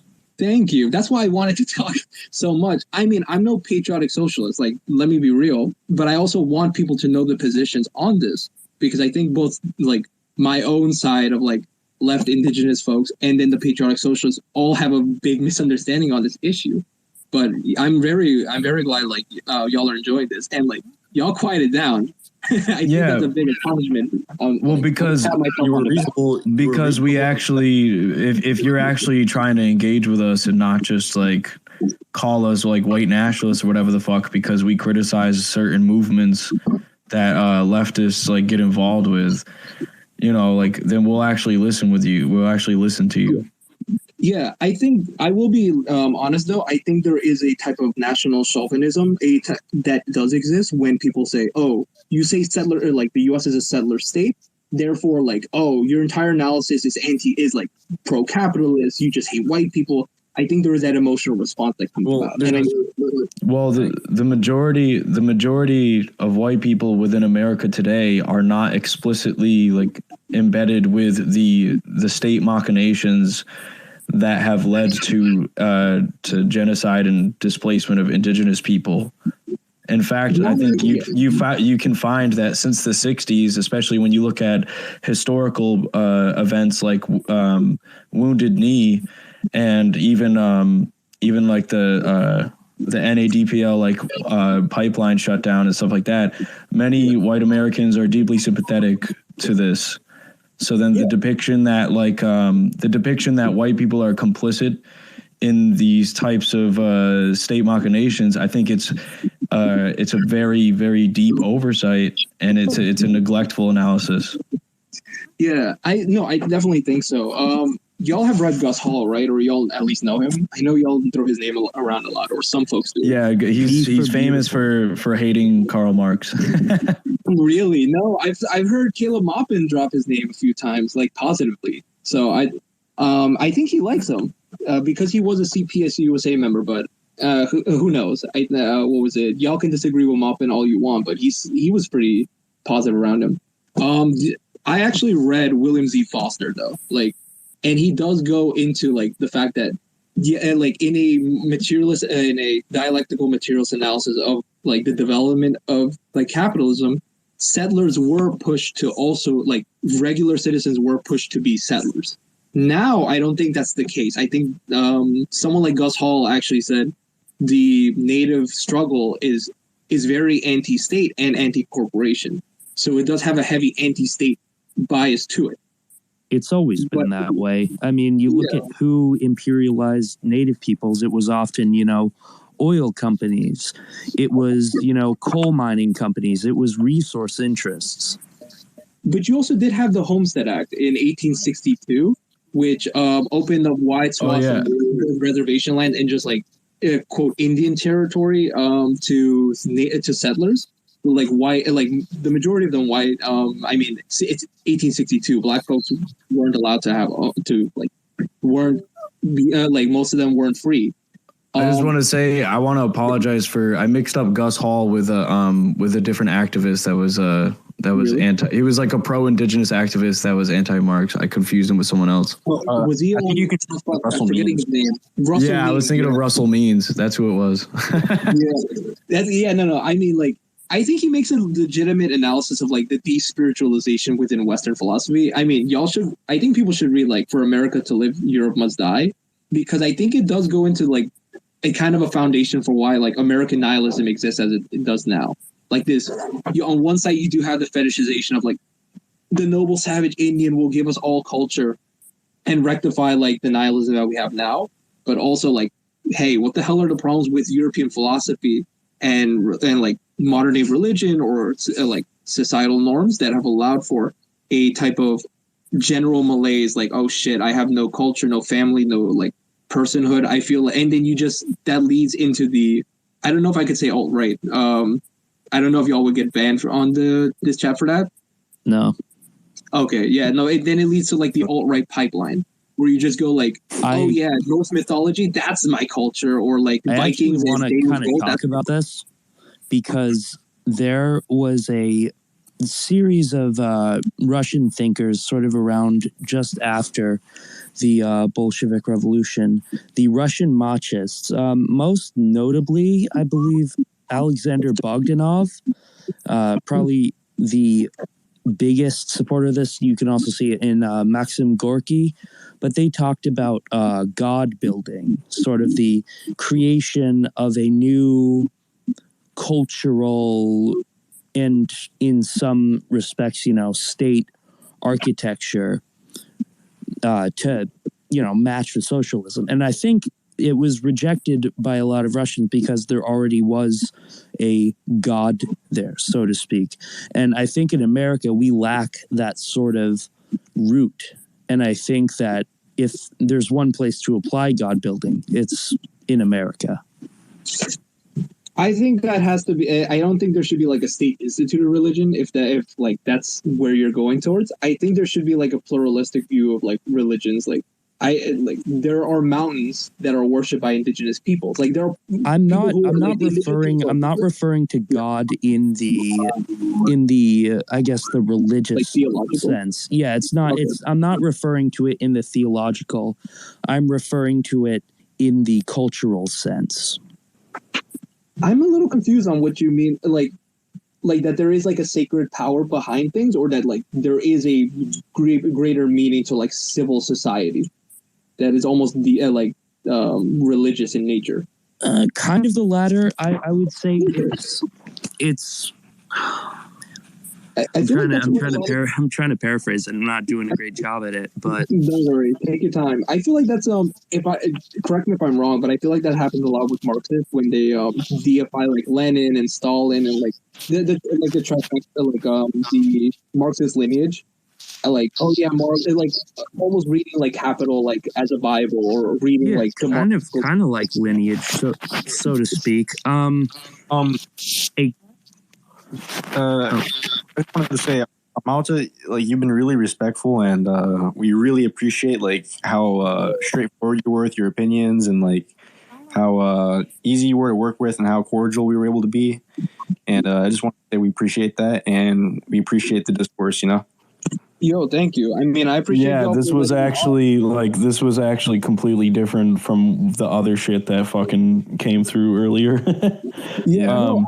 My whole goal was literally like, I want the level of discourse to be raised. That's why I went onto social media. I'm like, I feel like an educator on that level, and I'm a young guy. I'm just out of college, like a few years out of college. So I just want people to actually understand. Hold on. Someone still with this land back, I still push back on it because the general basis of proletarian dictatorship is land reform. I mean, you have to expropriate land and distribute it back to the proletarian class. I mean, I think that's kind of what he's talking about. But again, back to my point, most natives live in the city, so they're going to be looking for land reform within their own cities. Like, it's not. In that case, if they're already urban dwelling, it would that type of land reform would involve giving them access to housing, like houses and apartments. That's what I'm seeing the issue with. Like even like there's land. Like, how do you give back land to tribes that don't exist anymore and have no lineage today? Like, there's issues with this. I think you're saying the ones that do exist still. Yeah, no, I mean, like, if there's a completely extinct tribe, then there's nothing you can do about it. So like no land back for like Central Florida, right? Like this. I mean, it depends on like if there is. Yeah, maybe not. I mean, if there are native peoples living there, of course you want to have like economic programs to like help them within their specific conditions. But you want individual nations within the U.S., but the overarching state is still influencing in a way. Yeah, because that's what the idea of plurinationalism. Well, that's literally. Like, there's one state with multiple nations. Okay, who disagrees with this? I've said this before. That's actually been Infrared's line. I've said this before. Yeah. Infrared has said this before. We need to. My problem is with none of us are national chauvinists. We all support national self-determination. National self-determination, yeah. Yeah. And I think I'm out to that, and we can all come to that agreement. No, I think that should be, like, even if we disagree on some extent, I think that should be the point. I just think there's a vitriol against, like, you pull land back, and now, like, the floodgates are open. You're just, like, you're either a synthetic, the land back people nowadays are like NGOs and fucking Bezos funded. It's not just NGOs. I think there is that NGO, the Indian Collective, but there are activists who are like graffiti. Like, yeah, you have like anarchists and you have the main criticism that's been brought up against like quote unquote land back as a movement is its co-optation from like completely synthetic agents and benefactors into. And it's how it's been integrated into certain wide sweeping degrowth agendas, not explicitly like with the stuff that you're talking about is actual like politics and policy and actual philosophical theory and protection of tradition, which is normal. Like protecting tradition is fucking normal. Yeah, and I think like a legitimate like wide swath of the land has to go back to indigenous people. No, you probably shouldn't say that, Voidborn. They'll call us fascists. That's fucking. It's not fascist for indigenous people to protect their tradition, bro. It should be proportionate. It should be proportionate to population size. I mean, tradition is fascist. No, everyone has traditions. Everyone should protect their traditions. Unless they're gay. Unless they're gay. I want to move on. Listen, the T in LGBT I'm does not to stand for tradition. The T in LGBT does not stand for tradition. True. I will say I'm out to tradition. There's someone that wants to come on. It's My Beloved Broken Glass. Is it all right if they speak? Yeah. Do you mind if let me read something from William G. Foster for people to like see that settler colonialism isn't like anathema, isn't like antagonistic to like a patriotic socialist view. Like he says in Outline Political History of the Americas, published in 1951, William G. Foster says, page 53, after the birth of the United States Republic, the pressure against the Indians increased.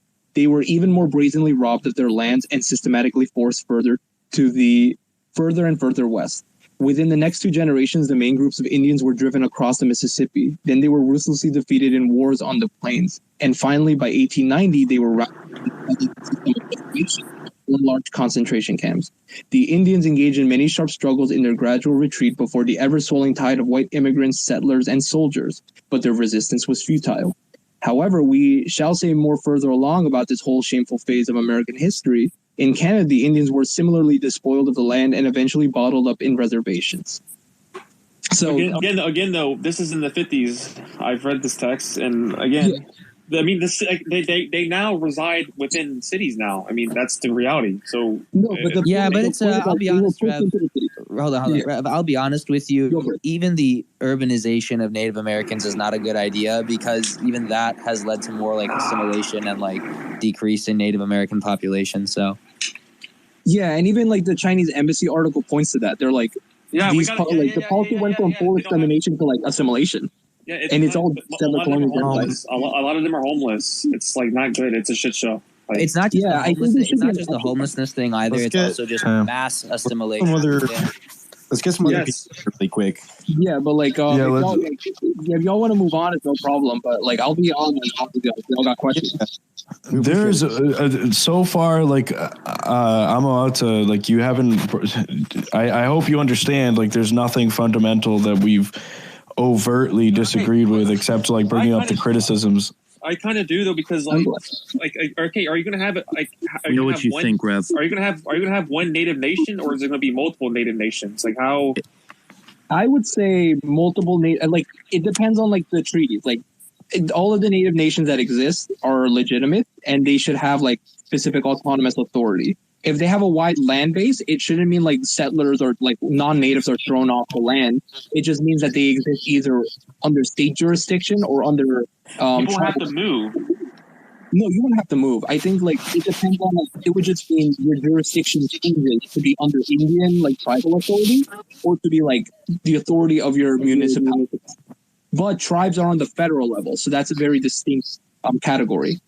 They're like tribes are a one-to-one relationship with the federal government because they had international treaties written the same way international treaties were written with like France or with like the Prussian. Don't you think native like law would contradict like what like the majority of people living in this?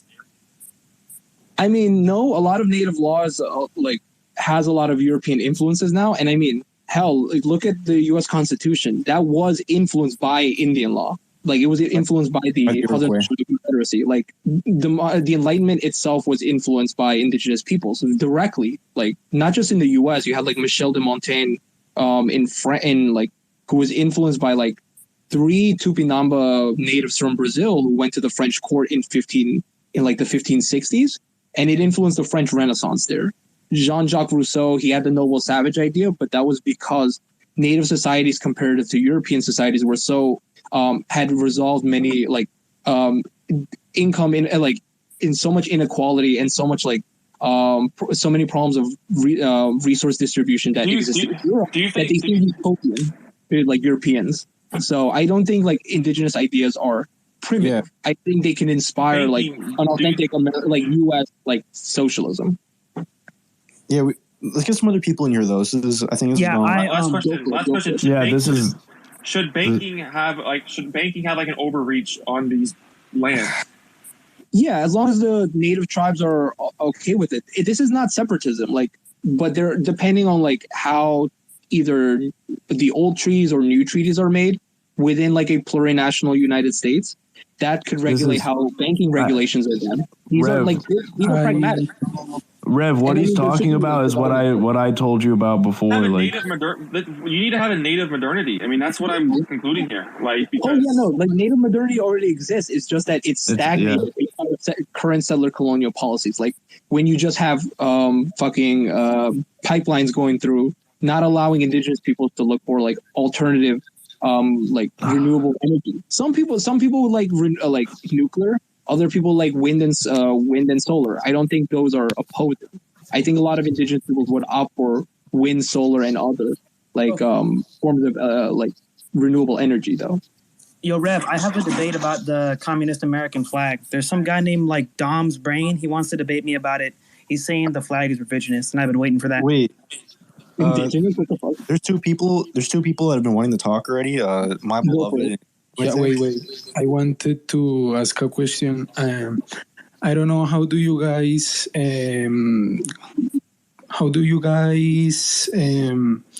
reconcile, digamos, plurinationalism with Marxism or a more strong form of government, when we have learned from past experiences that, for example, in the Soviet Union, just look what's happening now in Ukraine, what Lenin did there, or, that kind of thing I feel can evolve or devolve into separatism or nationalist separatist movements, even in a hypothetical communist America.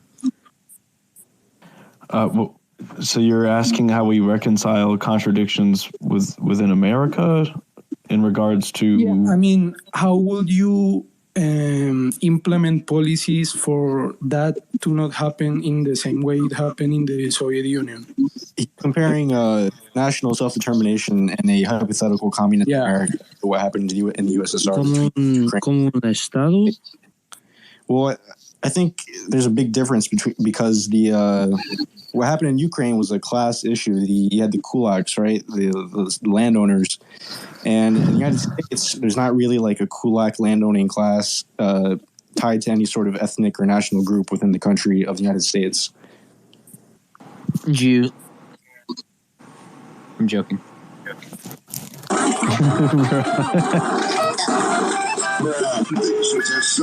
Who is that? Kill him. No Get rid of voice that. cry Mute suffering. that guy. Who is that? No voice cry suffering. No voice. The weep. I Hilarious. have another question. Like, will the Communist America preserve federalism, or what kind of model will it pursue? El Will it be federalismo something like, I don't know, China is more of a del Estado centralist republic? I mean, you could always do a system like the Soviet Union. I don't think it would be 100% applicable because with indigenous peoples specifically, there were treaty rights that were made. Maybe if like Chicanos and like other Latino groups in the U.S. wanted to have wanted to be like their own plurinational, they're like a plurinational nation within the U.S. or Black folks as well, then that would be probably a different type of system than the one that Native peoples would have. But it would be kind of like a federalism. But it depends. In the example of Bolivia and Ecuador, indigenous peoples are on the local municipal level. They're not like the state or federal level. But in the U.S., Native peoples would be on the federal level because that's how treaties are done. And that's the level that indigenous peoples interact with the U.S. government based on the Constitution. So it's in the Constitution that Indians will interact with the federal government. So that's why that's why plurinationalism in the U.S. would be different than the ones in Latin America. Latin America's local autonomy. In the U.S. is federal level autonomy. But for example, couldn't we learn from what China is doing? Like they also have, ethnic autonomous regions and things. Yes, this is something I've brought up before. This is something I've brought up before with other individuals within the community. Where what I foresee in America that's most likely going to manifest, that's going to happen, is that you're going to have autonomous regions of indigenous people or Black people or Latino communities. Like if there are collectives of people that wish to have self-determination, then it's up to them to lead those movements and help have that come into fruition. But I do think that that is something that would become a reality in America, and this is I don't. America will have to become more of a unitary system, don't you think? Like a more centralist based system.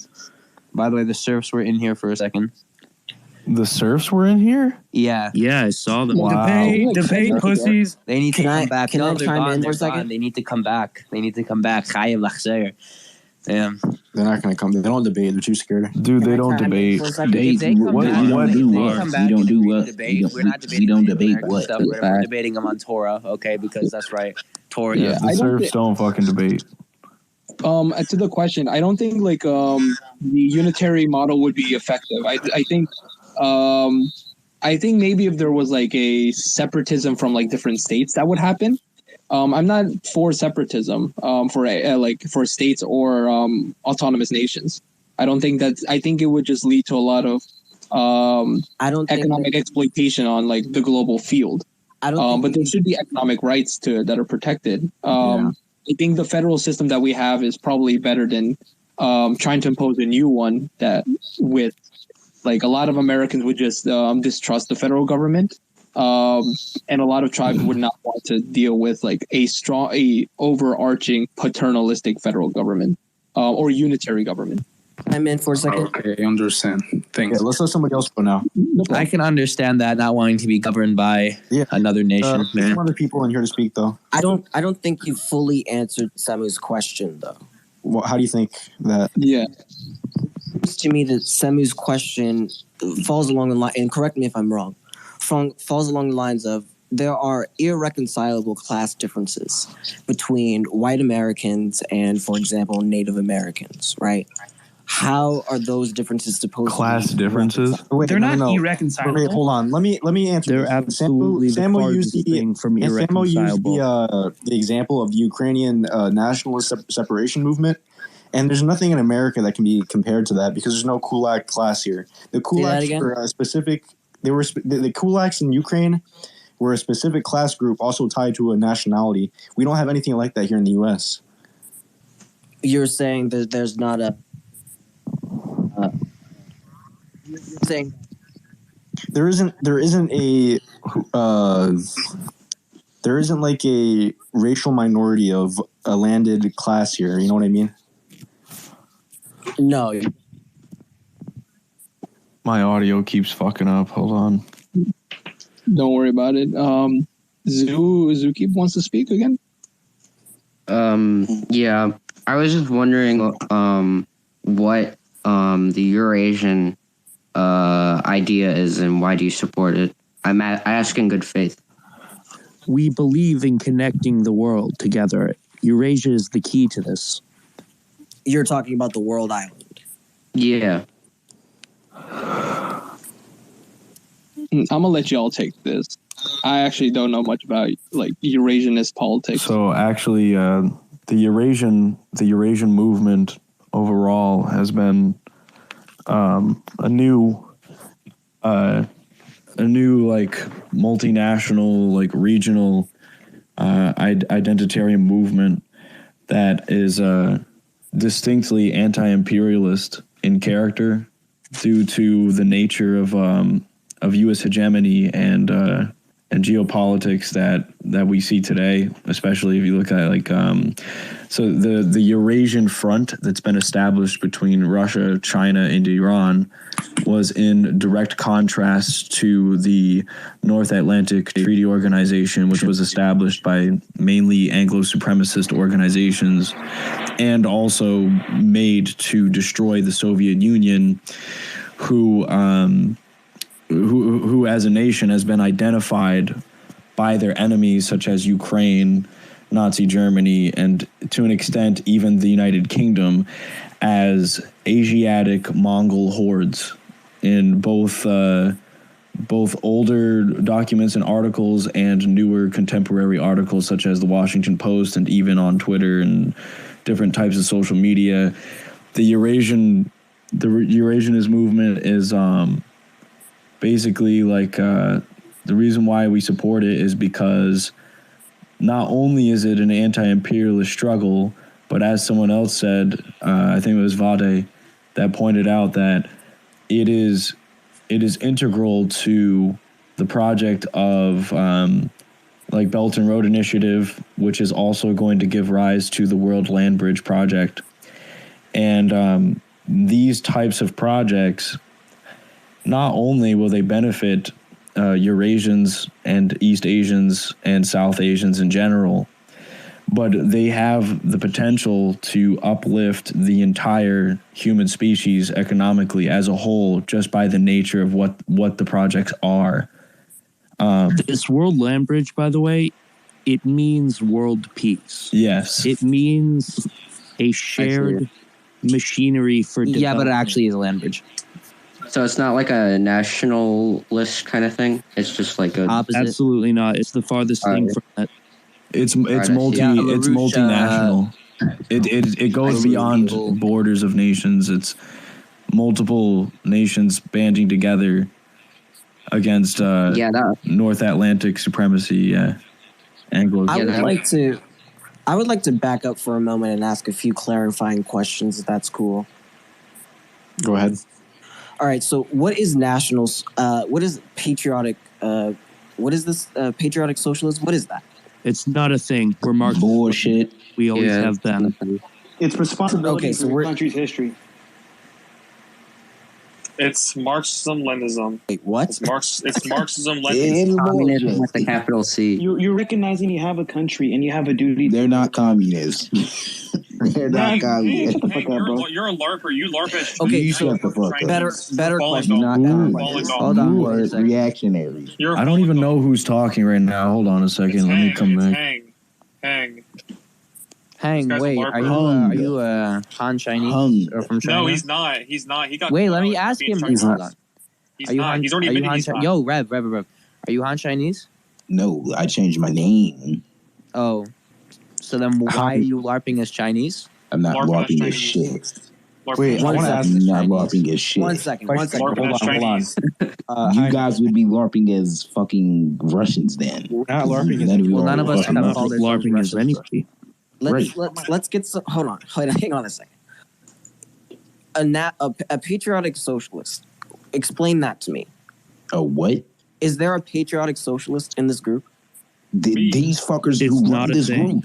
We are Marxist-Leninists. We always have It's a been. bullshit movement. You all are reactionaries. You support a imperialist regime. If you're a communist, listen. If you're a communist, you're gonna put your 2 feet down, and you're gonna fight the country. You're gonna fight in the country you're living in. All right.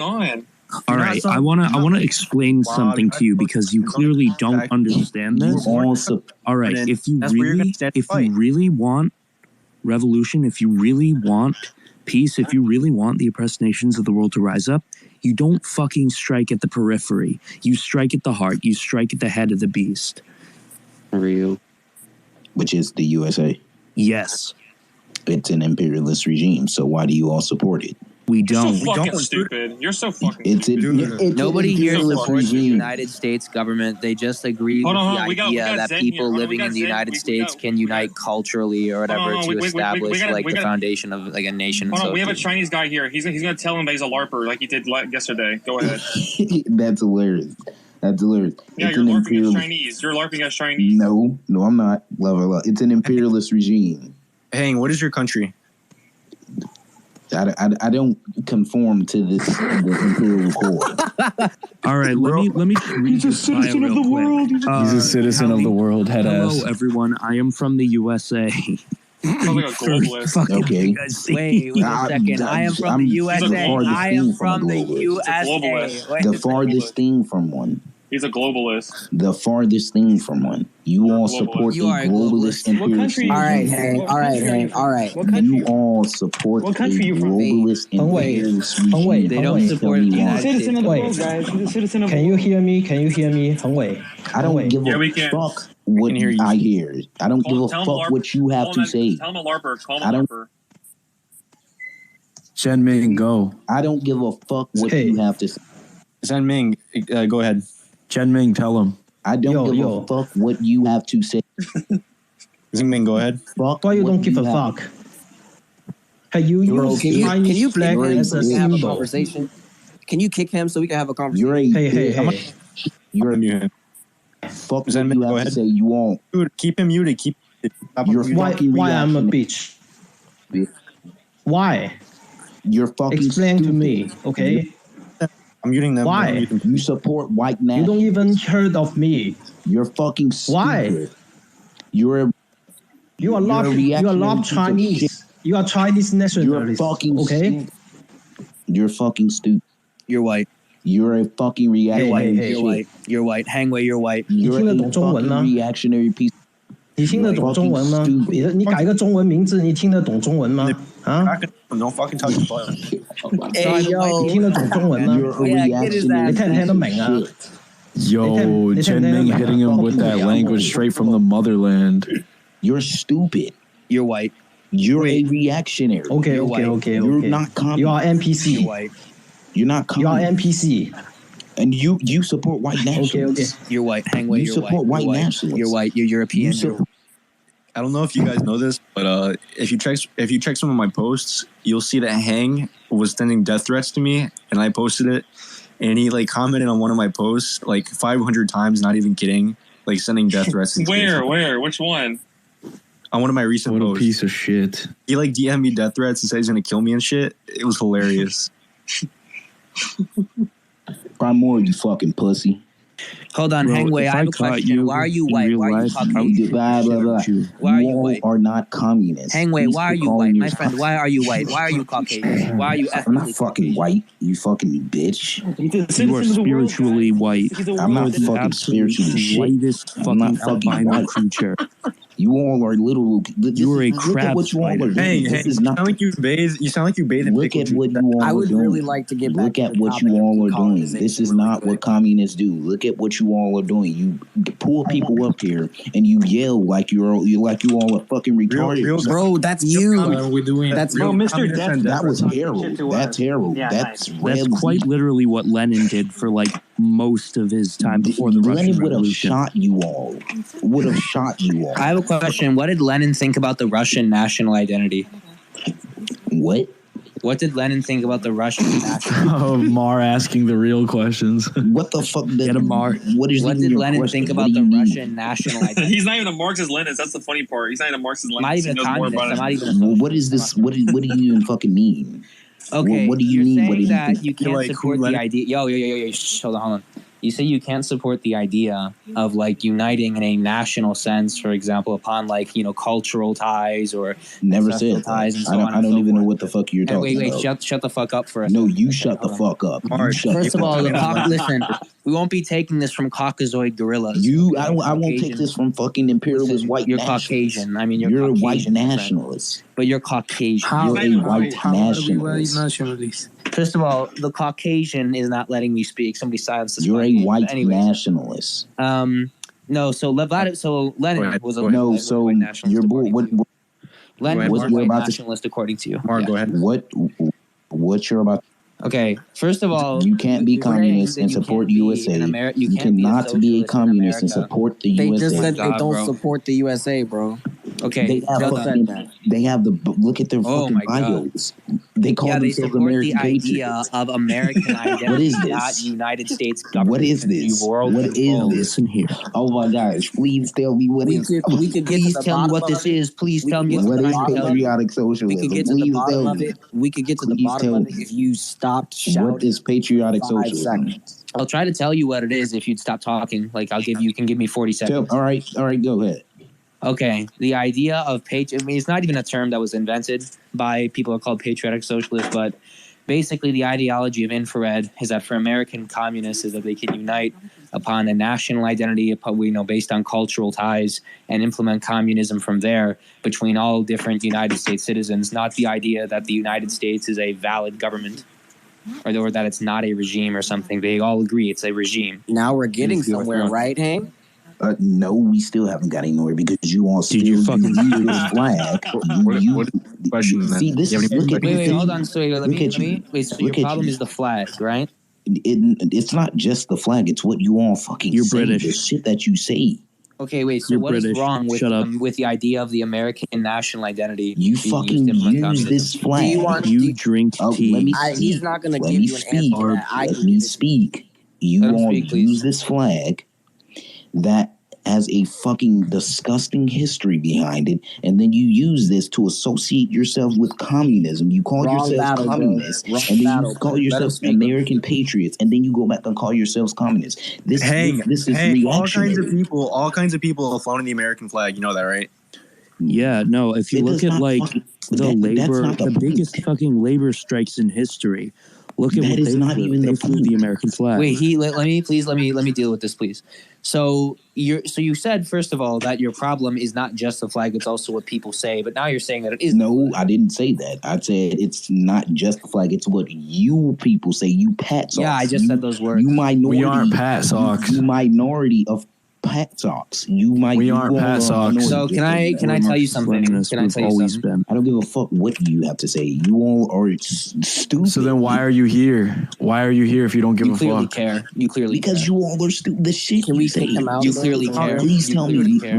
We aren't pat socks. That's a term that's been associated with us by leftoids who don't want to understand what we have You to want say, to- and instead they choose to paint us as pat socks to try to associate us with Nazism. They try to optically paint us as Nazis, which isn't true. We're not fucking Nazis. Essentially on the left. Oh my god, this guy's retarded. Anyways, so dumb fuck leftoids that can't comprehend that contradictions can be reconciled. The contradictions of the past can be reconciled with the reality of the material present of people's of real people. So when people like you come in and you can't reconcile contradictions, you call us Pat Socks to try to optically paint us as Nat Socks. We notice how Pat Sock rhymes with Nat Sock. We noticed that shit. Listen. Look, guys, hold on, keep the muted. Look at the tweet I had posted. What does Stalin say? American exceptionalism is posturing, but America is exempt from the general laws of historical development. Stalin disagrees with you. You fucking revisionist. You are a revisionist cuck. Let's take it even further, Rev. You're a fallen gong. Let's take it even further. Let's look at like national identity and national pride with Lenin. We're full of a sense of national pride, and for that very reason, we particularly hate our slavish past. When the landed nobility led the peasants into war to stifle the freedom of Hungary, Poland, Persia, and China, and our slavish present, when these self-same landed proprietors, aided by the capitalists, are loading us into a war in order to throttle Poland and the Ukraine, crush the democratic movement in Persia and China, and strengthen the gang of Romanovs, Babrinskys, and Pruishkeviches, who are a disgrace to our great Russian national dignity. Nobody is to be blamed for being born a slave, but a slave who not only eschews a striving for freedom, but justifies and eulogizes his slavery. For example, calls the throttling of Poland and the Ukraine a defense of the fatherland of the great Russians. Such a slave is a lickspittle and a boor who arouses a legitimate feeling of indignation and contempt and loathing. All right, I got another one. I got another one. Go ahead. This comes from the Messenger, which this is not a white person paper. This was mostly organized by like black people in like the 20s. Let me get the quote here. It's hold on, give me like 2 seconds. Right. Fucking, where the fuck is it? Give me two. All right, got it right here. That's what they said. We want more Bolshevik patriotism. We want a patriotism represented by a flag so red that it symbolizes truly its openness of blood running through each other's veins. We want patriotism that surges with turbulent unrest while men, black or white, are lynched in this land. We want no black and white patriotism which demands separate camps, separate ships, and separate oceans to travel in.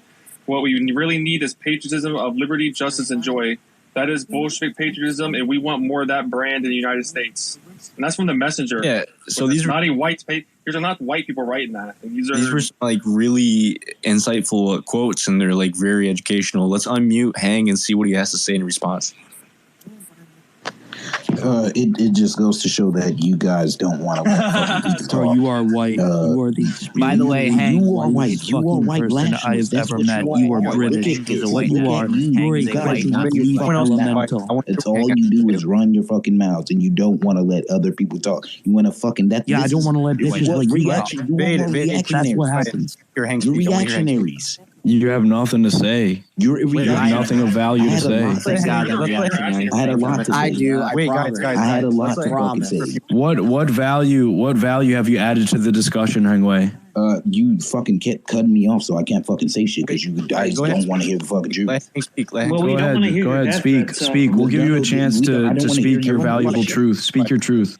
All right, then. Not like I was fucking saying before I got fucking cut off while I was fucking telling the truth.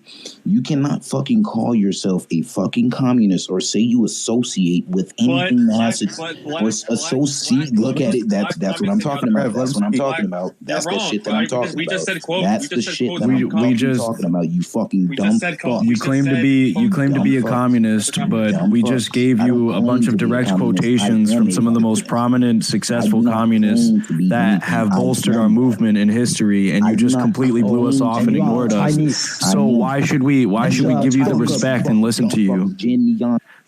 Why should we give you respect and listen to you when we just gave you direct text from successful, prominent communists that have led and bolstered our movement in history, and then you just completely blew us off and ignored everything we just fucking said. Why should we give you dignity and respect when you don't reciprocate? You just completely ignored everything that we said of a material substance and continue to do your moralistic diatribe against us. And he LARPed as Chinese. He's falling down. Because it was a bunch of fucking grifting bullshit. Nah, you're grifting. You are British. It was a bunch of grifting bullshit. You're not communist. Quit fucking calling yourselves fucking communists. You are reactionary. And how so Hengwei, the real shot and killed you all. Hengwei, I'm gonna save you. I'm gonna release you of the burden of wasting more oxygen on this earth. You're good. You're good to go. Kill him. That guy literally commented on one of my posts 200 times. I counted 200 times. And he said the same thing over and over again. He was like, I forget what he said, but he was coping so hard. He's a revisionist. All right. Yo, MZ's back. Yeah, let's get some other people in here. We got a lot of other questions. Other destruction. Wait, hold on a second. Cultural Terror wants to ask something. God, we've won. How many debates are we gonna win tonight? Fucking 50 more. Let's Who go. fucking one after another. But yeah, there's a lot of people. Win. Let's keep moving. Let's keep moving. Cultural Terror, you're up. You're good. Cultural Terror, you can go. Shit, hang on, Haas is listening. Okay, can I add something? That Hengwei, don't let me talk. I just want to add something. People like to use Chinese flag as a symbol of the decolonization, correct? And I might be a little bit too harsh to them for the LARPing part. LARP Chinese. My point is, it's okay to use Chinese flag, but the decolonization he get was a wrong one. It's a Baizuo ideology. That's what I think of. So that's my point. I'm finished. Yo, buddy, put Haz up here. Bring Haz up here. Yalla. Yeah, we feel the same ways, then. This is an infrared room. Bring Haz up here. I don't think Haz wants up here, but again, who wants to come debate? We're like 50-0 today. You guys keep getting fucking squashed. Who's next? Yeah, we got like 10 other people. Just curbs. Cultural Terror has been waiting for a while. I will put y'all at 49-1 with me, though. I'm gonna be real with y'all. No, we beat you. All right, since now we can say we got into a combo. We beat you, honestly. It wasn't a debate. It was a combo. All right, Dominic. All right, we got new guy, Dominic. Why are we a bunch of settlers? Go ahead. Why are you revisionist? Go ahead. It's revisionist because I say so, but not actually. You talk like a Marvel character. All right, yo. No. How is the American flag with the hammer and sickle revisionist? In what way does that connect to any sort of revisionism? America is the opposite of socialism. America is the power. Oh my fucking Christ! Oh my God! This is. Are you kidding me? Is this really what you're doing? Doesn't even make sense. Is this really what you're doing? Hold on, just wait. Is this really the level of conversation We're we're working having? around that. There's no saying, oh. This person likes Hoja too. Oh my God, you're fucking disrespecting Hoja. Guys, let's keep it one-on-one. We can't have everyone talking at once. Let's keep it one-on-one. God damn. It's not going to be called America. It can absolutely become so. Is it going to be called Turtle Island? Maybe. It can be called anything. It just can't be called America. Why can't it be called America? Well, it could be called something like not. No. Why can't it be called America?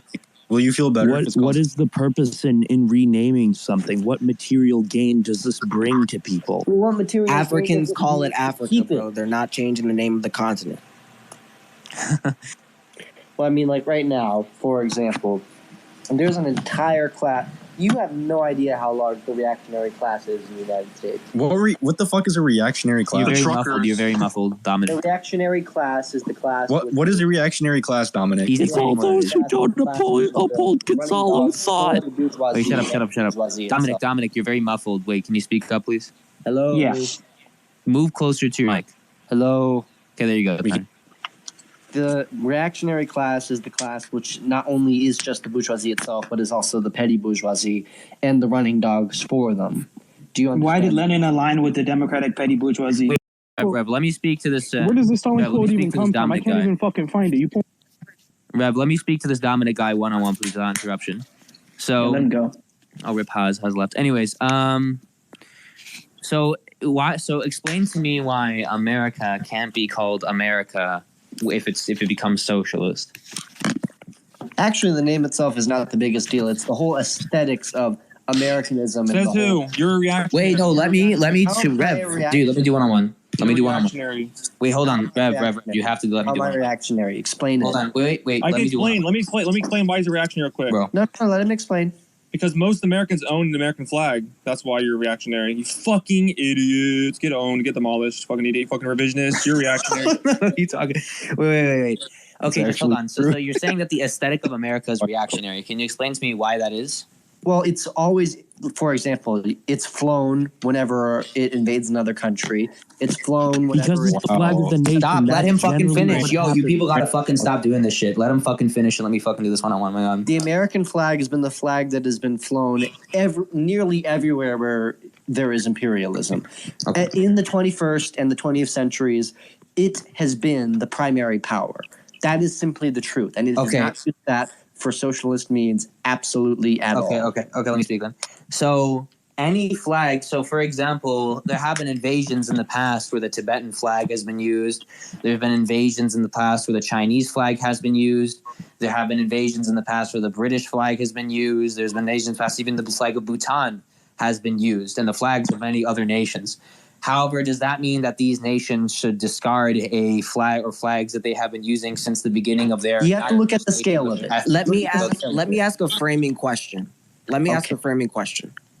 Let's assume that this American socialist, whatever the fuck happens, right? This Marxist-Leninist American socialism happens, okay? Okay. And you go over with your American flag to Afghanistan to say, hey, we've revolutionized the United States. The liberal bourgeois government is gone.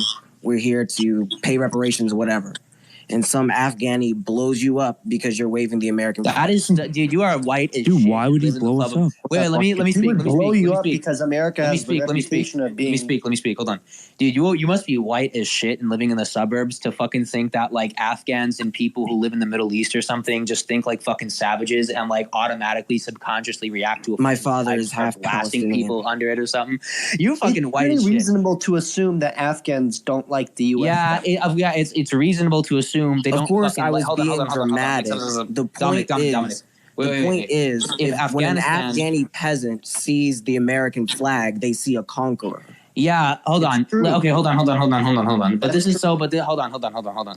First of all, if most Afghans are religious Muslims, if America became Muslim tomorrow, do you think Afghans, for example, would fucking care whether or not I don't know, they're waving an American flag? They would just care if they are following the Sharia. Yes, because guess what? Tab and the Sunnah. Islamic Emirates, Don't say yes. You don't know what changed Afghans the want. flag. You don't know They what Afghans changed want. the You don't know flag. what- No, but I know what Arab Muslims want because my father is one. Okay, if you are an Arab Muslim, I if feel America like you don't converted, hold on. understand the scale Arab of Muslim The people of the and Sharia, Afghan are very the different. people of the It's Sunnah, not the just people like any other who country. follow the manhaj of Muhammad ibn Abdullah, they don't care whether nobody should care whether or not a flag is used. They would care what the purpose, what is actually being done under that flag.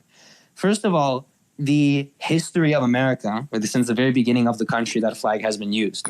It has not just been used for so-called imperialism or whatever. It has also been used as basically The country was face surrounded- of the We're nation. getting off Hold on, track hold on. from the actual Stop conversation. Stop talking. It has been used as the face of the nation's culture by literally almost This flag every debate is average off working track from class the person in actual the United States of America. That Let's, is the flag. You can actually, repurpose it. Mar- You don't have to get rid of it. You don't have to. This make flag it debate is something off new. the mark from the actual conversation. Mar, That's what this person wants to debate on. Mar, is it all right if I shift gears on this a little bit? Sure, go ahead. All right, I want to go to a different line. So, I have something that I want to say to Dominic. So you said that you are of Arabic descent. Your father is an Arabic Muslim. No, that when was did I me. say that? No, that was Who said that? Who's I'm making? Italian. Who made the case that their father was like an Arabic Muslim or some shit? My name is Kishan. It doesn't matter what your father is. It doesn't matter your ethnicity when it comes to this crap. Well, I actually want to argue on those grounds. Give me a second. Okay, well, I don't know who's talking because the speaker Twitter's all fucked up, so I can't see. But let me just say to whoever claimed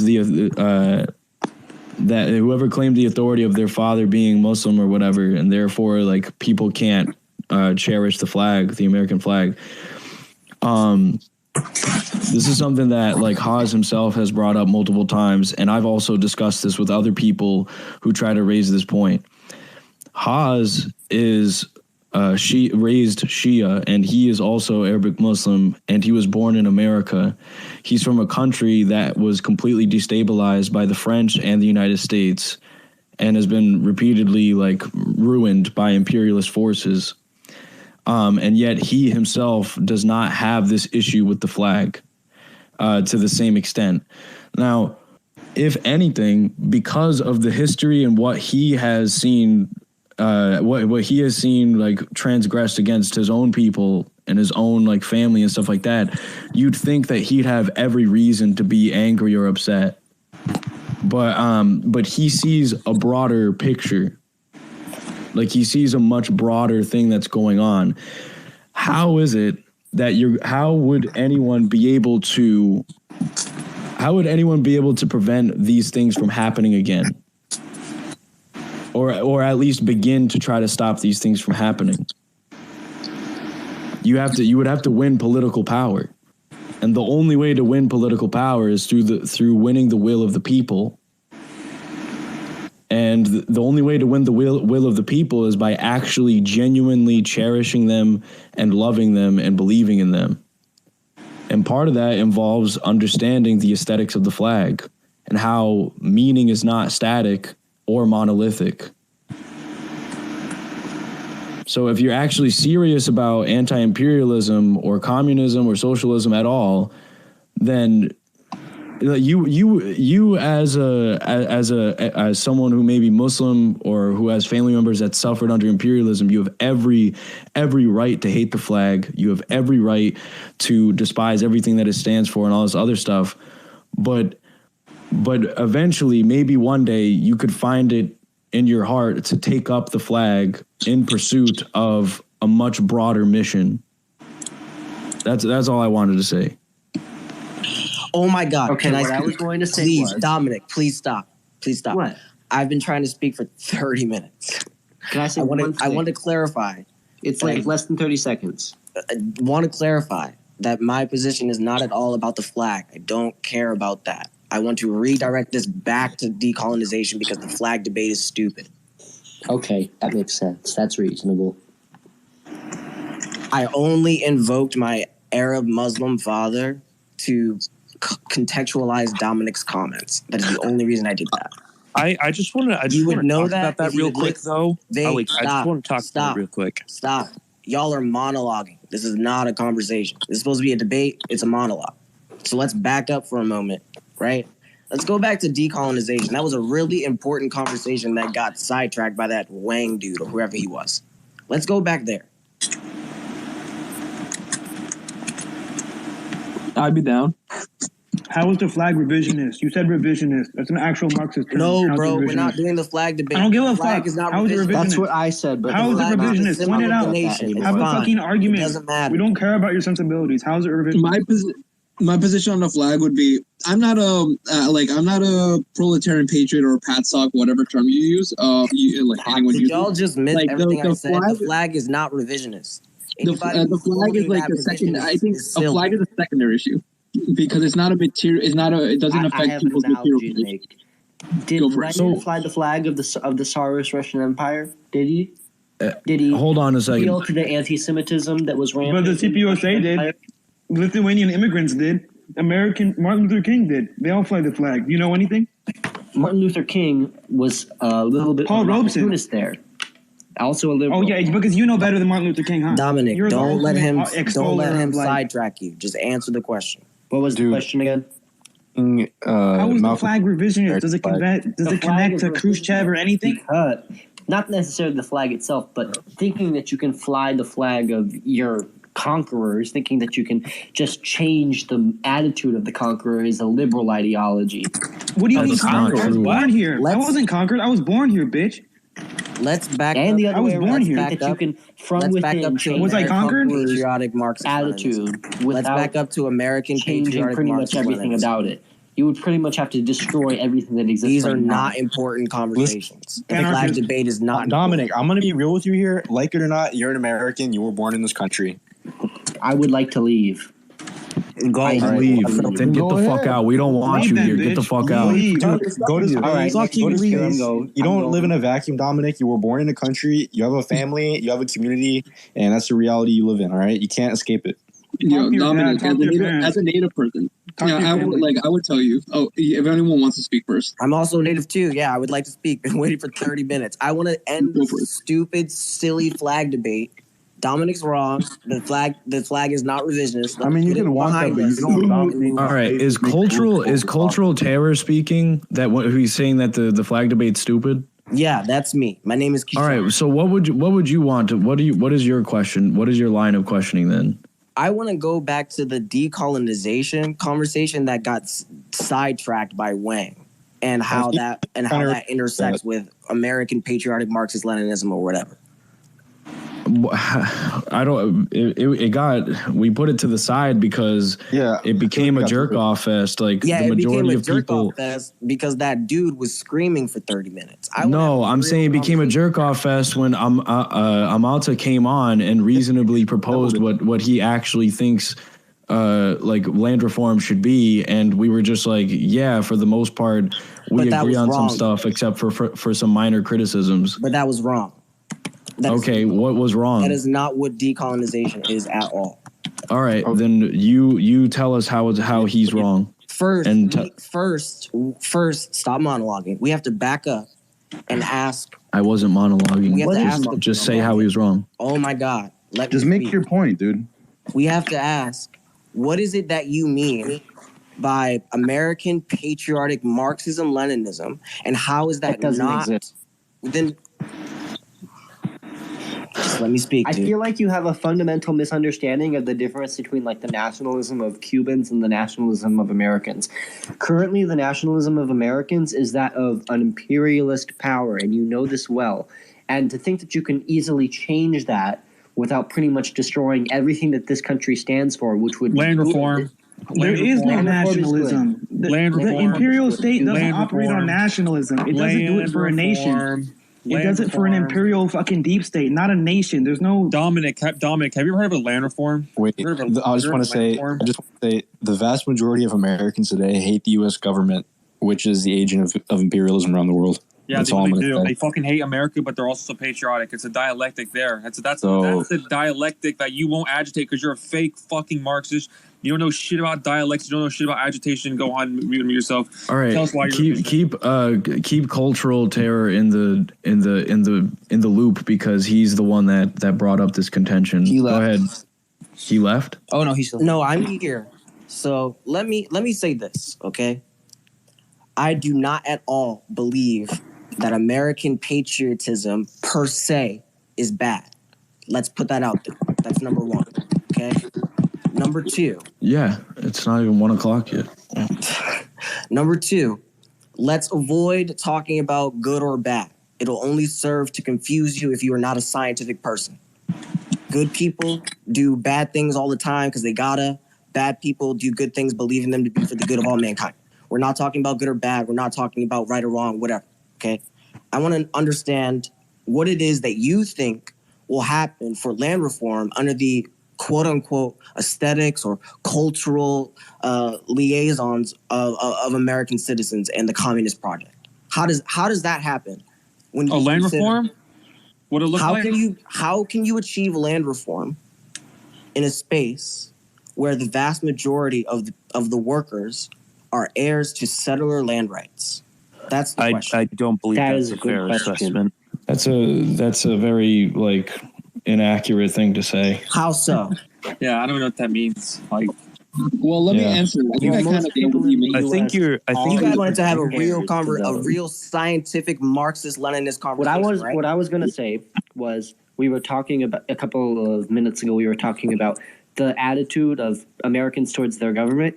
Yes, most Americans do hate their government, but for the absolute wrong reasons.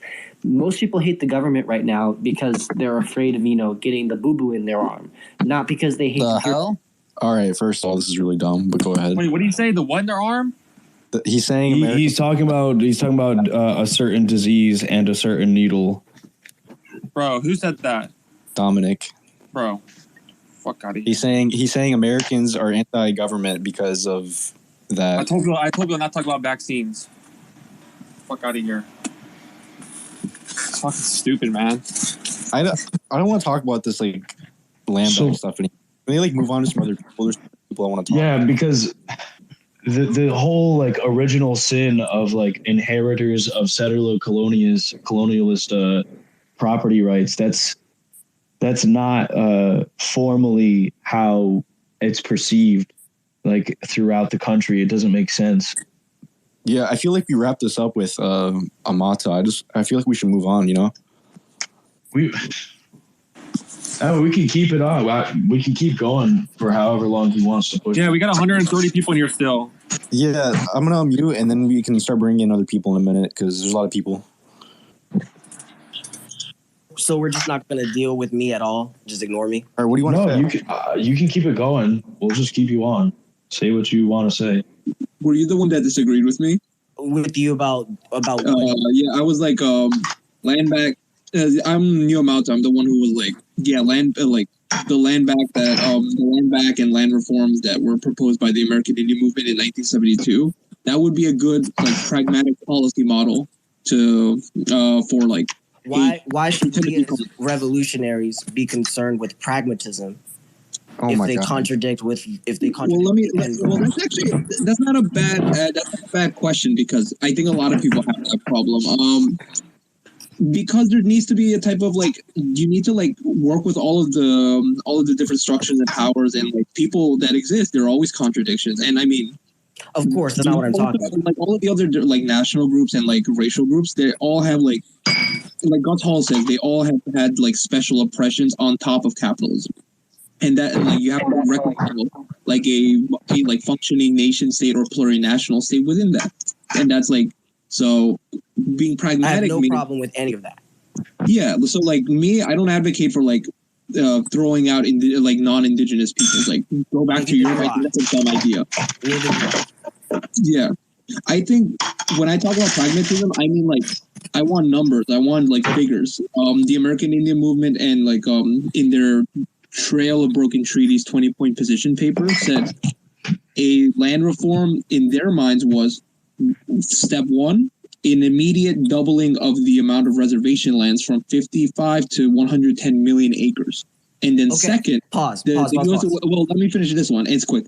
Second, the tribal governments and the federal government would ratify the many treaties that were signed before 1876, when treaties stopped being written, and then all of the lands afforded to indigenous peoples by those treaties would return to indigenous peoples. And from there would be a new relationship between indigenous peoples and the federal government, where indigenous autonomy, sovereignty, and land are recognized. And I mean, land back is a slow process of that. But okay, pause. As it is now, I don't think it'll be the complete goal. But it's not a bad. Okay, pause. Go for it. Now, what is the end goal of that process? Essentially, recognizing at least the treaty rights. I think if you can honor all of the treaty rights and all of the land that's there, and maybe indigenous peoples would have around maybe 138 to 150 or more billion acres out of 2 billion acres that exist in the U.S. But program, I think that's a reasonable. No, yeah, that's totally reasonable. We're not in disagreement. We're in disagreement about what the point of that program is, what that program is trying to achieve. Yeah, I think you should. As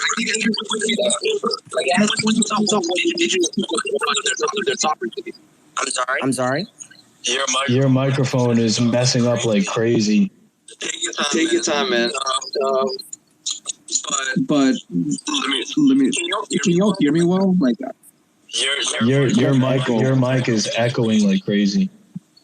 I think it's your microphone. I think my host got to mute when they're not talking. I think it might be my microphone. But it's your microphone that's echoing. Ask the question again. The question is, we're talking this program we're talking about, right? Let's not get into the specifics of the names and all that. Let's keep it simple, stupid for people who might not understand what we're talking about. The end goal of recognizing treaty rights, of returning a proportion of land, et cetera, right? It's not just to do that. It's not just to recognize treaty rights and return land that was supposed to be upheld in treaties. It's about full decolonization and revolution over the liberal bourgeois nation state of the United States of America, right? So the case that you're raising. Just let me finish. I promise you will understand when I'm finished. You can ask whatever. The case that you're raising is that this decolonization movement is directly intertwined with the revolutionary struggle. No, I'm getting beyond that. Sure. All right. So I said earlier, I said something that you didn't like, Void. I said settler land rights, right? And you didn't like that term for whatever reason. I'm not going to psychoanalyze you and say why you didn't like that term. But I use that term because it is a scientific term, all right? You say that you are after revolution as Marxist-Leninists, as revolution for revolution over the United States, correct? Right or wrong? Right or wrong?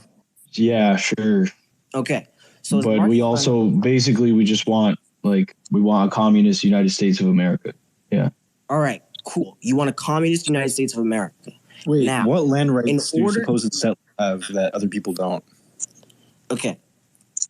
I'll get to that question in just a moment. All right.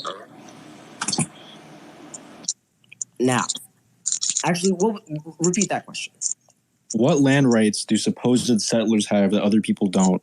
Okay, so someone earlier asked, was it wrong for Lenin to be a Russian nationalist, right? Was that the question someone asked earlier? Yeah, I did. I said, why was Lenin, or what did Lenin think about Russian nationalism? Okay, so now tell me the difference between what it means to be a nationalist in the Russian context during Tsarist Russia and what it means to be a nationalist now in America under a settler military dictatorship. I think Russians. We claim. Hold on, that's just such a dishonest. We claim patriotism, not exactly nationalism. Wait, hold on, dude. Russia was a settler state. They call. Wait. Stop. Hold on. They call it Siberia. Like, what are you talking about? Russians are allowed to be proud of their cultural and national history, and Americans are allowed to be proud of their cultural and national history. Great, we're getting somewhere. Americans are allowed to be proud of their national and cultural history, right? That's where we are right now? Sure. Okay. What is that national and cultural history? What are you proud of? Hamburgers. No, you like could say, for real. I'm asking genuinely as a scientific researcher. I'll tell you. You could say the ideology of the founding fathers, the idea the pamphlet Common Sense by Thomas Paine. So the values the founding fathers had, aside from, of course, settler colonialism and so on and so forth. Let's keep this short, sweet, and to the point. Pause. Those cultures and those cultures and ideas, right? You're basically talking about life, liberty, and the pursuit of freedom, right or wrong? Sure, yeah. And all men are created equal under God and all that stuff. Yeah. Fantastic. A government by and for the people. Yeah. Okay, that's a part of it, sure. Great. Now that we understand that we have the same goal, which is a government by and for the people, revolution over the United States toward the fourth period, however that's supposed to look, right? Now we have to get to the real question, okay? So the primary contradiction in Russia under Lenin was between the feudal class and the peasant class, right? Basically, okay? The main contradiction, for example, in China now, under the Communist Party, is between the national bourgeoisie of that country and the proletariat of that country. What is the primary contradiction in America? It's the same thing. No, it's just that there's more of a There's- racialized. Hold on. I It's the same thing. It's just that there's more of a answer this one. racialized aspect to it due to media, media and the same bourgeoisie you're talking about, dividing people based on racial lines or whatever. Yeah. Okay, so you agree then that the nation has been racialized in America? Yes, It it also has. been racialized in Russia. It's also been racialized in many other countries true. that have globalist. Yes, it is true. That have globalist induced. It is absolutely true. by corporations, by I different groups actually of international okay. interests. Can I talk about this one?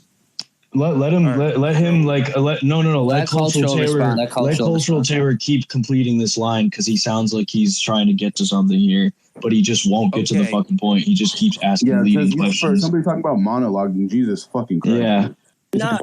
I'm not asking leading questions. I'm trying to understand your ideology so that I don't make assumptions before I get to my point. Yeah, go ahead. Yep. All right, so now that Okay. we all basically agree that we're on the same page, right? Answer that very specific question. America is a unique cultural, social situation. What is the primary contradiction in America? Please answer that. Class. Class how?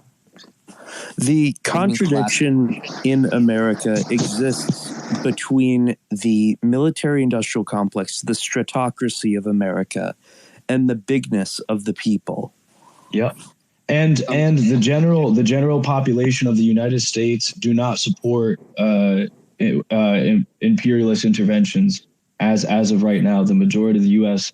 does not support that. So then your contention then is that every person in America, no matter their race, ethnicity, or class position, except if they're, the bourgeoisie, is under direct attack from the head of state of the United States government. Yes. There is a segment of the establishment that is pushing imperialist conflict with the rest of the world that is in direct contrast with the will of the people.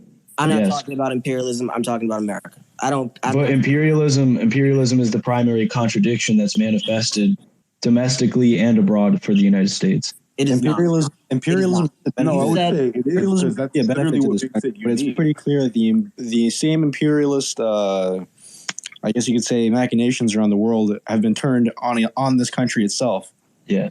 I think it was void. No, but I just want to say real quick, that is kind of what makes America unique, because if you take away the imperialism, there's no real other difference other than, what it is in any other country. There is. There is a difference. There are only three other places in the world that have had a similar social and economic development to the United States. Can you name them? Ireland and South Africa. All right, so the United States, Ireland, and South Africa. But you'd have to. How is that Latin no America other place- not hold like on, wait, America? Wait. Yeah, no, Latin America, if anything, has Latin the America is closest much like parallel. the US. You would put Argentina and Chile there too. They've Hold on. experienced a lot of You similar have to colonial pretend empire. that no other place in the world has experienced racial conflict. It's weird. No, you're talking about race. I haven't invoked race once in this conversation. Let him finish. All right. I have not invoked race once in this conversation. So just make the broad point, please. I made the broad point earlier, and you cut me off for another 5 minutes. Go ahead. No, you're not fucking. All right, finish now. Go. The broad point is this. Someone earlier, our friend, I don't remember his name, was talking about the 20-point program about decolonization by the American Indian movement, right? You all suggest that American patriots, however we define that term, I'm using your definition. Make the point, dude. That Come on. American patriots shut the fuck up and let me finish. Then make your point. Finish. I'm making Please my finish. point right now. I'm making my point right now. Just be quiet for literally 60 seconds. You are under the assumption that American patriots can overturn the liberal bourgeois government of the United States based on idealism for the sole fact that the primary contradiction in America, unlike in SARS Russia, unlike in China, unlike in Vietnam, unlike in Cuba, unlike in Venezuela, unlike in every other place in the world except for a few, the primary contradiction is not between bosses and employees, not between landed lords and tenant serfs, not between the military-industrial complex and the whole American people. The primary contradiction in America is between settlers and the colonized people. Now, before you get upset, when I say settler, I'm not using that in a derogatory way. I'm not saying that to mean that white people are evil and out to destroy colonized people. When I say settler, I mean a foreign person in foreign lands over the indigenous people. Okay. All right. So basically, he just confirmed that imperialism is the primary contradiction. There we go. Boom. That's it. He's being revisionist. I don't know why we're using. I don't know why we're using the term. Not for that, Jesus. Settlers. How do you qualify settler? Who is the settler in America? Let me say this. The average white person in America barely interacts with Native Americans at all. So to say that this is the primary contradiction in the United States of America, but it's not about that. Retarded. How? But you're the one who said that. That's what it's about. This whole discussion is useless. And I agree. It's not. It's all detracting and it's not. And not really saying anything. Dude, you spent 30 minutes coming to a wasting our time that we debunked 3 hours ago. You came to a conclusion that we've killed and buried like hours ago. There's so many other people that want to come on right now and speak, and you're being very disrespectful with their time. The average, there are about as many Native Americans in the United States as there are Jews, yet white people still interact more with Jews in the United States than Native Americans. Does that mean the primary contradiction between, the primary contradiction in America is between Jews and the successful Rome Americans or something? Can I make a point, if I may, please? Sure, Beto, go ahead, Beto. Hold on, wait. I'm so sorry. Jesus Christ. No, let Beto go. Somebody else can let Beto go. Everyone else be quiet, please. Thank you very much. So, I'm going to make a point here. I'm not irredentist. I don't want land back, but I have to make this point.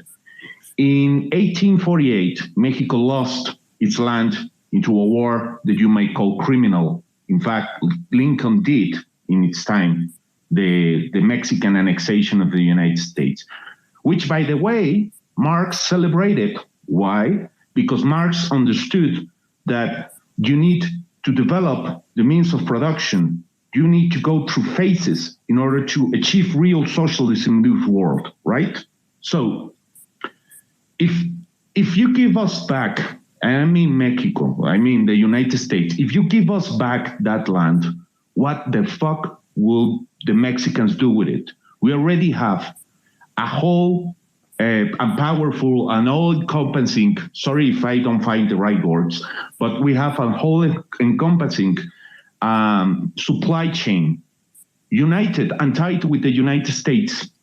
And this is the development of the Mexican proletariat in the north of the country. And it's an historical phenomenon that transcends wherever irredentist or wherever land back or wherever discussion of the land, which is pointless in this stage of capitalism to have these essentialist and nativist stupid discussions. Because I think that whatever is happening across the border between Mexico and the United States and the southern United States and northern Mexico is even greater than both of the territories. It's creating a new, if you will, how can you say, transnational, if you will, class that has also patriotic, how can I say, attachment to the land, so to speak.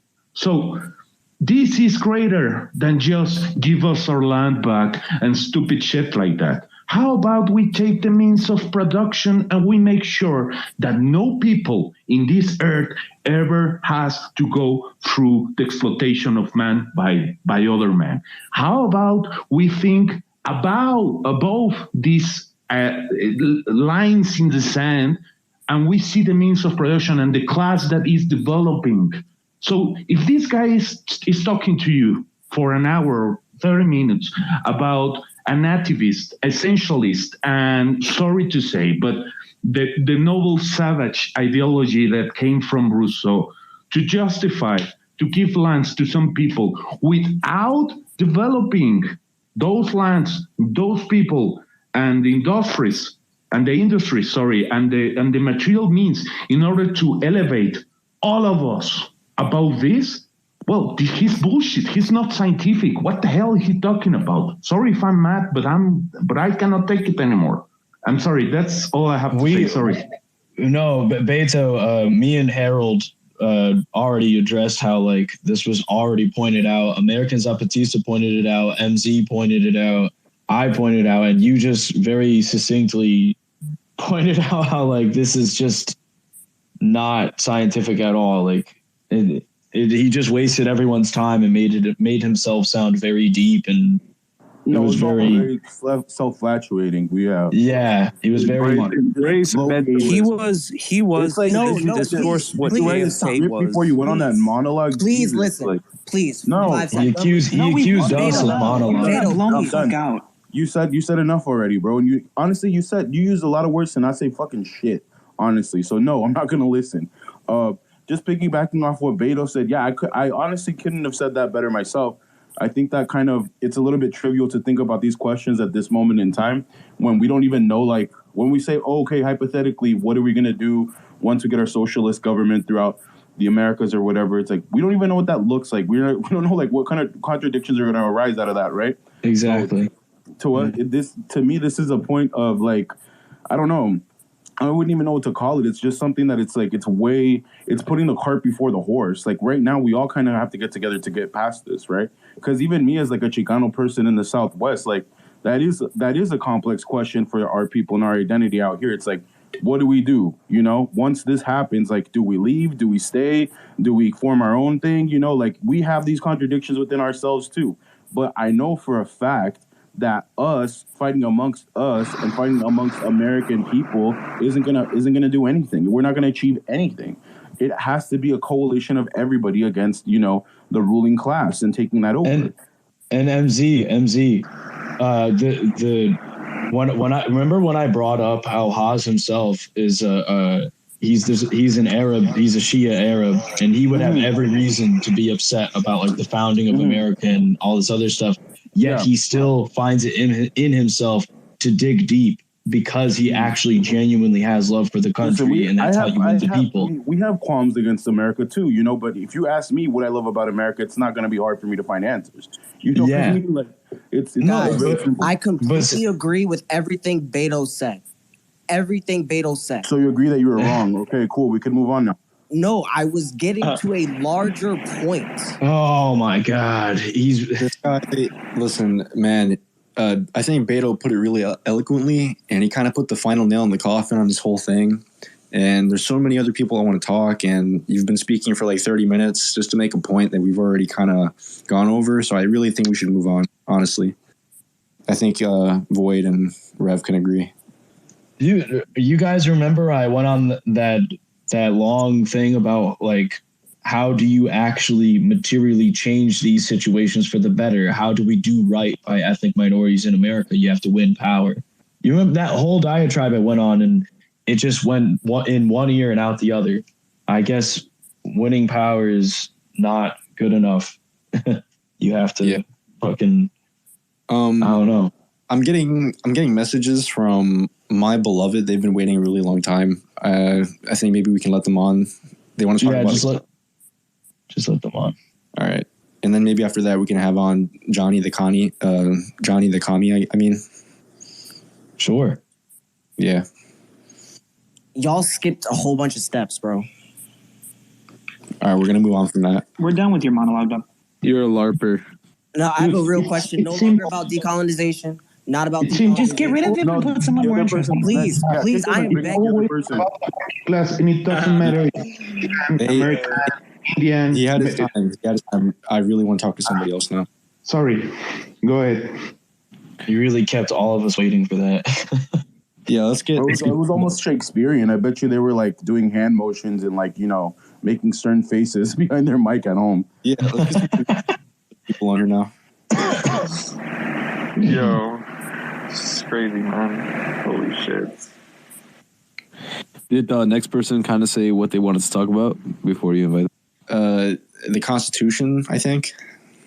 Let me see what they said. They messaged me. They said they wanted to talk about Haas's defense of the U.S. Constitution when he was talking to Donald Parkinson. He should argue with Ho Chi Minh. Yeah, we can bring that up. But well, I'm writing it down in my notes. All right. I'm joking. All right, let's have My Beloved on. They've been on for a while. Are they already on or no? They requested. Someone just has to let them in. I'm not seeing the request. They're here now. Yeah, I'm. Can you hear me? Yeah, we can. Okay. I just wanted to add, like, so much of like this the conversations that we've been having here have been mainly like semantic arguments. Really, it's about the flag. It's about what America means to X people, that sort of thing, and it's like, I guess that has like important though. I mean, to a certain extent, yeah, it has sentimental value. People like the 4th of July. I guess I remember like it. No, it's beyond sentimental value. Sorry. Yeah, go ahead.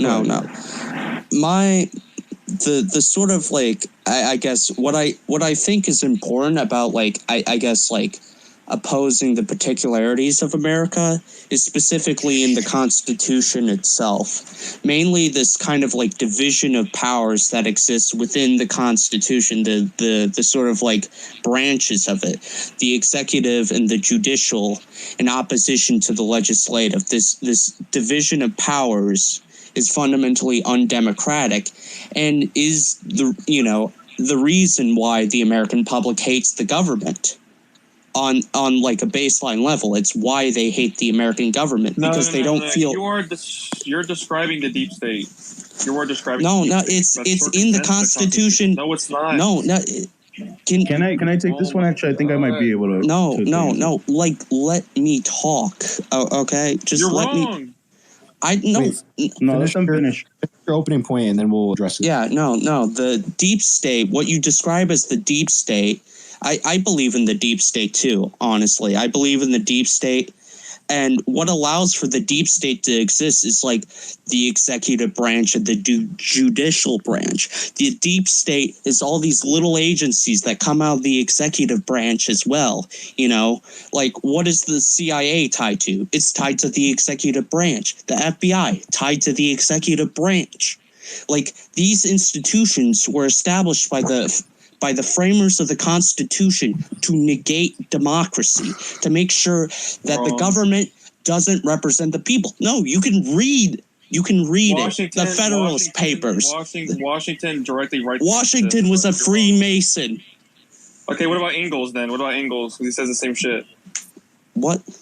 You know what Ingalls said? It is true. Washington was a Freemason. He was a Freemason. Talk about, Jefferson was too. Oh, Rev, talk about what Washington wrote, just so you can clarify. I mean, Ingalls says, he says, where a democratic constitution has already been established, the communists must make common cause with the party, which will turn this constitution against the bourgeois and use it in the interest of the proletarian.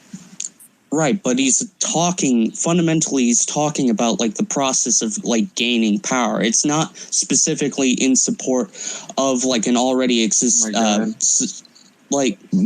the U.S. Constitution is not something that demands to. The U.S. Constitution as a founding document is not something that's set. Have you read like? It's not something that's Hamilton? It's not set in stone. Hold on. The Constitution as a document, it's called a living document. It's not set in stone. So then just because there are issues within it now does not mean that we can't make amendments to it later. So you can make valid claims. You can make valid claims of criticism towards the executive branch of power because some may say that it is a nearly king-like position. Dude, this person needs to read. This person needs to read Washington's fucking farewell address. Like everything they say is just so wrong. It's like, what? No, I've read the Federalist Papers. Read Washington's farewell address. Yeah, you need to read the Federalist Papers. Read Washington's. But it is our founding document, and it is something that will be. It can be used to its the key to American liberation is within the document itself. Well, I mean, the thing is, I want to call a constitutional convention. I want to get rid of the executive and judicial branch because I don't know about that. Why would you want a pseudo king and like pseudo aristocrats governing the American people? That's what you want. When you say that you defend the executive branch and the judicial branch, that is how it's modeled. That is literally how it's modeled from Aristotle. There are establishment powers that misuse the Constitution and have their own secret interpretations of it. But I don't believe that those interpretations and the founding fathers their expressions of constitutional power are actually accurate to the will of the people. The founding fathers opposed democracy. You cannot find a positive quote about democracy from the founding fathers. You can't. Is that true? That sounds based as hell. Well, you're fundamentally opposing the people. You are opposing the people. And there's a reason why they did not like democracy. It was because they were all land-owning aristocrats. They were all that. Also, they heavily believed in the tyranny of the majority. The tyranny of the majority. Who is the majority in the United States? It's the proletariat. It is the proletariat. They feared class struggle. Hold on. How many? No, the average person in the United States is not the proletariat. That is not true. Exactly, that is not true. Yeah, we don't have a proletariat like that of which you could have observed during the Industrial Revolution. It's different. Yeah, agreed. Bro, some of you people literally believe that the proletariat are like anybody who gets paid under like $100K a year or something. No,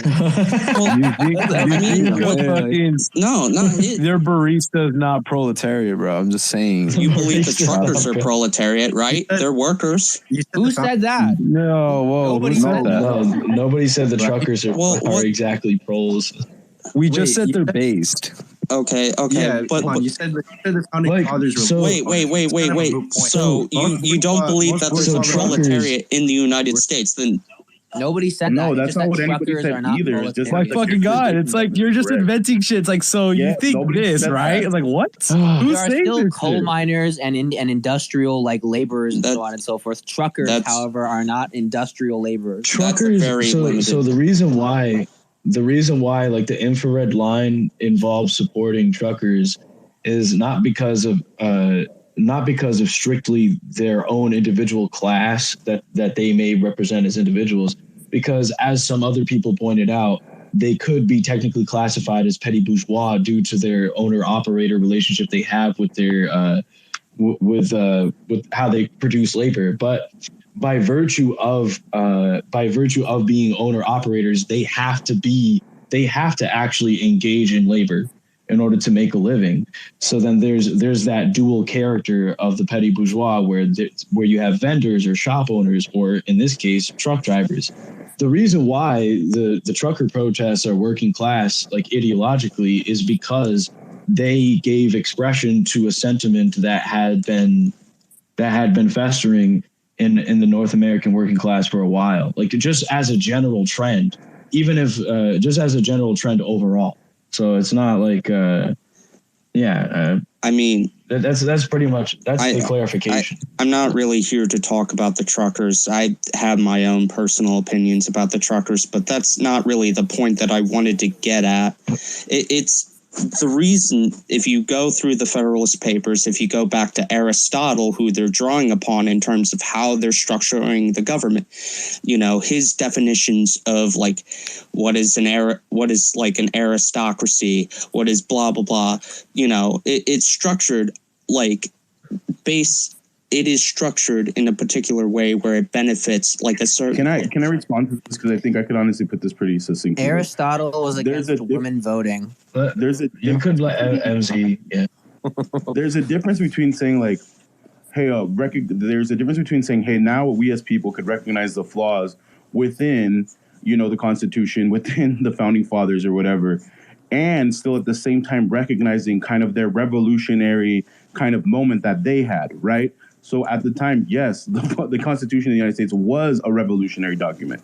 Like the time that they were. Yes, I don't really disagree with that. It's a bourgeois revolution. Yeah, so in their historical, exactly right. But in that was kind of one of the wheels that kind of has to move for communism to arrive. Right. I don't. History has. Again, I don't necessarily. Hold on. So that's my point. My point is that, yes, we can critique the Constitution as being like this imperfect living document. However, how it's been pointing out, because it is living, that thing, it could be augmented. And even when you said, hey, let's call it a constitutional convention, like that's very kind of American, right? Like to call and say, we're going to reform the Constitution. Now, of course, we have this like bureaucracy that, or whatever kind of stalemate between the parties that will never allow something like that to happen. So we do have to fundamentally take over the country to do something like that.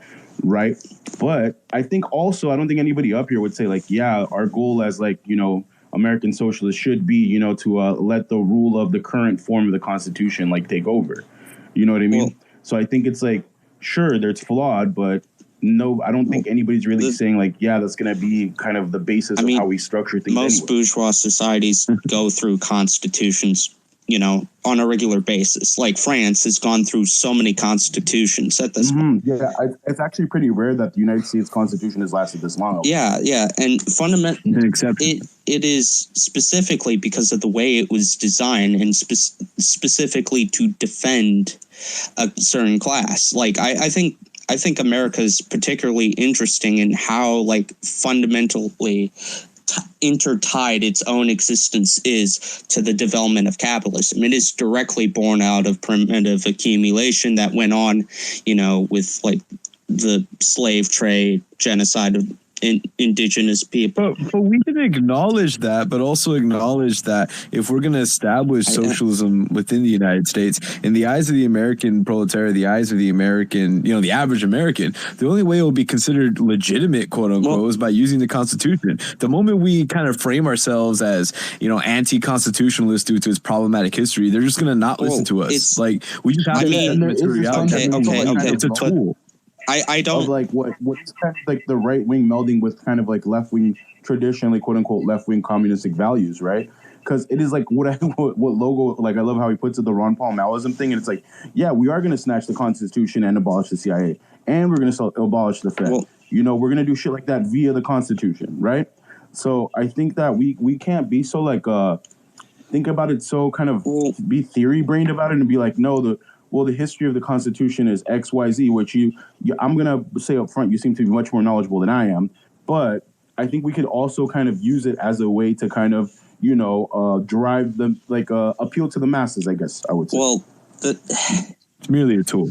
I mean, I guess, the thing is, a lot of people, the American people, do not have investment in the government. You guys admitted it yourselves. They do not have an investment in the government. They despise it as it currently exists. The Constitution itself is, the heart of the American government. It frames everything fundamentally. Not really. The Constitution. The Constitution has been completely ignored. Yeah. Keep in mind, the majority of people who have gripes against the government in this country often cite the fact that this government doesn't follow the Constitution. So, like, you may be right. Like, you could believe that the government uses the Constitution, but the majority of Americans don't see it that way. The majority of Americans see the Constitution as the way to protect the average American, and it's the government that's trampling on the Constitution. That's the way most Americans view this. I mean, yeah, but the way most Americans viewed like the civil rights movement initially was 70% of the American population did not support Martin Luther King. Well, if it weren't for the Constitution and the majority, that might have gone differently, right? So you can't have it both ways, dude. Like you can't say like, oh yeah, like Democratic all the time and then also appeal to the Democratic majority, right? Like. There's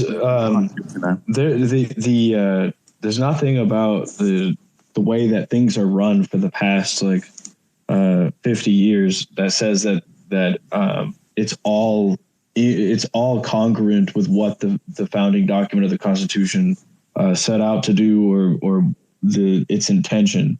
It's been violated over and over again. One of the biggest crimes that we committed in the last however many years you want to say, probably ever, like the Iraq and Afghanistan wars, like that shit was completely unconstitutional. They didn't follow procedure. They suspended that shit so that we could we could do all that. Right, but the thing with the Constitution is that it sets up its own it sets up its own undermining. The Bill of Rights can be undermined by the executive branch because the executive branch can be wielded like a dictatorship. It can be wielded like a dictatorship because fundamentally it's modeled on monarchies. It's modeled on empire. And that's the reason why it can be that's the reason why it's a self-undermining document. The sort of real means of defending the freedoms that are allotted by the Bill of Rights would probably be through through the representation of the majority of people. And I know you're going to jump down my throat is but didn't you say that the majority of Americans didn't support the civil rights movement? Yeah, they didn't support initially they did not support the civil rights movement, but it wasn't through the machinations of the Constitution, top down, entirely through top down, means that the civil rights movement won out. It was specifically on the ground level, on the grassroots, and one of the fundamental underlying demands of the civil rights movement was more democratization.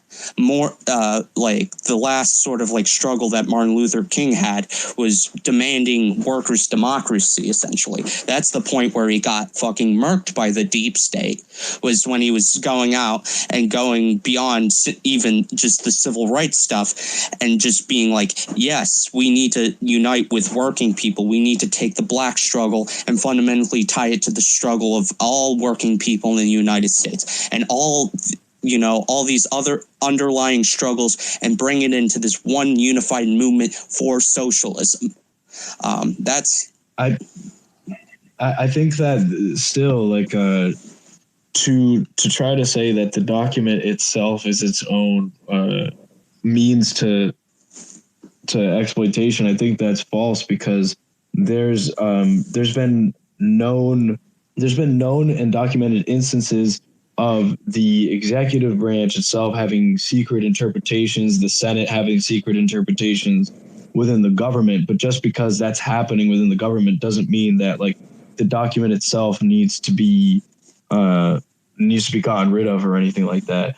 But I think that the criticism of the executive branch is to an extent it is palpable.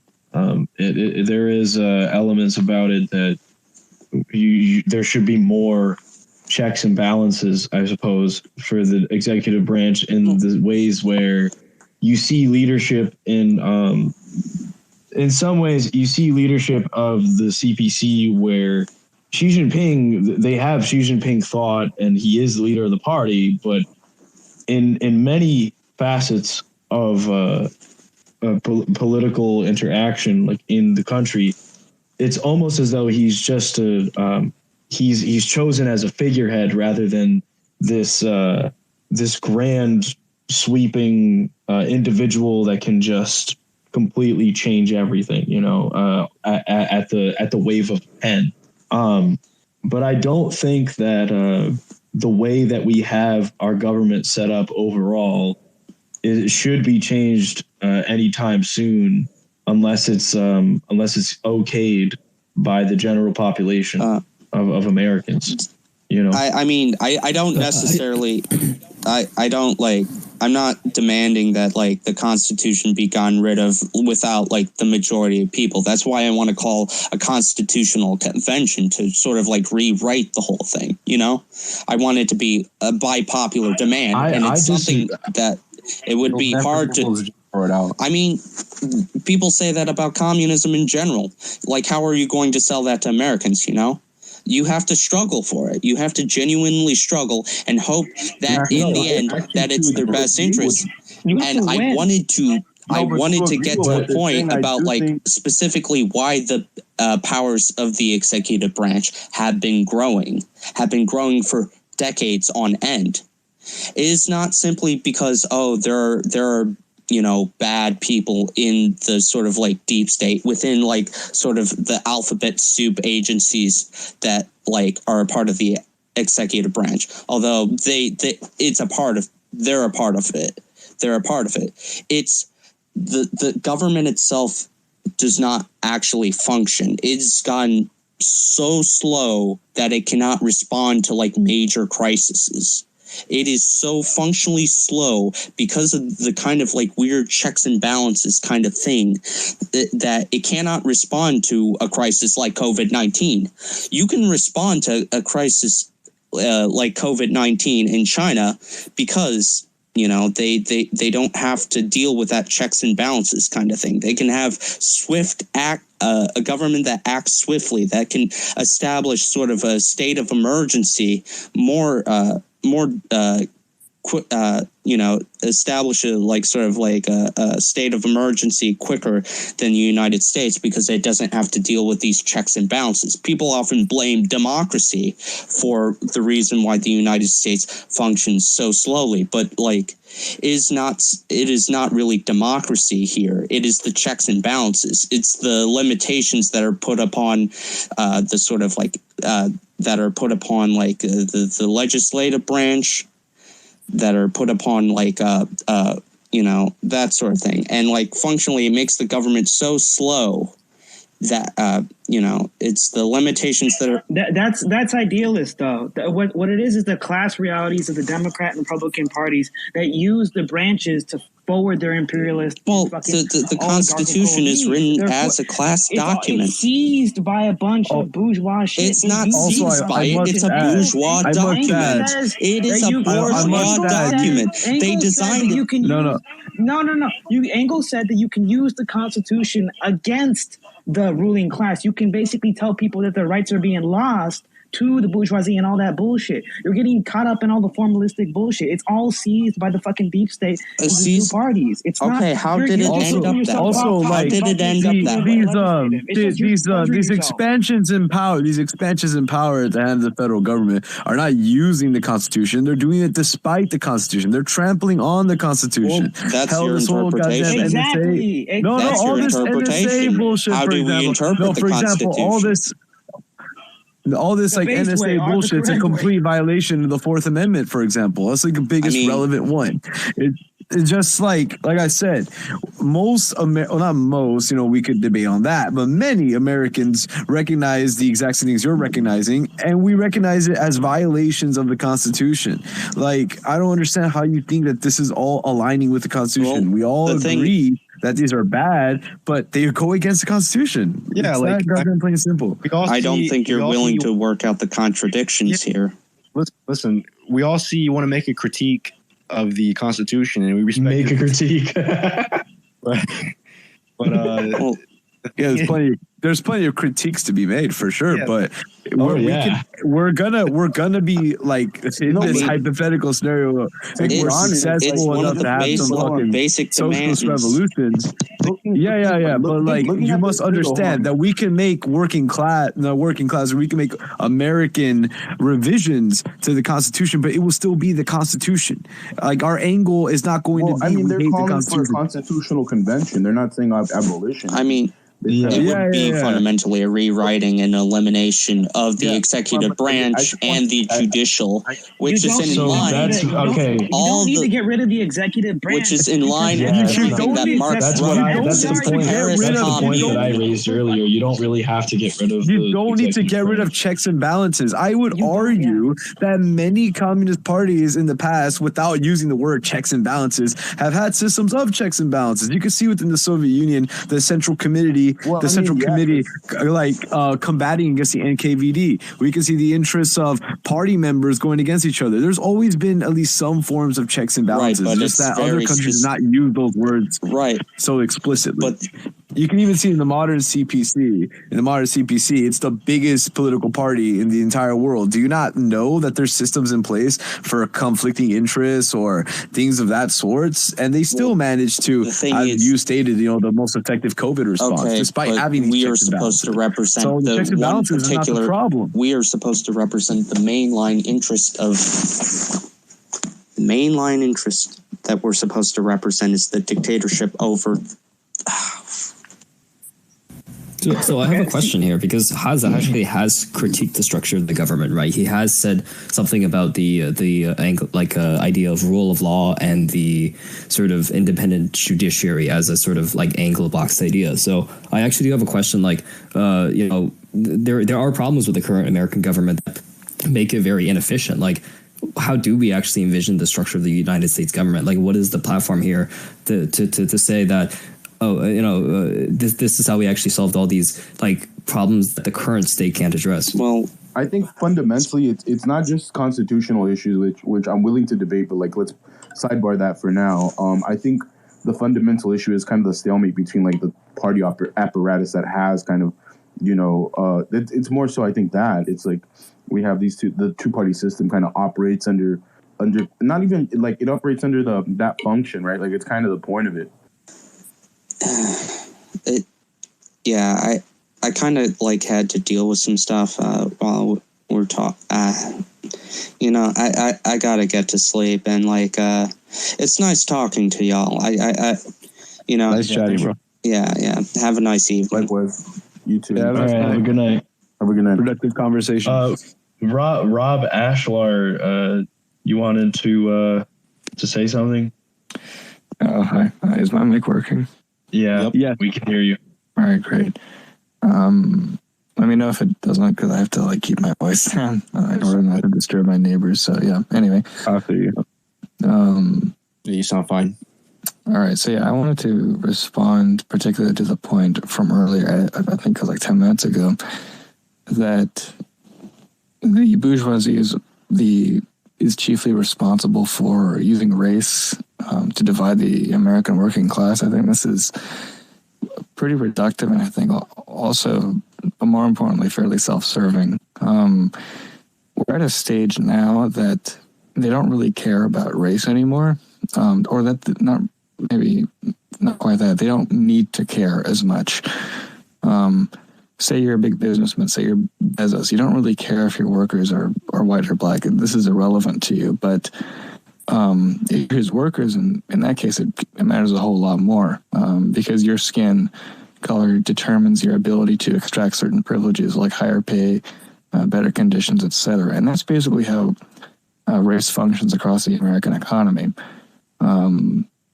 It's more it's a useful tool for business, but it's one that they can get rid of if they feel the need to, which they increasingly are, especially broadly since the civil rights movement.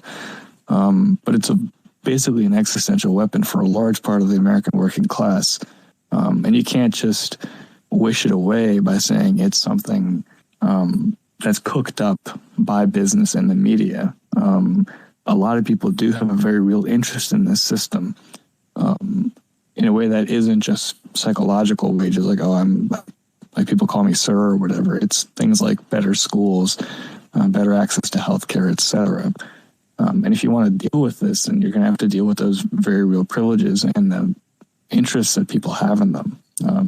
So that was my point. I would say that race is used to delegitimize American history and just get people arguing about whether fucking critical race theory is real, and people just fucking It's just an argument chain for the two parties. I think that's how race is used to trick Americans. Absolutely. Again, this is still like reductive, though. Like, what am I reducing? Well, you're saying it's just meant to get people arguing and struggling against each other. They're just appealing to two different. They're just appealing to two different demographics. There's one that really wants to address racial issues, and ones that view the addressment of racial issues to be unpatriotic due to a lot of propaganda on one specific side of the bourgeois party.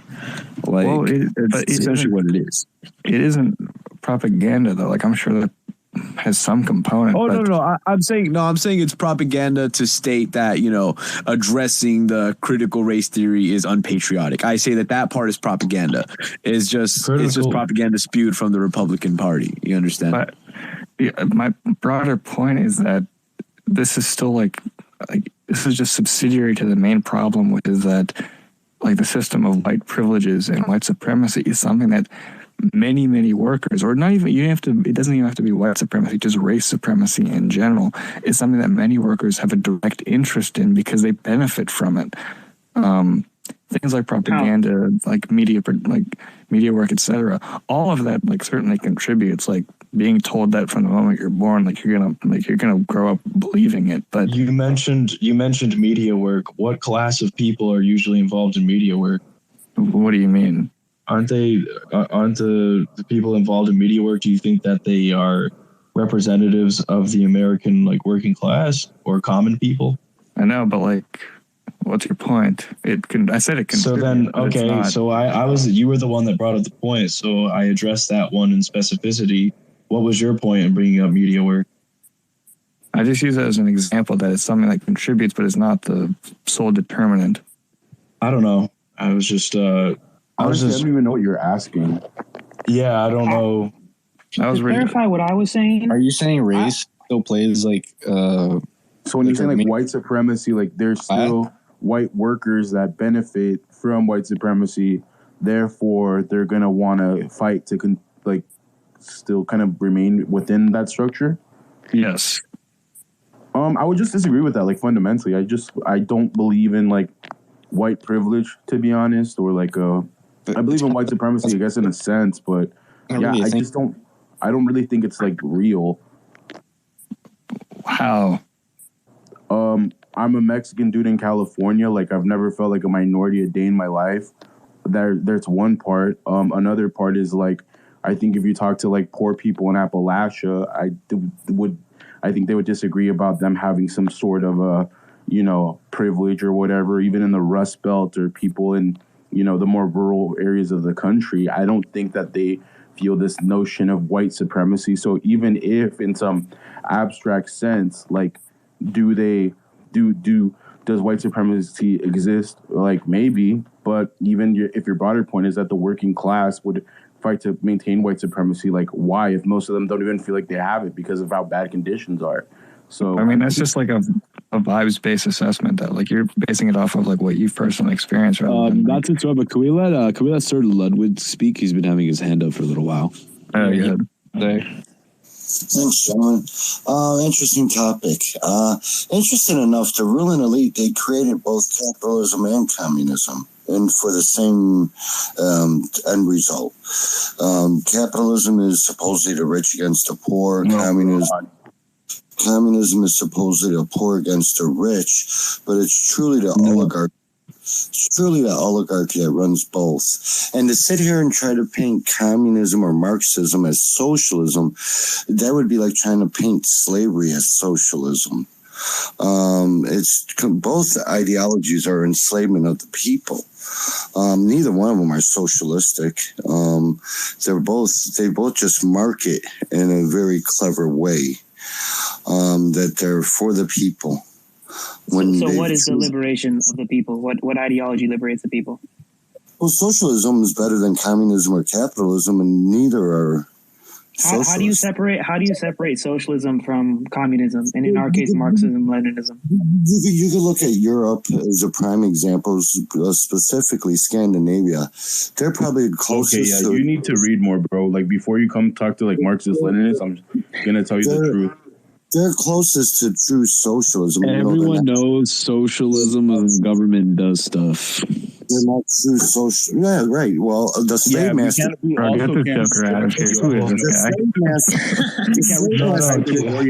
Keep him on. He's got a new perspective. Let's go. The slave master did stuff too, right? He provided housing, he provided food, he even provided. Who is this Joker? As long as he did what he wanted and he was able to exploit you, you didn't get to whip too much, did you? What the fuck are you talking about? This is you fucking schizo. What the fuck are you talking about? The majority of normal, the majority of normal people in America would think what you just said is kind of aberrant to say, but he like brings something new, so let him like engage a little. It's actually kind of interesting. Well, and it doesn't matter what the majority of people think. The majority of people used to think that slavery was okay. Bro, no. Like, that's not the fucking point. Like, what you're saying is completely wrong. This is not, like, what accords with history. Historically, there was a civil war fought over it, and the ones that wanted to abolish it won, so it's kind of moot. Dude, have you fucking, like, you don't even have to fucking search that hard. You can just look at Frederick Douglass's autobiography. Are you shitting me?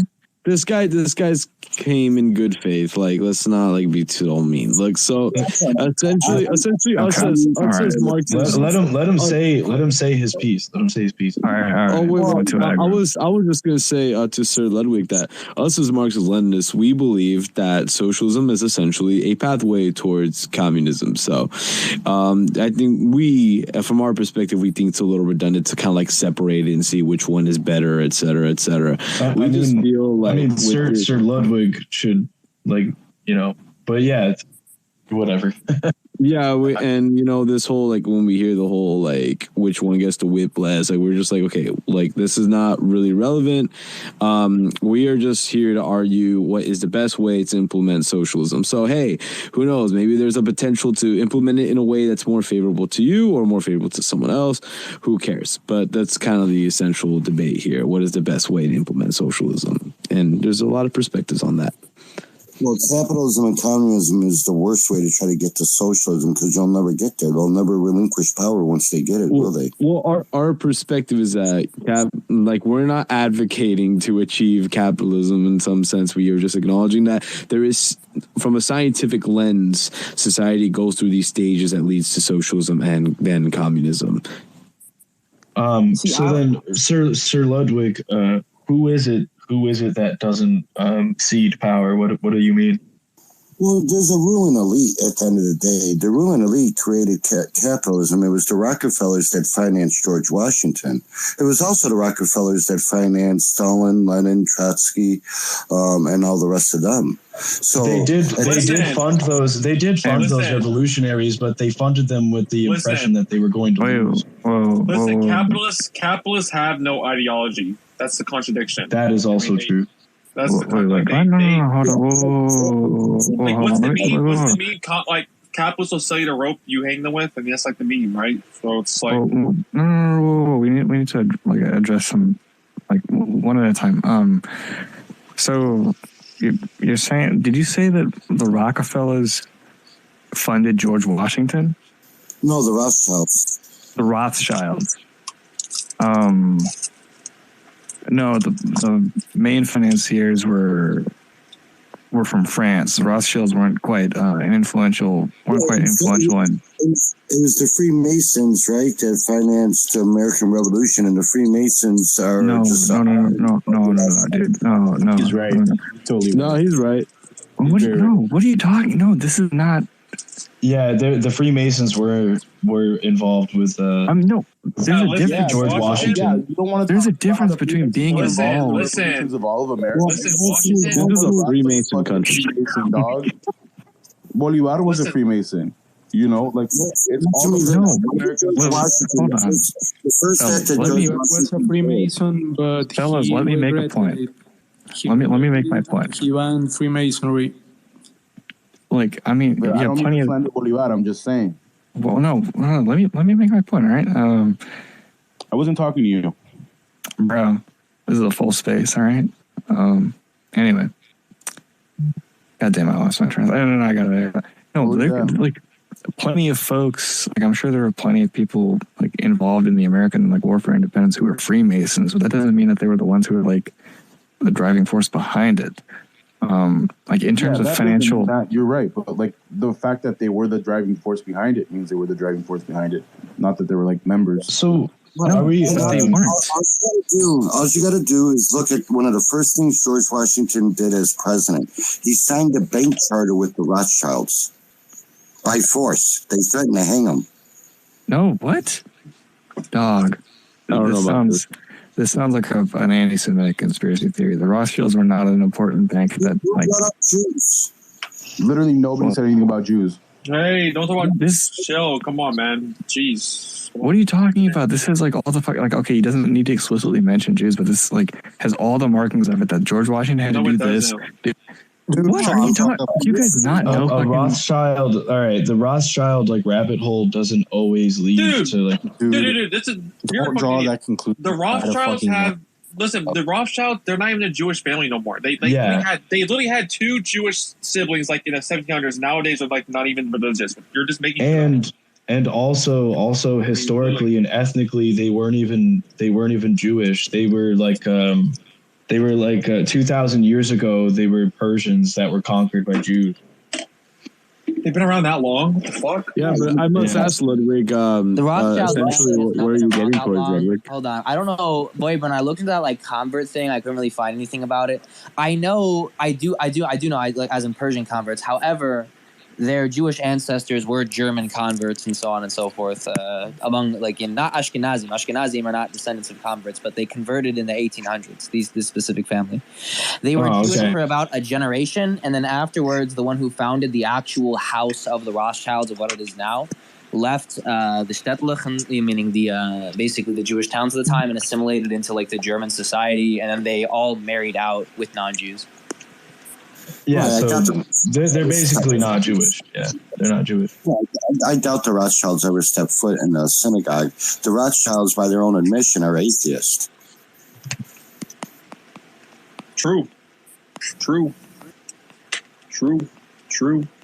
Isn't this kind of just beside the point, though, Sir Ludwig? Your main point was that both capitalism and socialism ultimately is communism is ruled by an oligarch. Yeah, capitalism and communism. Yeah. Yeah, and that socialism truly is like something like Scandinavia. That's what you said, correct? Right. Scandinavia came closest to a truest form of socialism. Now, all you got to do is look up. America is the one that created communism in the world. All you got to do is look up. Type in Google right now. U.S. Marines, USS, or in Russia, 1920s. Those revolutionaries were trained in America.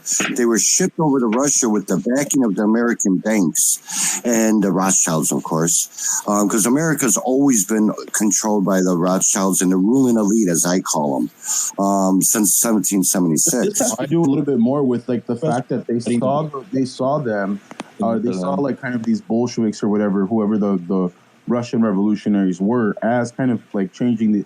Well, for one, the bankers always kind of play both sides. We both know that.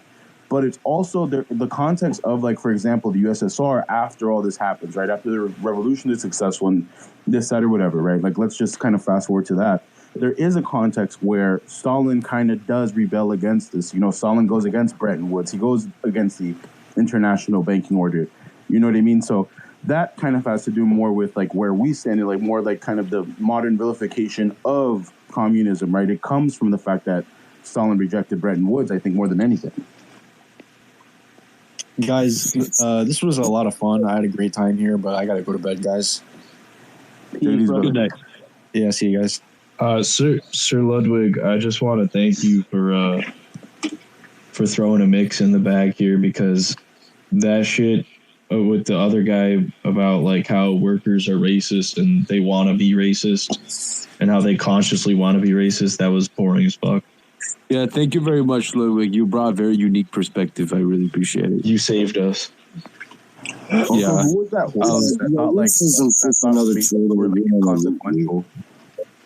I couldn't hear what you said, Ludwig. Yeah, both of you guys are talking over each other. I was just saying racism is just another tool they use to divide us, keep us fighting. Exactly. That is true. Exactly. Big facts, of course, yeah. Big facts. Thank you. See, with Scandinavia, I would say that they're not socialistic because they don't have sovereignty, because their governments are essentially a part of the Anglo-American ruling elite of Europe, where their foreign policy and their trade deals and shit essentially have to align with what the Americans and British and EU want. Yeah, what we essentially say is that, the Scandinavian countries are not socialism because I was about to say American, my bad. Because the working class in those said countries is not directly in power. Just like in other countries that are capitalists, they go through all this bureaucracy, all this private interest, and all this banking power to have any wealth.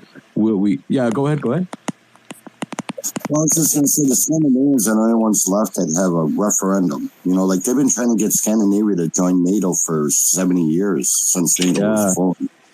And the Scandinavian people have constantly been against it. Like I said, they're not the purest form of socialism, but they're the closest I could find. Yeah, they're just. Why aren't China and like the Soviet Union? Why would the Scandinavian countries be closer to socialism than those? For example. Yeah, China, there is no Soviet Union no more. Marxism or communism portrays themselves as socialist, but they never truly are for the people. China, you can't make the case that they truly care about their people. And they attack and lock down their people whenever they want. I would disagree. I am actually Chinese. I'm from there. Yeah, I would disagree with your characterization of what China is.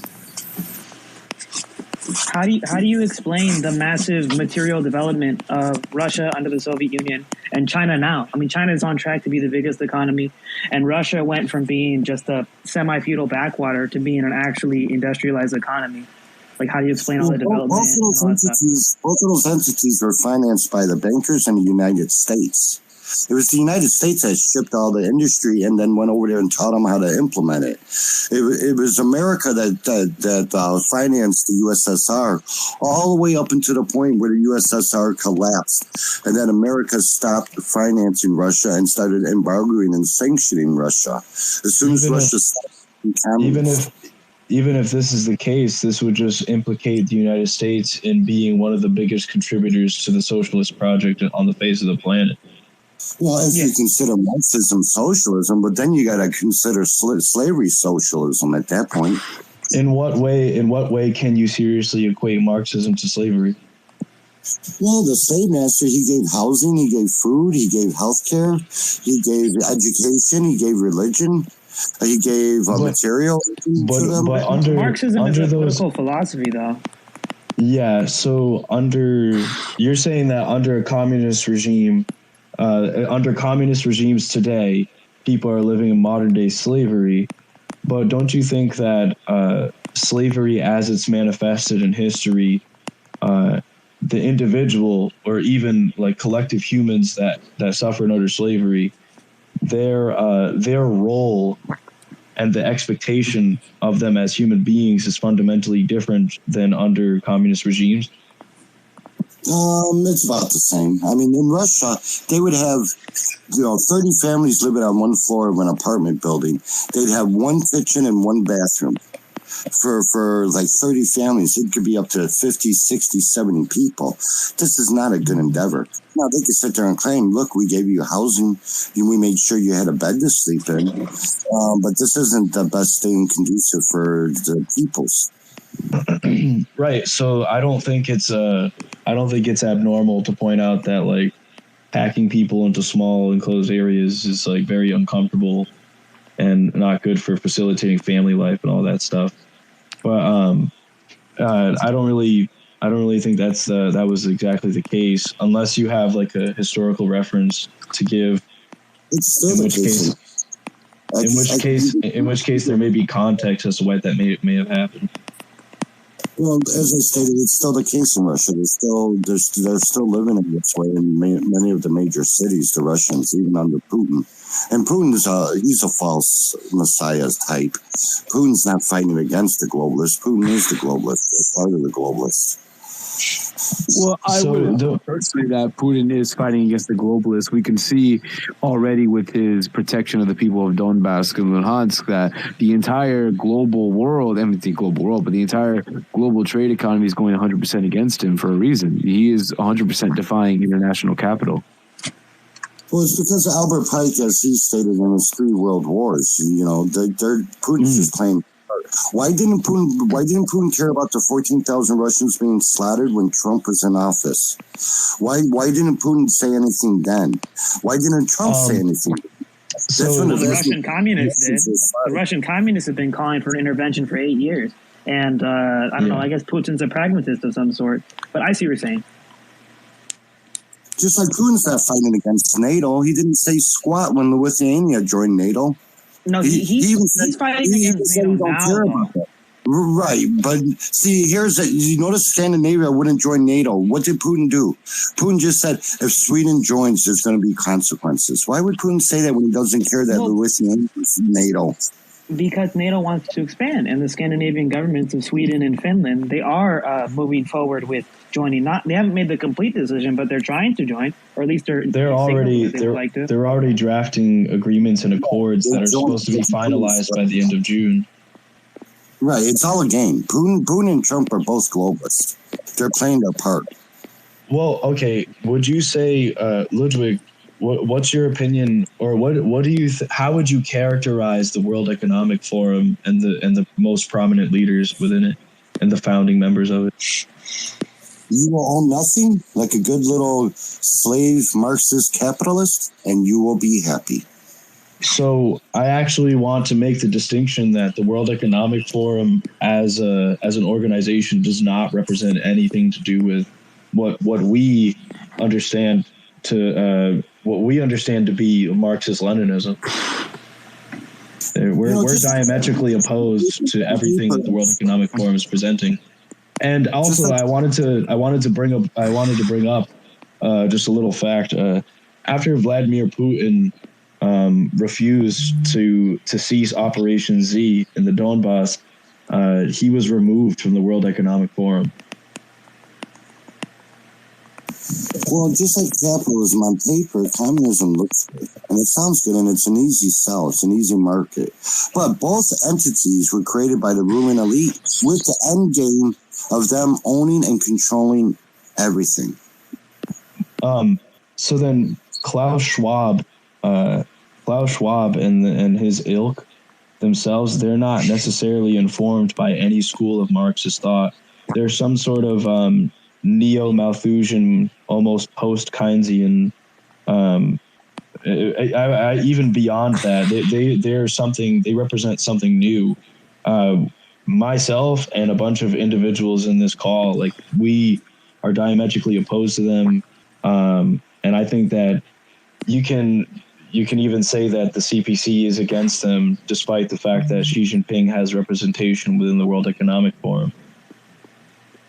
Well, the ruling elite are neither capitalists nor communists, but they use both to indoctrinate the peoples, to have the people do their bidding. And Mao himself was a Skull and Bone member. Look up YALI, Y-A-L-I Institute. Mao was not a fucking member of the Skull and Bone Society. Well, you are making that shit up. Hold on a minute, I'll give you the proof. You can look this up. Okay, this is okay. Give me it. Okay, so look up the YALI Institute. I call it YALI. It's Y-A-L-I. It still exists to this day in China. Yeah. Mao was okay. Mao was the editor of the newspaper for that institute.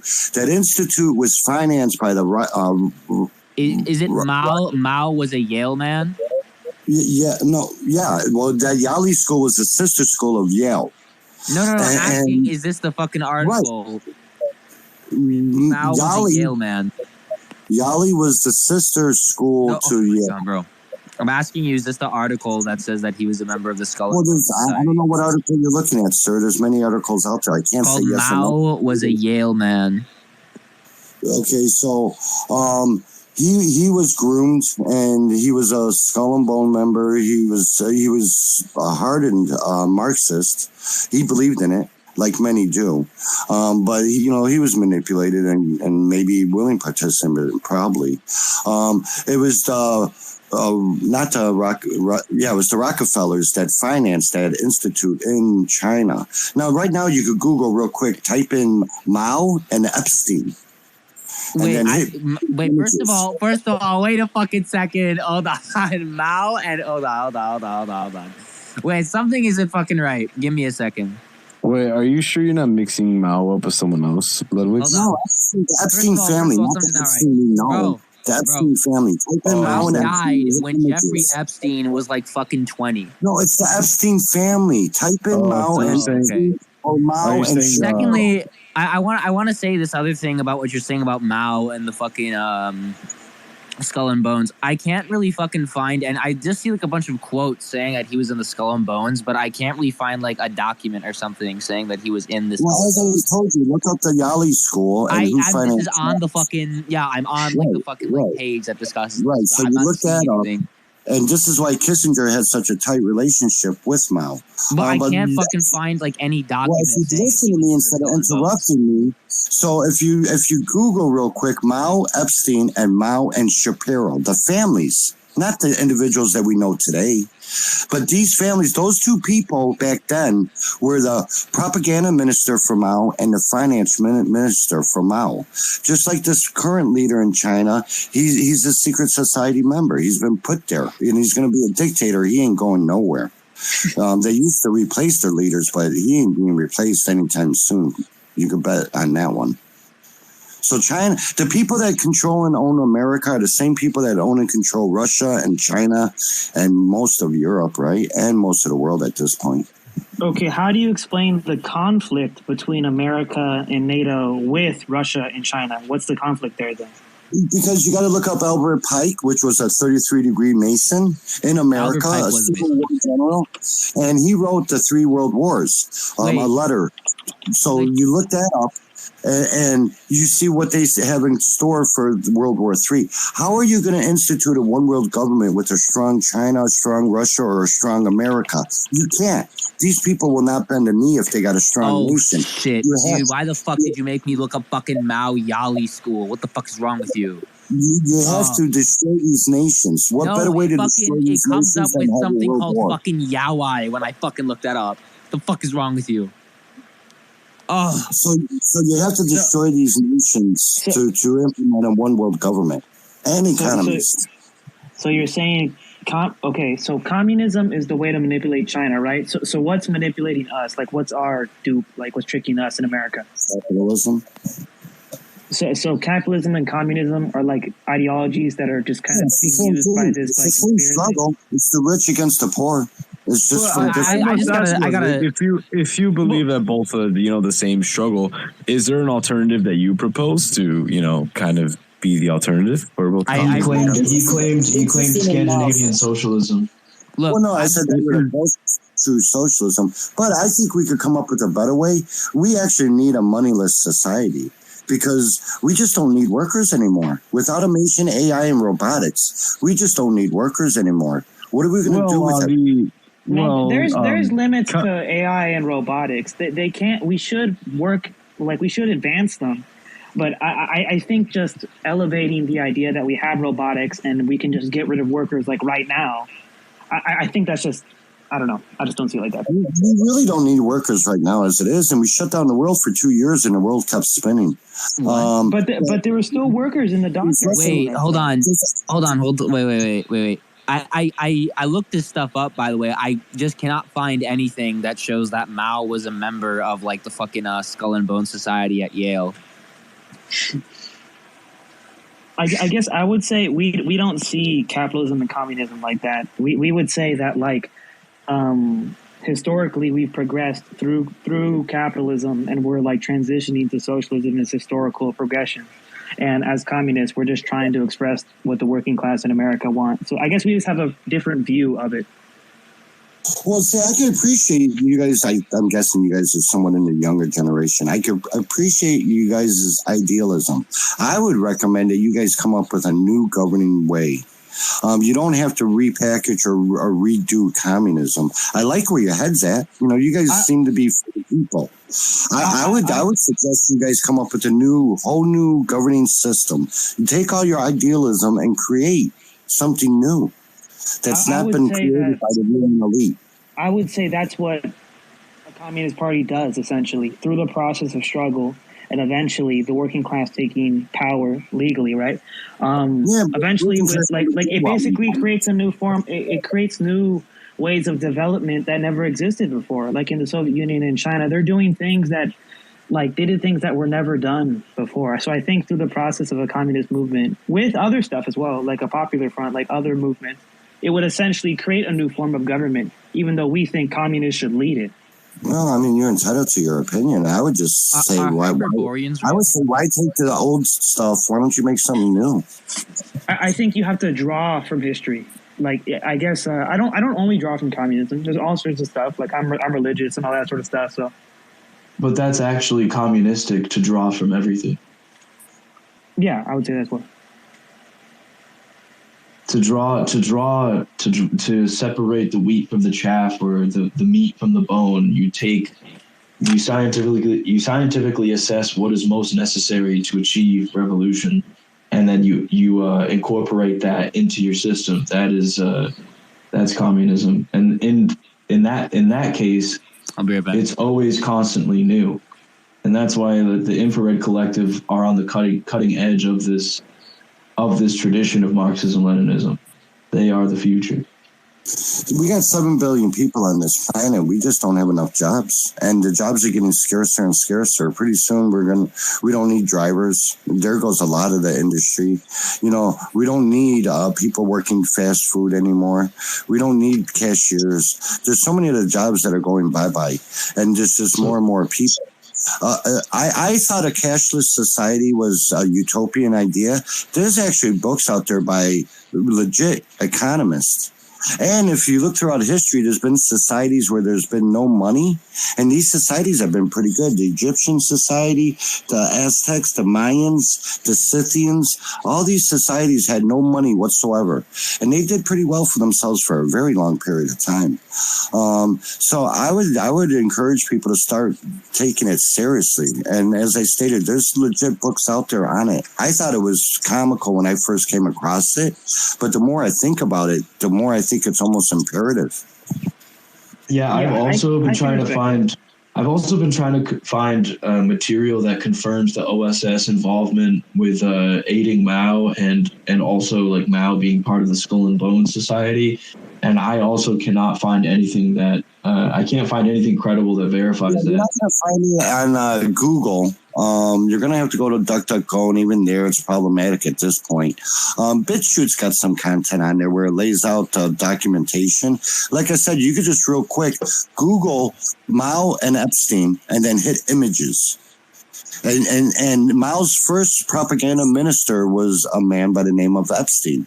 Mao's first financial minister was by a gentleman by the name of Shapiro. So Mao has always, China has always been, all communist and all capitalist nations are controlled by the ruling elite, i.e. bankers and whatnot, the Freemasons, the Illuminatis, the Skull and Bones.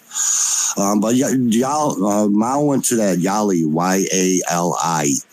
Mao went to that institute. That institute was financed by the Rockefellers, and and they called it the Sister School of Yale. Was the website that I'm on a website that says lipstick and war crimes, and it says Mao was a Yale man, a Yali with the Skull and Bones. Is this what you looked at? I'm not sure, but there's been newspaper articles in America written back in the 70s about this. Newspaper articles from legitimate mainstream sources. Even Yale, you could go to Yale's website, and they spoke about how Mao was a Yale man, in essence. So even the Yale website in their literature, they had written articles in their newspaper how Mao, when it was back when Kissinger went to China, there was lots of articles written back then about it. So there's documentation out there. There's articles written. There's proof. So interesting enough, the vast majority of the finance ministers of China have always been connected to the Rothschilds. Listen. I'll look at it. Listen, dude, you're talking about, first Mao was like he was rich, so he was able to have good schooling. I mean, you're talking about things that happened in their 30s. I mean, what happened when the communists took power? They purged these people, like ruthlessly purged them. Like, I mean, China was cut off from the world internationally completely when Mao took power. So it's like, right. He wasn't like Mao. Mao's ideas are not influenced by these people. I mean, he was like you're talking about when Mao was like 19 years old and younger than that, and he comes from a rich family, so of course he can have good schooling or what they call good schooling. Yeah, if some international like banker society funded Mao in this particular revolution, this would have been a horrible investment for a long time. Well, no, it's all about enslavement. And every communist regime that we've seen in the last 100 years, right? There's always been a purge. Russia, China, the people getting purged. Vietnam, Korea. The people who get purged are like landowners, imperialists, counter-revolutionaries, like Christians. No, not Christians. I mean, no, I would know it's not. Which Christians, Ludwig, which Christians in which region were targeted? Well, in Russia, the 30 million that were murdered were primarily Christian. In China, the 60 million that were murdered were primarily Christian. Even in Korea and Vietnam, the Christians got slaughtered. This runs counter to statistics that both Lenin and Stalin's constituency and supporters were 70% Orthodox Christian. Well, the whole country was Christian for the most part. Right. So they had their collaborators. In Spain, when the communists tried to overthrow Franco, Christians were slaughtered by, quote unquote, the revolutionaries. Churches were burnt in all these places. So do you believe that in the specific case of Russia that these people were targeted because they were Christian or because they represented the corruption of the church? No, they burnt down the churches. They didn't care about the church. They shut down under USSR. They shut down Christianity completely. They couldn't even open their doors. And it wasn't just because they were Christian, but there is a underlying thread of Christians being persecuted under communist regimes. What about Evo Morales in Bolivia? If I remember correctly, the Republican faction in Spain was mostly Trotskyites and anarchists, I think.